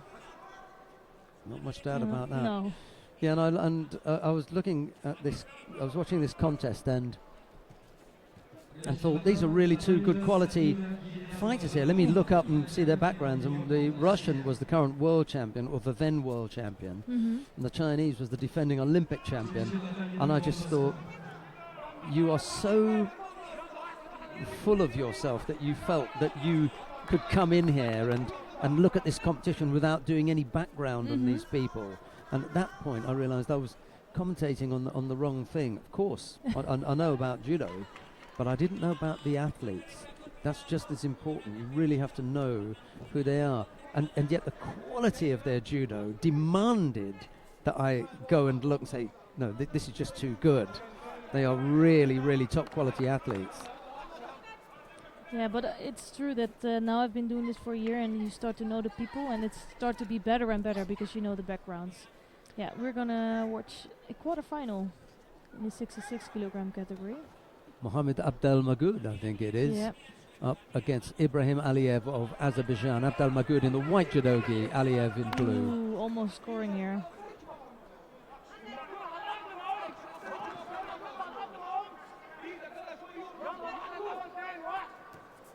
I think this is a really good matchup, and both of these athletes have a chance. Now Aliyev is coming in Whoop. really deep. He took some risk with that, but he did good.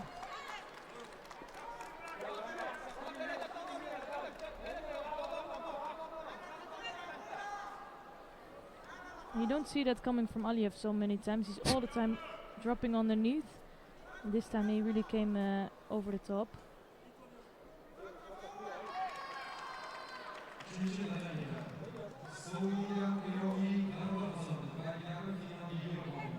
And it's another attack from Aliyev.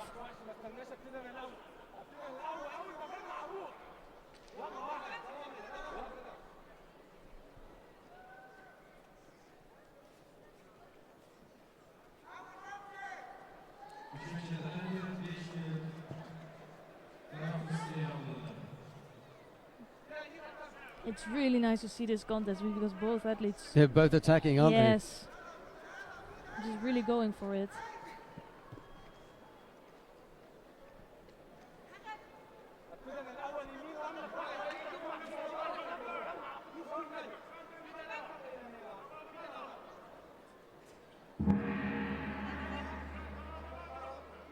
So it's gonna be a golden score between these two, and it's only Abdel Magoud who picked up a Shido during the contest.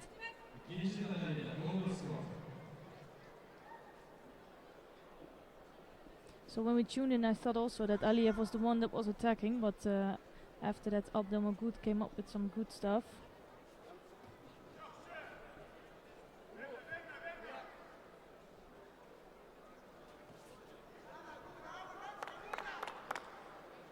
And you can see that Abdel Magoud is putting a lot of pressure on Aliyev. We're all the time pushing forward and walking forward.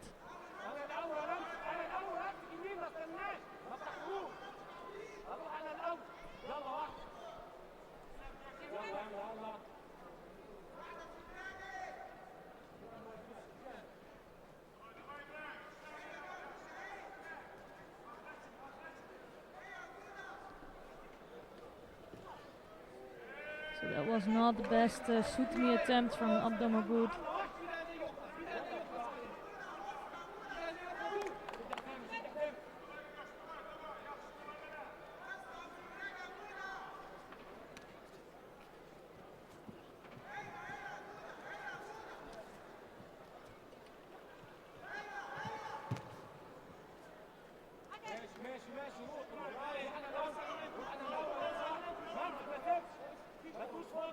So you can see the attacks of Aliyev are still there, but not the strongest at the moment. And it's a Sutami attempt from Aliyev. He's the one that's been attacking all the time.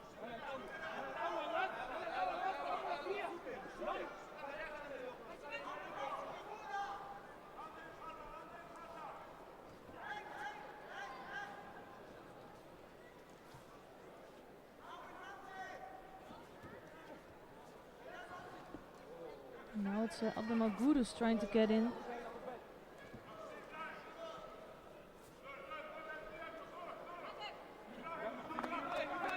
So 1 minute 34 seconds into the golden score already, and it's still an open contest.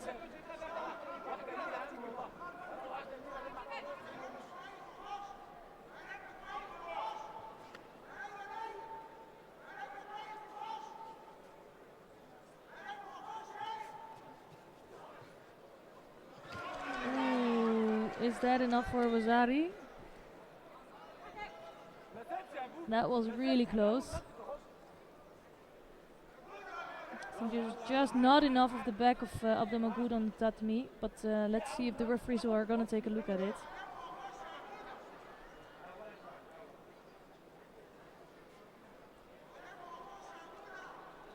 Yeah, they're gonna give a Vasari score. That was a really not the biggest Vasari, but it was a really good attempt from Aliev.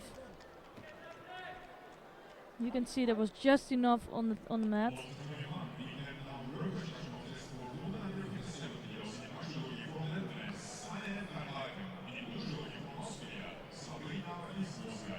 For me, it was Aliev who came up with the most techniques in the golden score and with the most dangerous attacks. So it's okay that he deserved a place in the semi-final.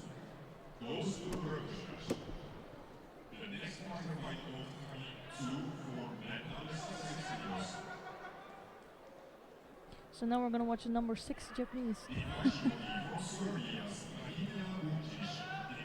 Did we have a look at him earlier on?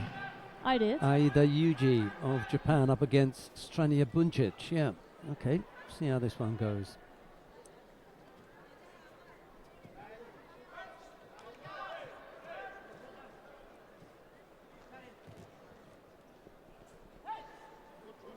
So it's Bucic that's coming up with the first attempt, but not really putting Aida into danger.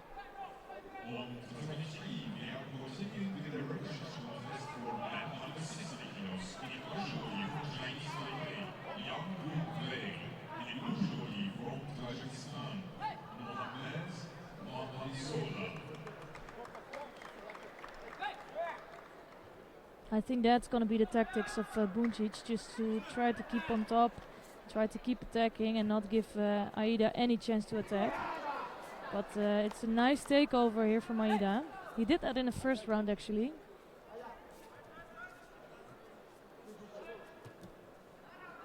But that time scoring a huge ippon, and now it was a Vasari score.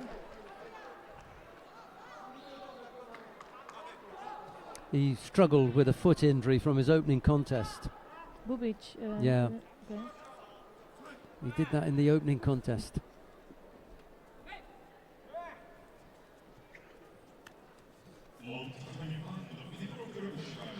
Oh, nice. Yeah, he's struggling, yeah.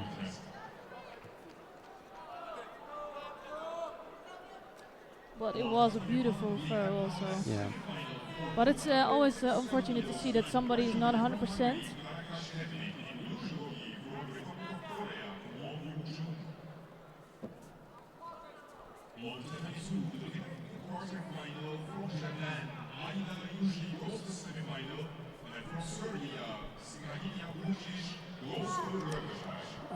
Right, there's a semi-final down on mat number 1 about to begin with Karakash Hedvig of Hungary. She's up against Kwon Yu-jung of the Republic of Korea. Let's take a look at that one.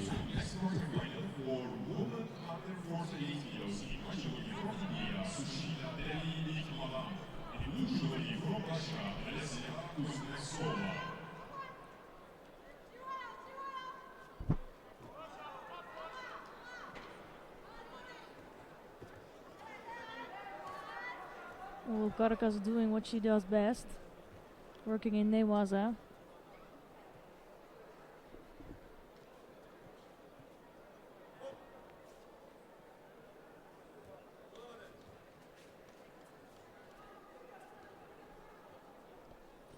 Yeah, a bit of an old style match up this one. Karakash has been around a while. It's a shame when you have to say that. Why? Well, especially when you've seen them so young. You know, you see them coming in at 19 or as juniors, and then they go through their career, and then all of a sudden they end up in the 30 odd and the back end of their career. And I think she might have been one of the judokas who has most contesting in the whole circuit. I remember she was doing so many competitions. Could be that. Younger. I remember her throwing Matsumoto Kaori in the 2009 World Championships in Rotterdam. Yeah. And ending up winning a bronze medal. Then she was really young still. Yeah, right? Matsumoto had an injury and was kind of under the weather. I'm not trying to take anything away from Karakash because that was, you know, a real high for her. But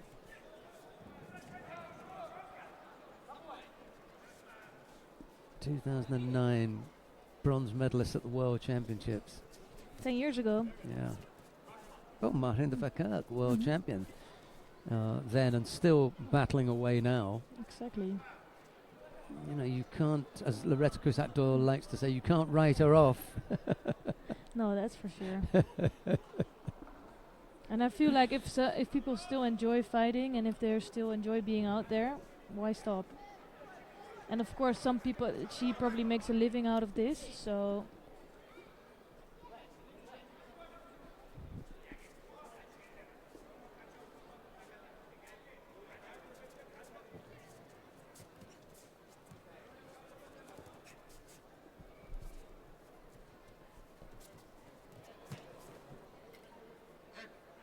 So, and Kwon is the number 1. No, she's the number 3 Korean, right? I think. Yeah, there is another.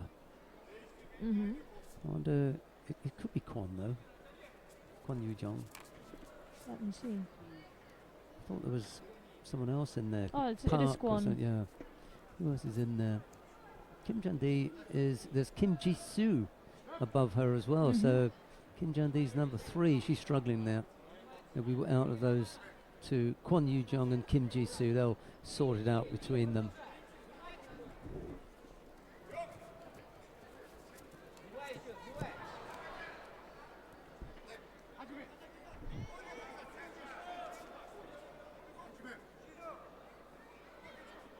Yeah, I think Kim Jun-dee didn't have the best period, but now she finds herself in the semi-finals. So.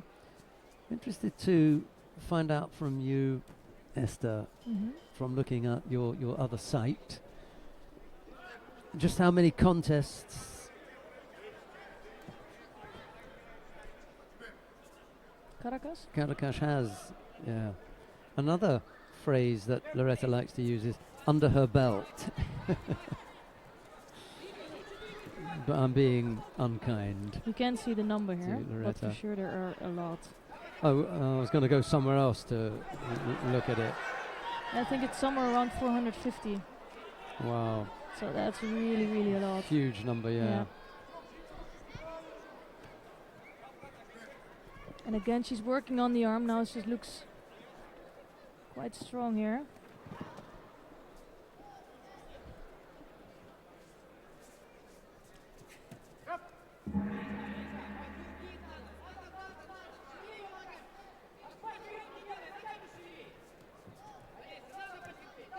$451 head-to-heads. That is a lot. I can find 451. I would be surprised if there's someone with more than that. I couldn't tell you who it was. Well, I could tell you maybe. Well, I would immediately look up Marhinda. Oh, I'm gonna search for someone else. Okay, go on then. Yeah. 31 goal score, 32 goal score. 451, 364. I have a winner here. Oh my goodness. Oh yeah, of course. Sorry, yeah.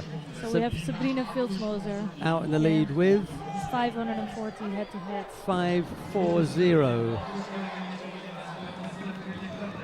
Yeah, that is absolutely Phenomenal. crazy.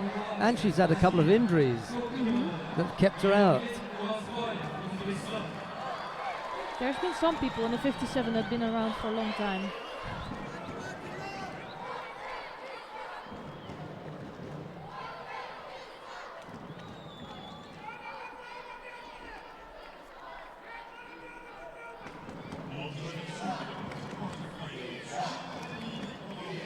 So, but it's interesting to see that Kim Jun-dee was the one who was competing at the World Championships, and Kwon didn't go. So they picked. Could be that she's injured. Exactly. Oh, that's Kwon was injured. Could yeah. Yeah, could be. So Jun-dee went instead.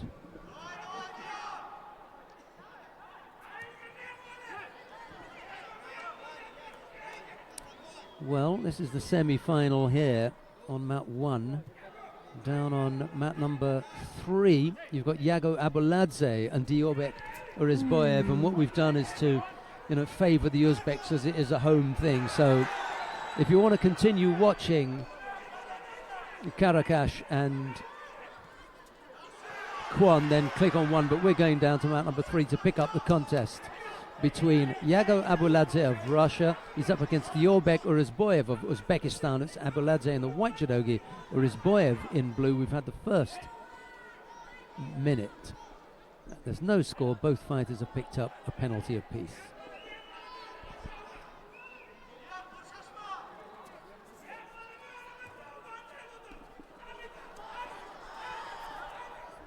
Yeah, I think Abuladze is one of the most difficult athletes to fight against.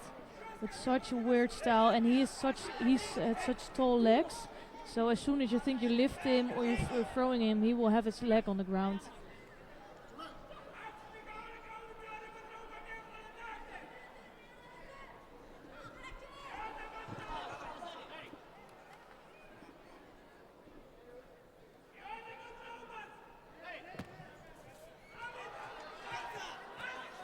And another Makikomi attempt. He just didn't control the top half or the arm of Urizboyev at all. So no score.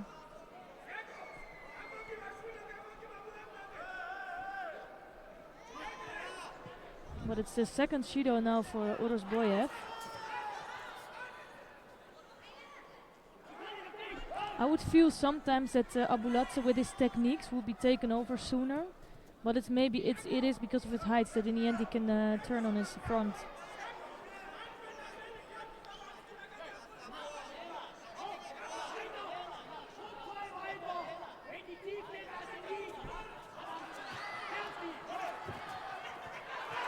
Ooh, that was so close to a score. Urizboyev almost being able to turn Abuladze. Yeah, I'm surprised that Alexander Mikhailin has only got 346. It's not anywhere near. Well, we might find somebody that has more.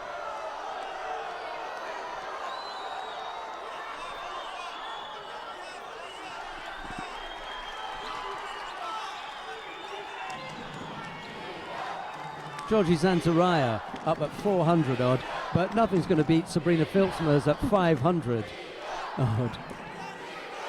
We got Mario Kavavac, the stats generator, working on it now.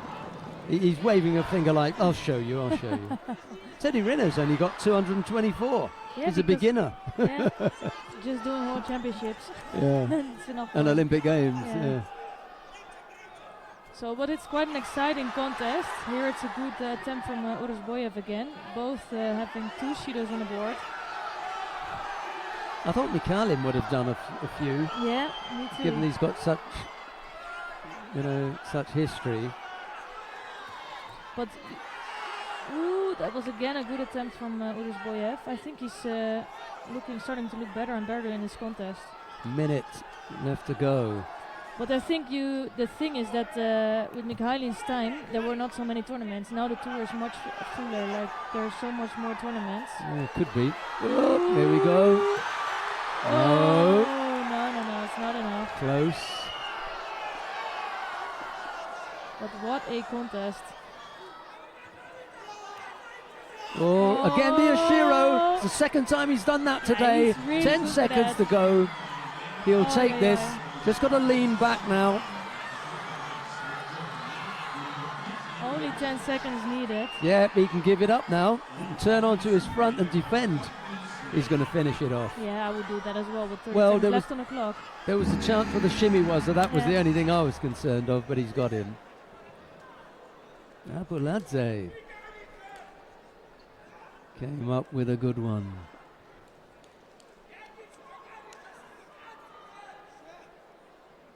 And I think Urizboyev had so many chances here to win this contest. And he was the most dangerous, but in the end Abuladze comes out on top.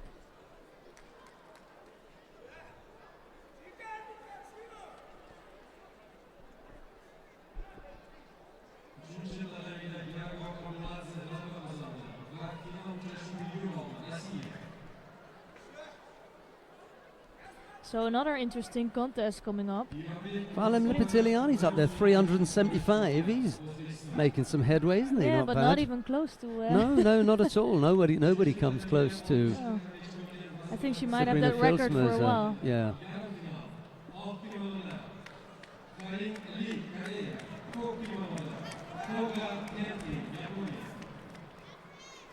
There you go, map 3. It's all yours.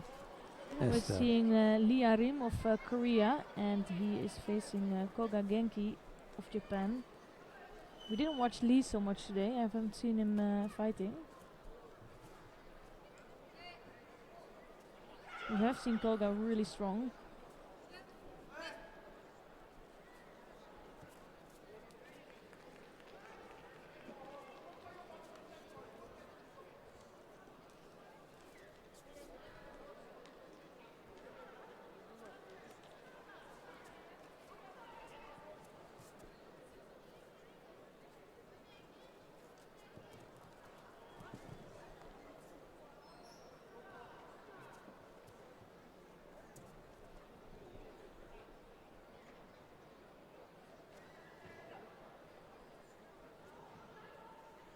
So Koga is working on the ground.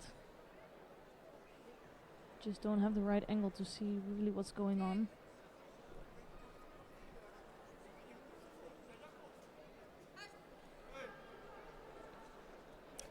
Isabel Fernandez, 407. That's not bad, is it? That is not bad at all. That's a good shout there. Especially if it's you think about the tournaments there were at that moment. She's There got were less tournaments. Yeah, she's got to be in the number 2 spot. Is that number 2? Have Yeah, we- could be. Yeah, number 2.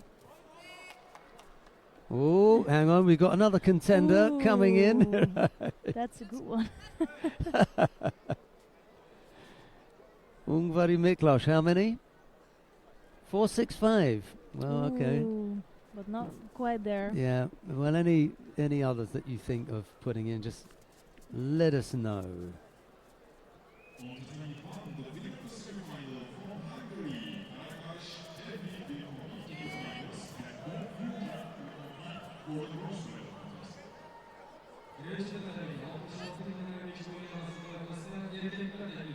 So it's Karakas Hedvig that just found her way to the final. Well done for her. Another contest in. Tell you who's going quite well, because he's still got some mileage left in him. Lukasz Yeah. Kopalek at 344. And still has a lot, some time to go. That's not bad. You would think, at least. Yeah. Well, at least another year. Yeah.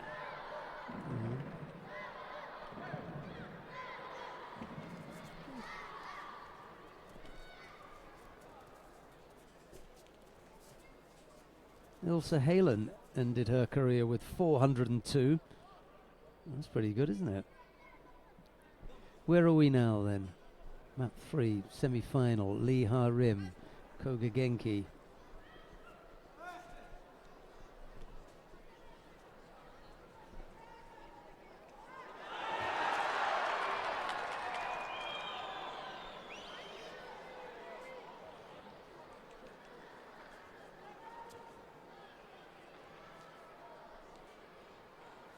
Edith Bosch, 395. Also quite a lot. That was pretty good. I think when you break the 400 barrier, You should know, get a medal for you've that. pretty much done the business, yeah. Yeah.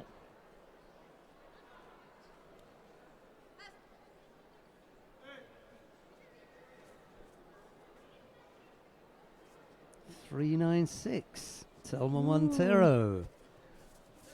Almost there. She'll break the 400 barrier, that's for sure. So here I think both judoka are struggling with each other's kumikata. So no big attacks.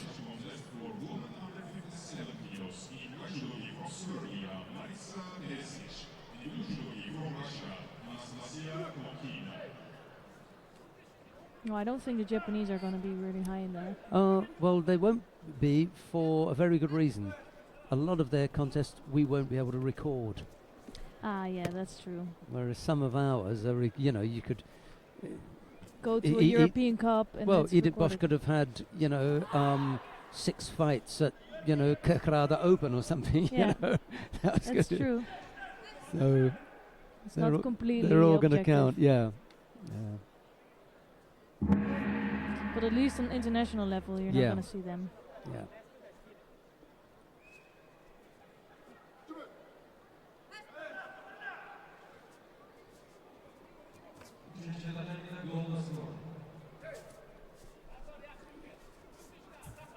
This one is slightly untidy, I'm afraid. Esther, 2 penalties apiece. Golden score. I wonder if they're going to go with that. Koga again making a claim. Let's see what he says here. Yeah, for I'm me okay that's a with that. clear, Yeah. score. Yeah. Well done. Yeah.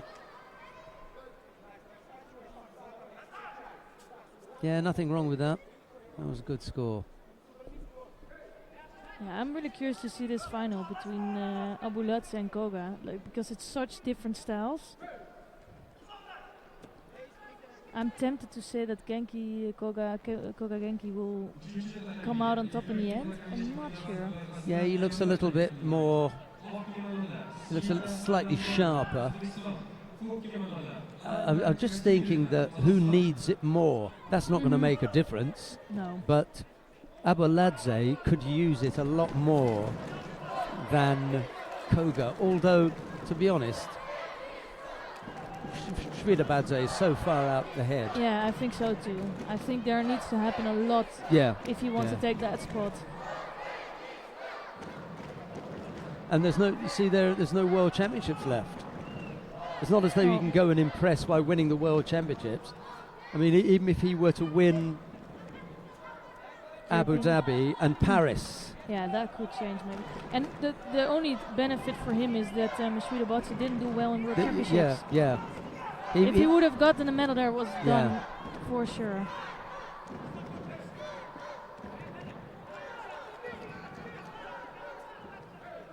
So, but Svidabadze is even world ranking leader. Exactly. So that's gonna be. You're gonna push off the number 1. I don't think so. And Abuladze is actually number 4 in Russia. In Russia anyway. So, yeah, but for him, it could be really important to gain the number 2 seed spot even, to be able to qualify for Europeans, for example. But they have so many good ones in here.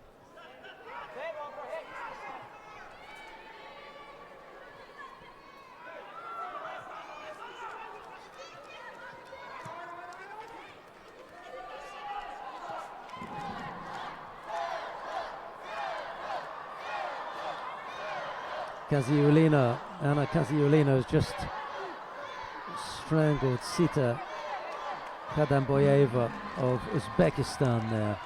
A good run for the Uzbek fighter, but comes to an end in that loss to Kaziulina, who will compete for the bronze medal. Yeah, she impressed me today actually. She's showing really strong judo. She just made a really unfortunate mistake in the previous contest. That's why she's gonna go be up for bronze.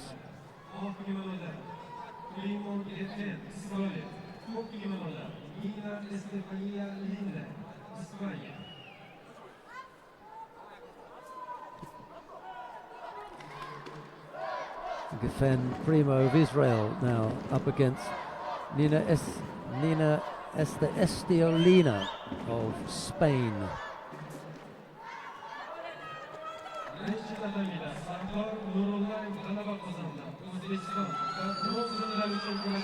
And it is actually Iraoui who qualified for the semi-finals against Bishrel.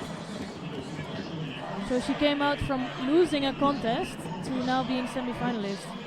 And if you want to watch the contest on mat number 3, you're going to have to click on mat number 3 because we're going down to mat number 1. I think they're ready to get underway with Yarin Menaged of Israel. He's up against Yakub Shamilov of Russia. It's Menaged in the white judogi, Shamilov in blue. The two fighters are just making their way down there now. Shamilov, we spoke about this morning, is a little bit like... Well, it's actually more so for Shamilov. him, it's much more important. Like, he's the number 3 if you look at the world ranking, but he's basically having the same points as Grigorian. And of course, you have Pulyaev in front of him. But I think it's still open. Shamilov could do himself a power of good here Exactly. with an impressive win in the competition. He needs to get past Yarin Menaged of Israel, who I think is the number 3 Israeli. Yeah, for sure. He's not the number 1 or 2. He's behind Shmailov and Tal Flicker. Yeah. So you're looking at the number 3 Israeli and the number 3 Russian. In a semi-final of a Grand Prix.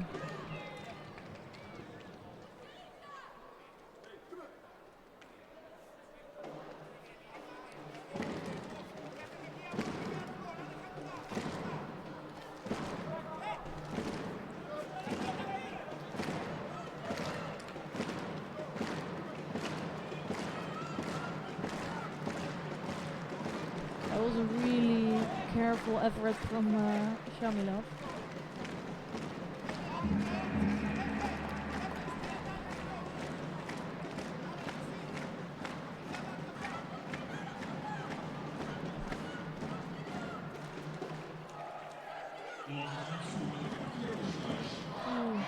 Both coming in at the same time, but in the end, no scores.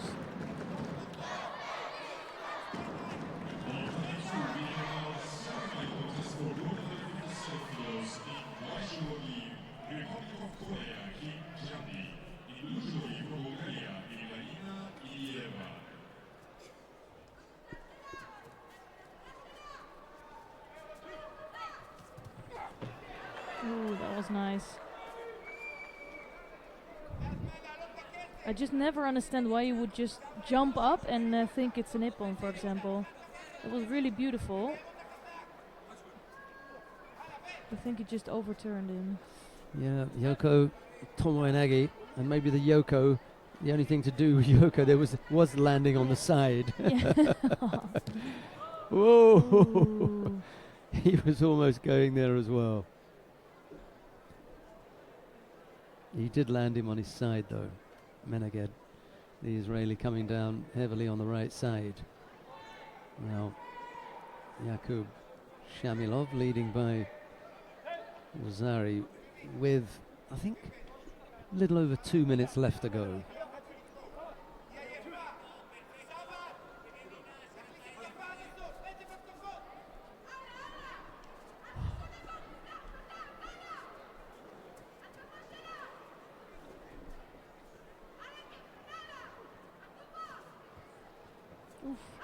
I think I'm not sure if that's gonna be enough, but No, I don't think so.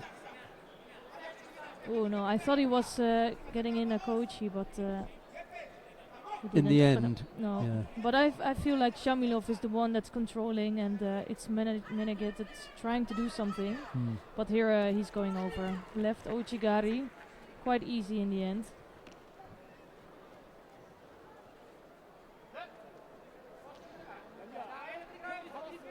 Yeah, once he put that right hand round the waist and he came in with the left Oji, Yeah. that hand was dead, wasn't it? He kind of opened himself up slightly. So final for Shamilov. We having spoken about just how important it was for him to do something today. He's on the brink of getting it done. And he's doing it. I think both Russians are, and they're doing a good business today.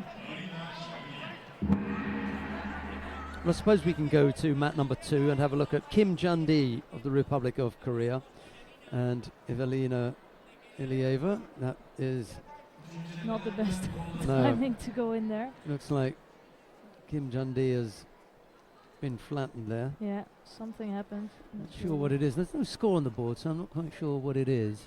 No. Some injury, so she just had to tap out or whatever.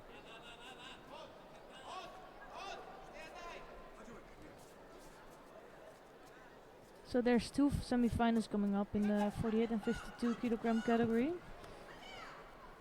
Well, there's another repechage contest going to be on mat 2. So let's go back to mat number...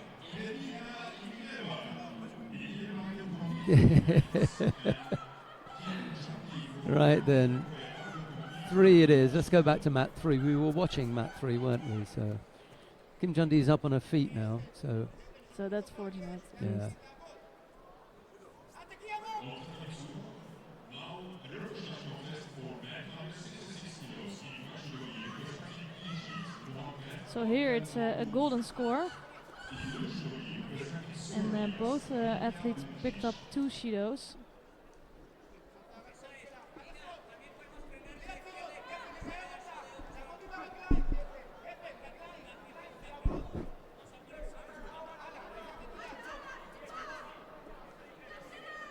They're both quite tall athletes for the 52 kilogram category, I think.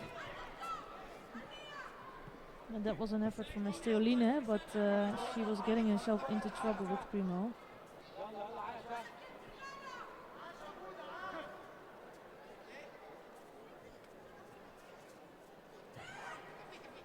Nice Ashiwaza from Primo.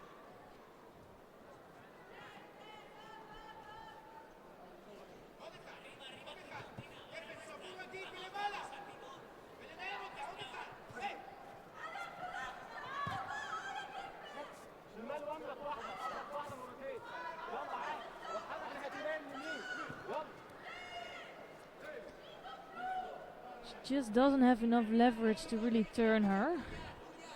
So Primo is always pushing forward, but she just doesn't find the best attacks. But it's enough for the win here. Yeah, the third penalty.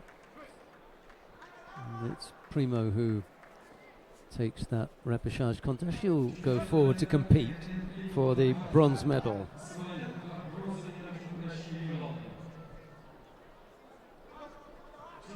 So we're gonna watch the semi-finals in the 52 kilogram category.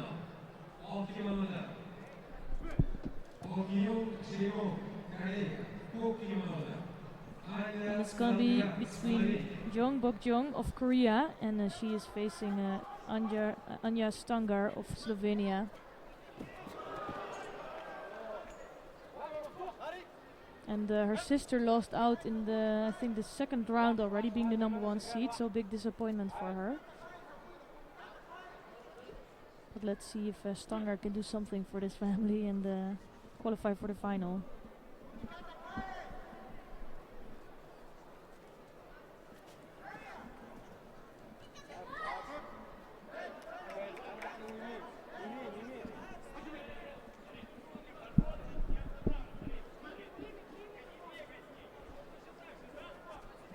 I think the Korean team made a really smart choice by going to this tournament, because they have some athletes in that still need some points, and they also need some confidence in the weight category. So this is the best example, Jong. She doesn't have the biggest results yet, but today she can change that. At least to say for the 52 kilogram category.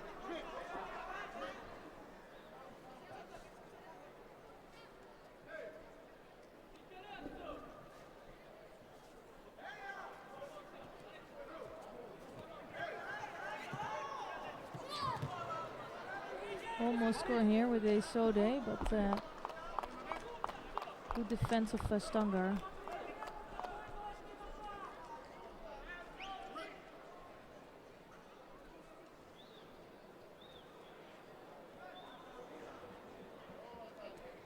I think you can already tell that Stangar doesn't really like the style of Jong, because Jong will all the time come under, and it doesn't give Stangar also so much time to work in the waza, which she can do right here now.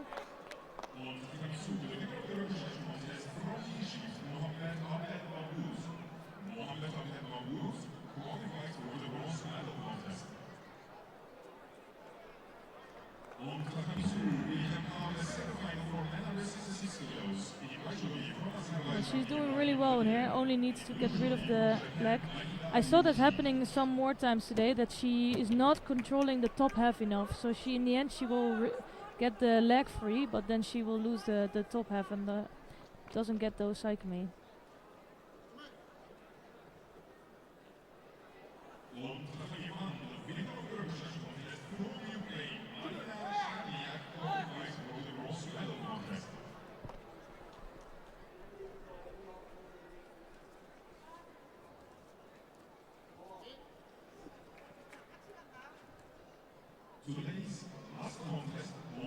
So this is really I think a disadvantage for Stanger because she already has 2 Shidos on the board now. You should just grip immediately and try to fight.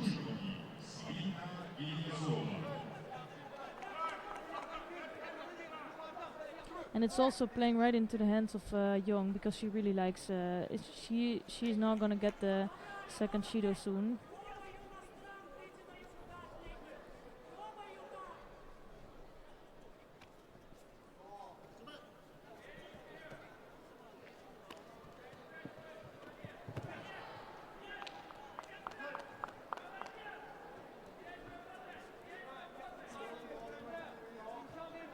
So Stanger is really trying desperately to get a grip and to get close to Young to make an attack, but she's really struggling with that.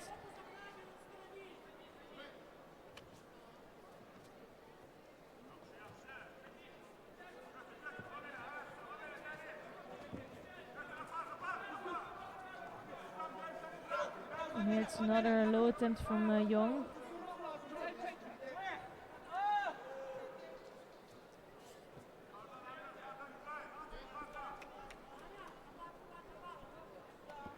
I think Stanger is struggling too much with the style of Young. So in the end there's no scores on the board. So it can still go either way. Here this is the first good attack from Stanger, and a piece of Ashiwaza.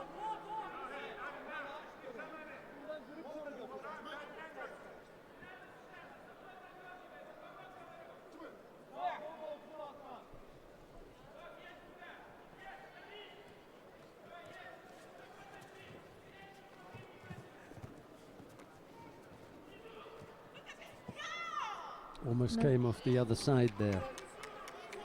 Sometimes you have to feel where you are. If she could feel that a little bit better and push the other way, it would have been a score. But it's another attack in, and it's giving more trouble to Stanger. She just this is the thing that Young doesn't have to do because she's making attacks all the time, and she's the one that has the advantage. And it's Stanger who would pick up the first Shido after that. But if you do a really poor attack, immediately straight away you have a Shido, and then you're evening out the score or the Shidos at least.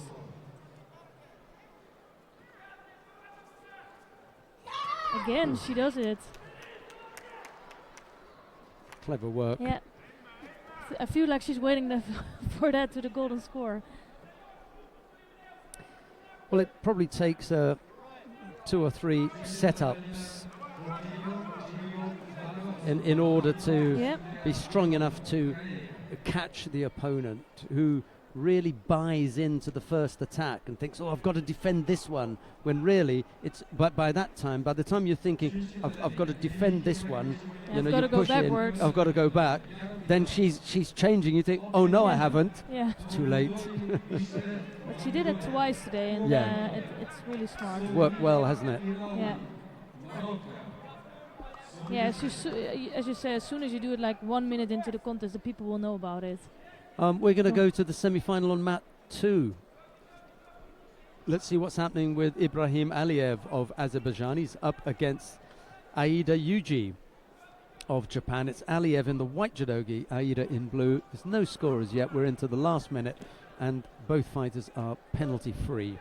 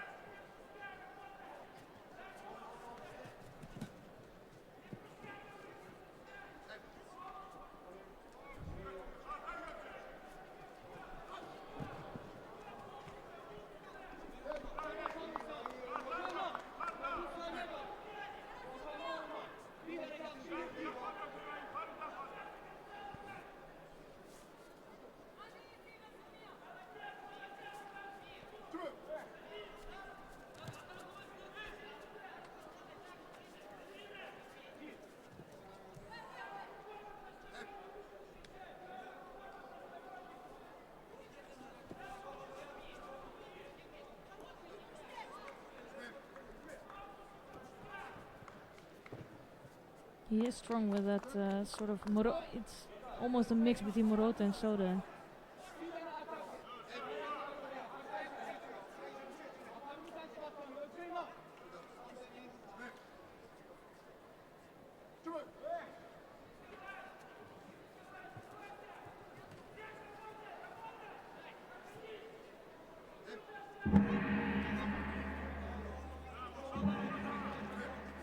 So we're gonna see another golden score.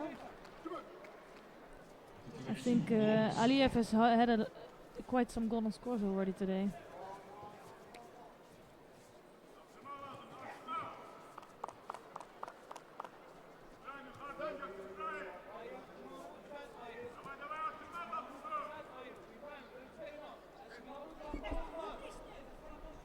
At least his last two contests between Kuyanov and against Abdelmagoud, there were quite some long golden scores. Wow.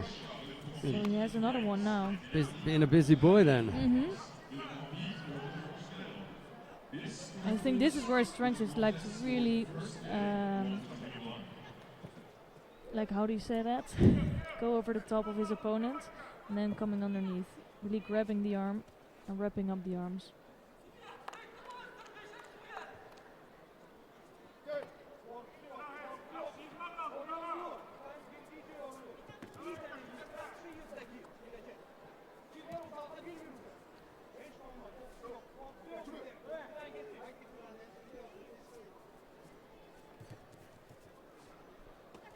I feel like Aliyev has done really well in the last golden scores, but you could see that his energy was going down a little bit. And here I think it's gonna matter between against Aida, because I don't see him going down yet.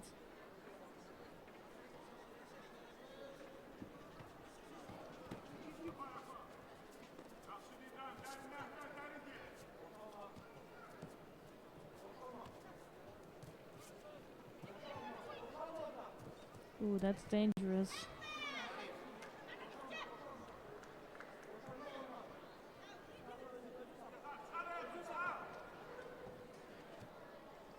I thought Aida would have more control on the top, but I think Aliyev is doing really well in defending that.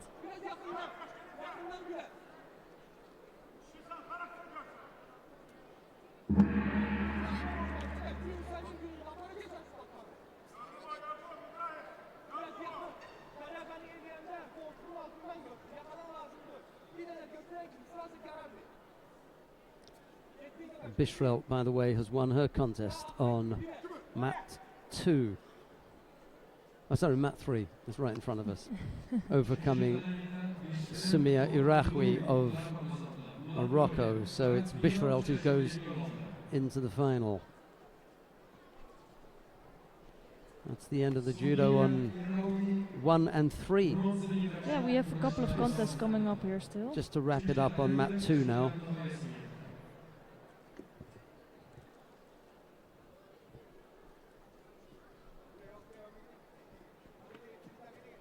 Yeah, I think we have some contests coming up in the 48 kilogram category. Yeah.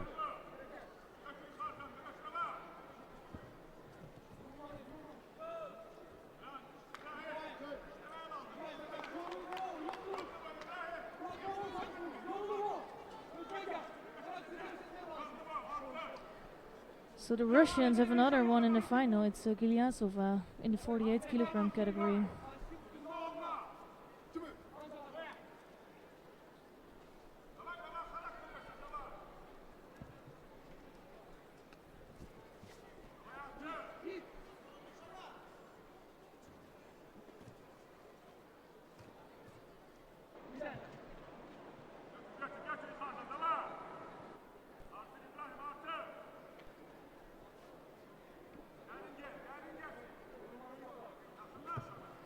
Oh.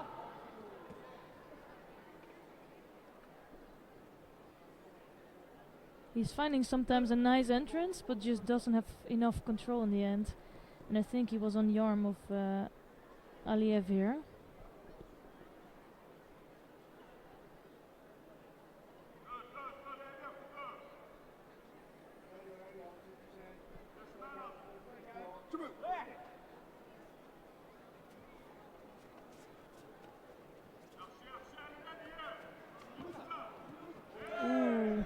was really a drop to get out of that. I think, yeah, that should cost him a Shido.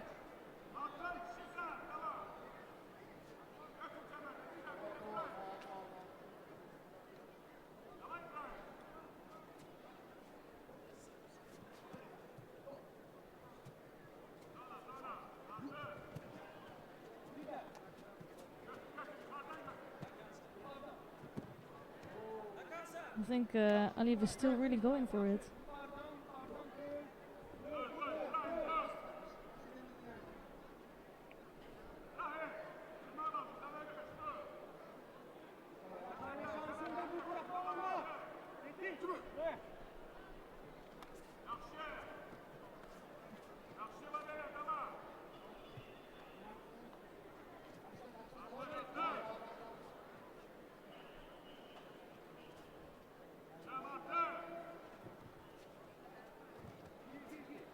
Another low attempt. I think Aida has to start attacking again. Somehow it does look more fresh and like calm, but it's Bin Aliyev who's coming in with the attacks.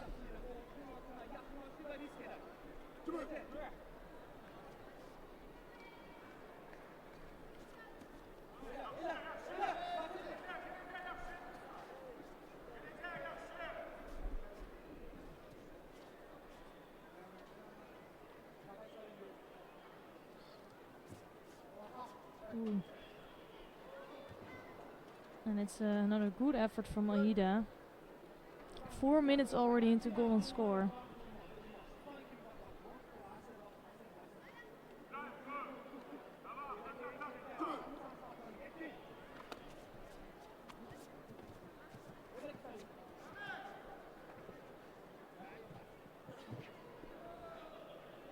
This I've been seeing a lot today from Aida. He has a strong entrance, and what I said before, but again it's here with just a Nippon Seonage. He comes in under, but he doesn't control the arm of his opponent, so they just fall off the wrong side and there's no score.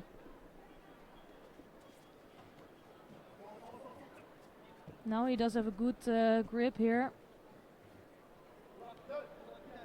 Just not the best entrance, and you can see now he's starting to get really tired as well, which is normal after 4 minutes.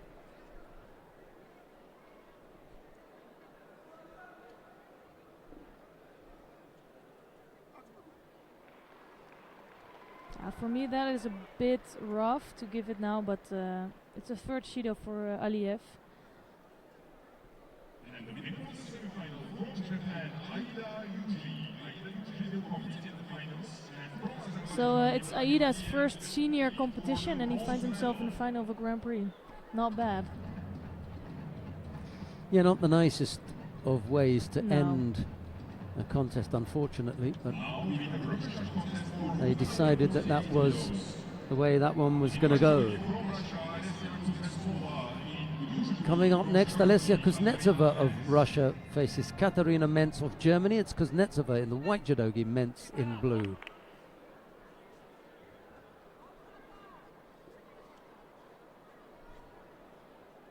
Yeah, and I think Kuznetsova has to try to win a bronze medal here, since Gilyazova is already in the final.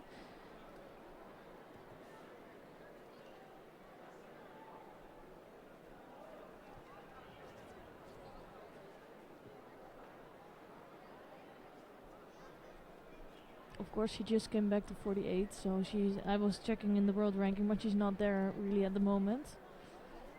So she can gain some points again here.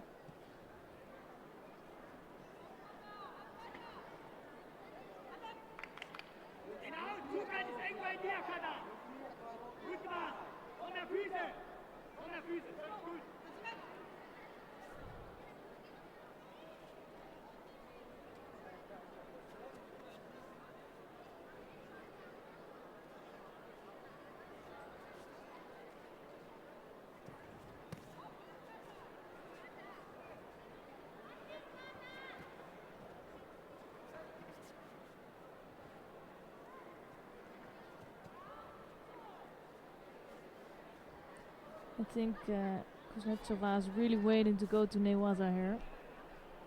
But Mets will also know that. Men's.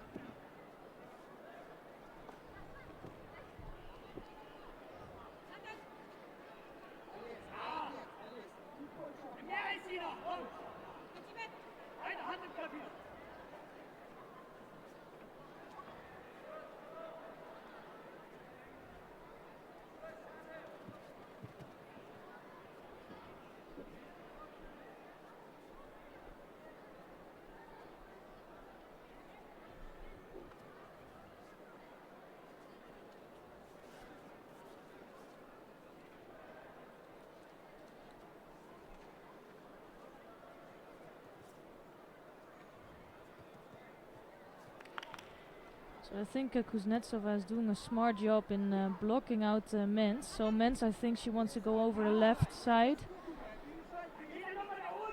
And she is, but you can see that Kuznetsova is putting her hand on the lapel there.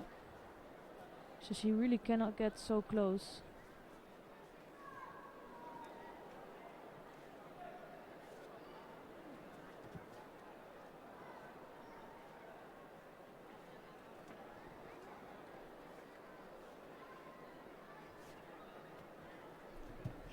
That was a slightly better attack from Kuznetsova. Low down on the right-hand side. They're almost catching Mentz. Didn't have the finish power there. No. And they're both keeping each other at distance with their kumikata. So both on the lapel. And that's why it's getting really hard to get close.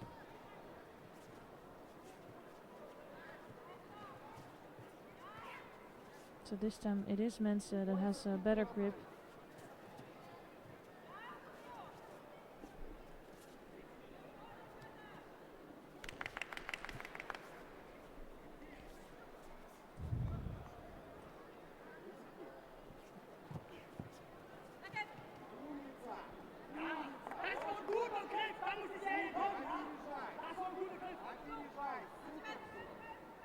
So it's the second Shido for Mens. Just, I don't think it's a big difference, but just enough to give the Shido. And now it's Kuznetsova almost scoring here. She's been a bit more active.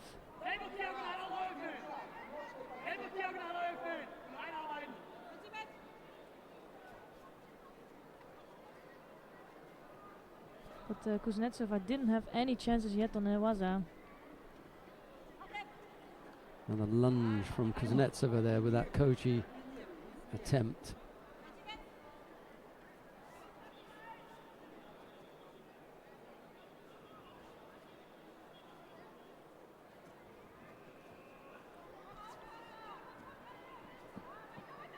Oh wow, that was really beautiful. I was just gonna say, as soon as she can get closer, she's gonna be dangerous, but she couldn't do it the whole contest. And now she was really close. I felt like the contest was going to Kuznetsova, but that was a beautiful attack.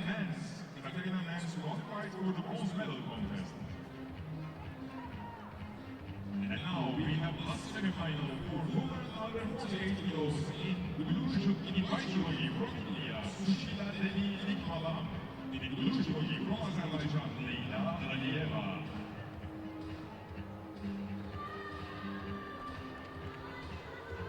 Well, the Uzbeks haven't been able to get someone into the last four, so there won't be a medal opportunity for them in the weight category.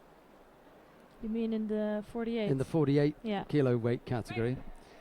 And this semi-final is between Sushila Devi Likmabam of India. She's up against Leila Alieva of Azerbaijan. It's Likmabam of India in the white judogi, Alieva in blue. So well, they do have some chances for a bronze medal.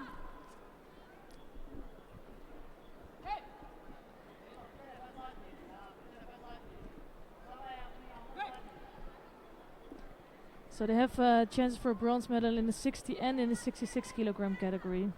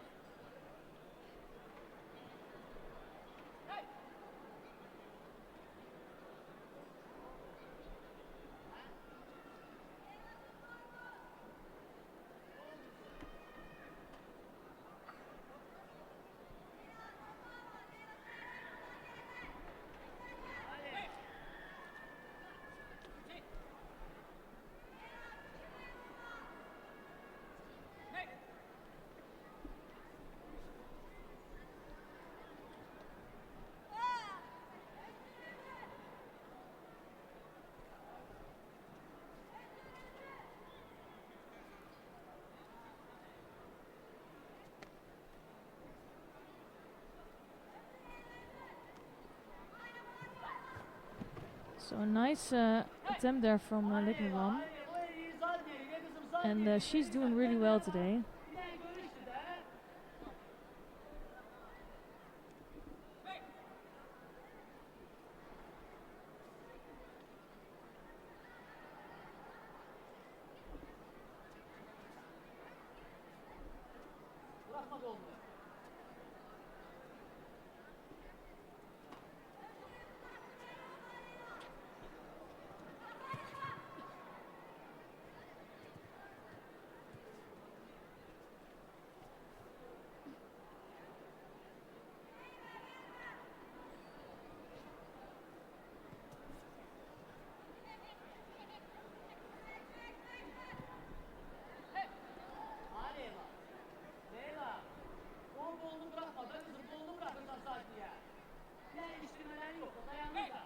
So 2 minutes left on the clock and no scores yet for either of these athletes.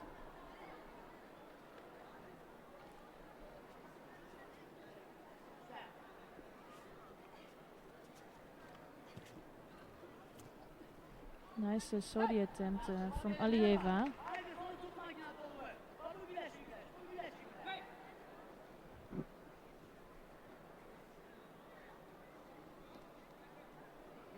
I feel like today was a huge opportunity for Musa Stangar to come out on top, and she lost out to the Indian. Yeah, and she's doing a good job here. Yeah.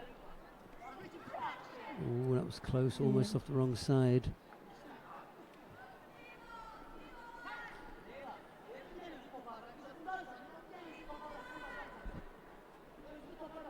Yeah, actually I was just checking, and none of the number 1 seeds made it through to the final. So that's normally there is some of the favorites going through. In this case it didn't happen. That's in the 48 kilo category. Not every category. Oh, because I was looking at the under 57. Mm-hmm. Oh, none of the number ones. Yeah, Yeah, sorry, you beg your pardon. You're only quite right, number quite 2. right. I think only Karakazet, which is the number 2 seed who came through. Yeah, But the rest of the categories, everybody's 1 out. and 2. Yeah, Yeah. all 1 and 2 seeds. Yeah, you're quite right. And it shows also because normally you have the number 1 and 2 seed are also top 10 of the world, and here they were a little bit lower. So the level is closer together. That's right. And maybe that's why you see that not many of the top 1 or top 2 seeds came through.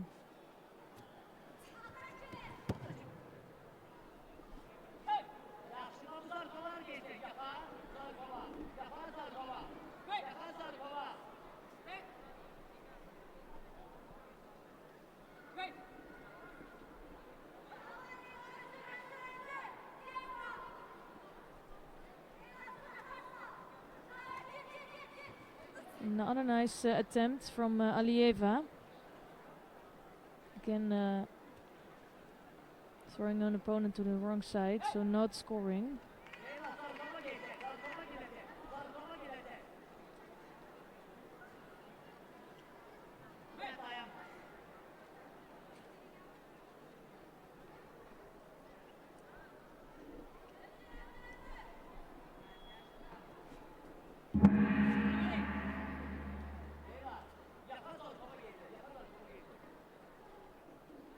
So we have been having a lot of golden scores today, and the last 3 contests ended up in golden score.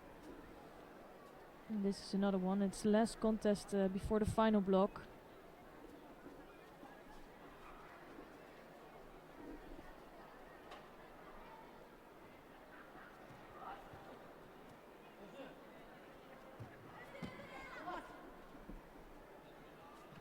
So some good attempts, but it's Alieva that's coming closest to scoring.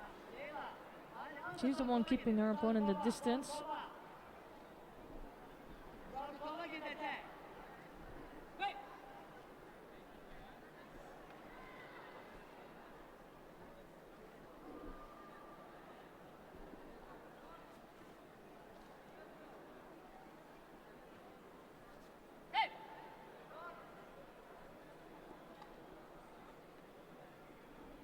So it's a Shido for Ligma-Bam here. It's the second Shido on the board.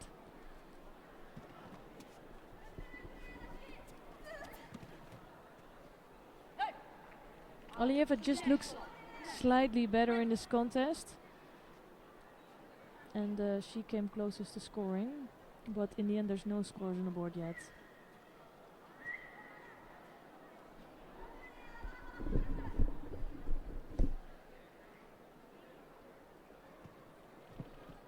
Another Ouchigari attempt.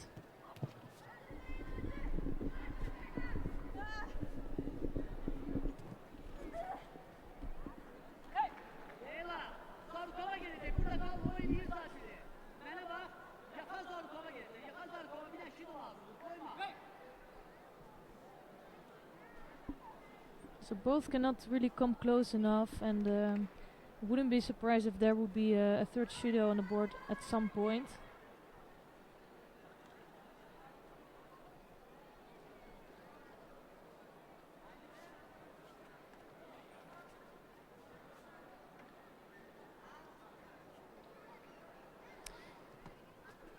When you're in golden score, I mean, I don't know, I suppose the coaches try to tell them, but there's a point at which you can't afford to give up another penalty because you've already got two. So, you know, you really have to do absolutely everything. I can't see that would be, you know, Alieva blocks this. Yeah. You know, okay, you want to end it, you call it a false attack.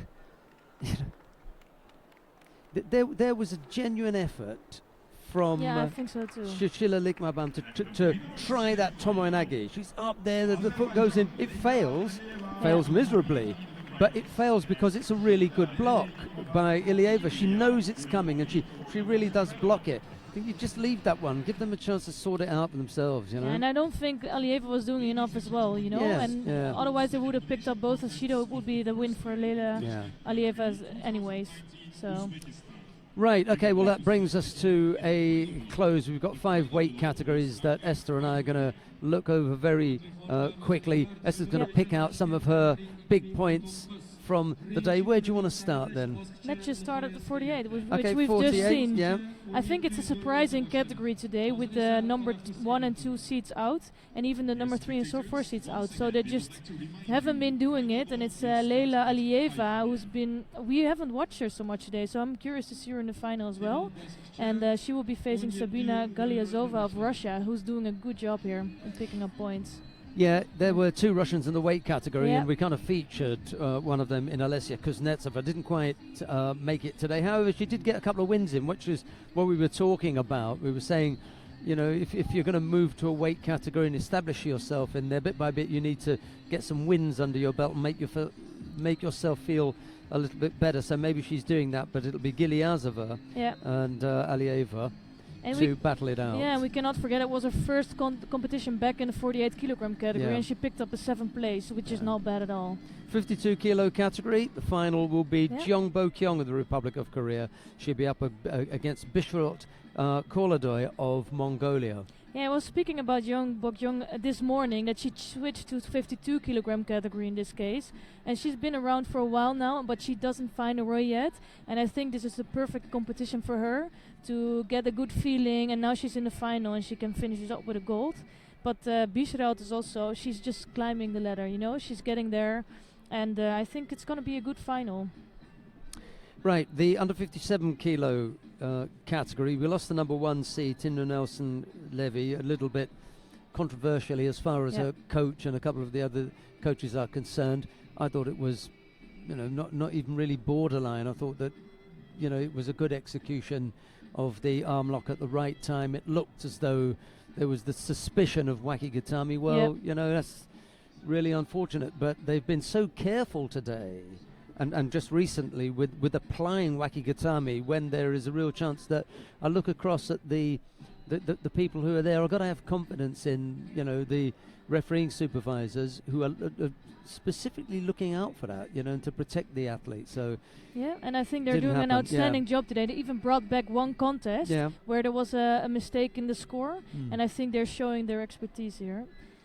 Right, the final is between Evelina Ilieva of Bulgaria. She goes up against Karakash Hedvig of Hungary. Where do you see that one going? Yeah, I think those are the favorites of today. Ilieva has done so well in the World Championships. She's in the flow. I didn't see her in the same shape today, but against Caracas, they know each other really well. So I couldn't tell you who is going to win this one. And he mentioned that Karakash was the only one of the top 2 seeds That came through. that came through to get into the final. All the other number 1 and number 2 seeds failed to make it to the final. Yeah. Right, the under 60 kilo category, having mentioned that number 1 seed failed to make it through, Yang Yung Wei. Expectations for the under 60 kilo fighter from Chinese Taipei, he didn't make it either. No, we didn't. Yeah. But it's Yago Abuladze who made it through to the final. And it was Abuladze who knocked out Yang Yung Wei in round 3, wasn't it? Yeah, exactly. And although he's not the number 1 seed, Abuladze was one of the favorites today. I think I mentioned him this morning. And he's doing a really good business. And I think he has to climb to be the number 2 spot behind Shwidabat. He's not going to catch him the next period. But I think he's doing a really good job today. And then we have Koga Genki of Japan. He's facing him in the final. He's showing that he's really strong. He's still really young. And he's, I think, number 4, number 5 Japanese with really top athletes before him. But who knows? Koga Genki had that little slip earlier on when he could have held his opponent, but he was busy asking for the score. And I think he just, he could have concentrated a little bit more on what he was supposed to be doing. But anyway, I don't think he's going to do that in the final. Yeah. And I'm really curious to see the clash of styles here in this final. It's completely different. So I'm hoping for a big ippon. And for those of you that are looking for something for Uzbekistan to cheer about, it'll be Diorbek Orazboyev of Uzbekistan in the bronze medal contest. In the under 66 kilo category, we've got another Japanese in the final. It's Aida Yuji of Japan. He will be up against Yakub Shamilov of Russia, who we spoke about this morning. This being a really, really good opportunity for him to establish himself as the number 1 Russian. He's got to win this, though, in order to do that, I think. I think so, too. I think on the paper, he should be able to win this contest. And Aida, of course, he's a really strong Japanese, but this is his first senior competition. So Shamilov should make use of that and just try to catch him. And I don't think Aida, he was before in the day, he was really impressive, scoring big ippons. But in the semi-final, he was not the convinced winner. And I think Aliyev did a really good job. And we will see him back in the bronze medal. But he was impressing me anyway, Aliyev. Okay, we look forward to your company in an hour and 20 minutes from now when we come back with all the medal matches in the final block on day 1 of competition at the Tashkent Grand Prix. But from Esther Stam and myself, it's bye-bye for now. All right, see you later.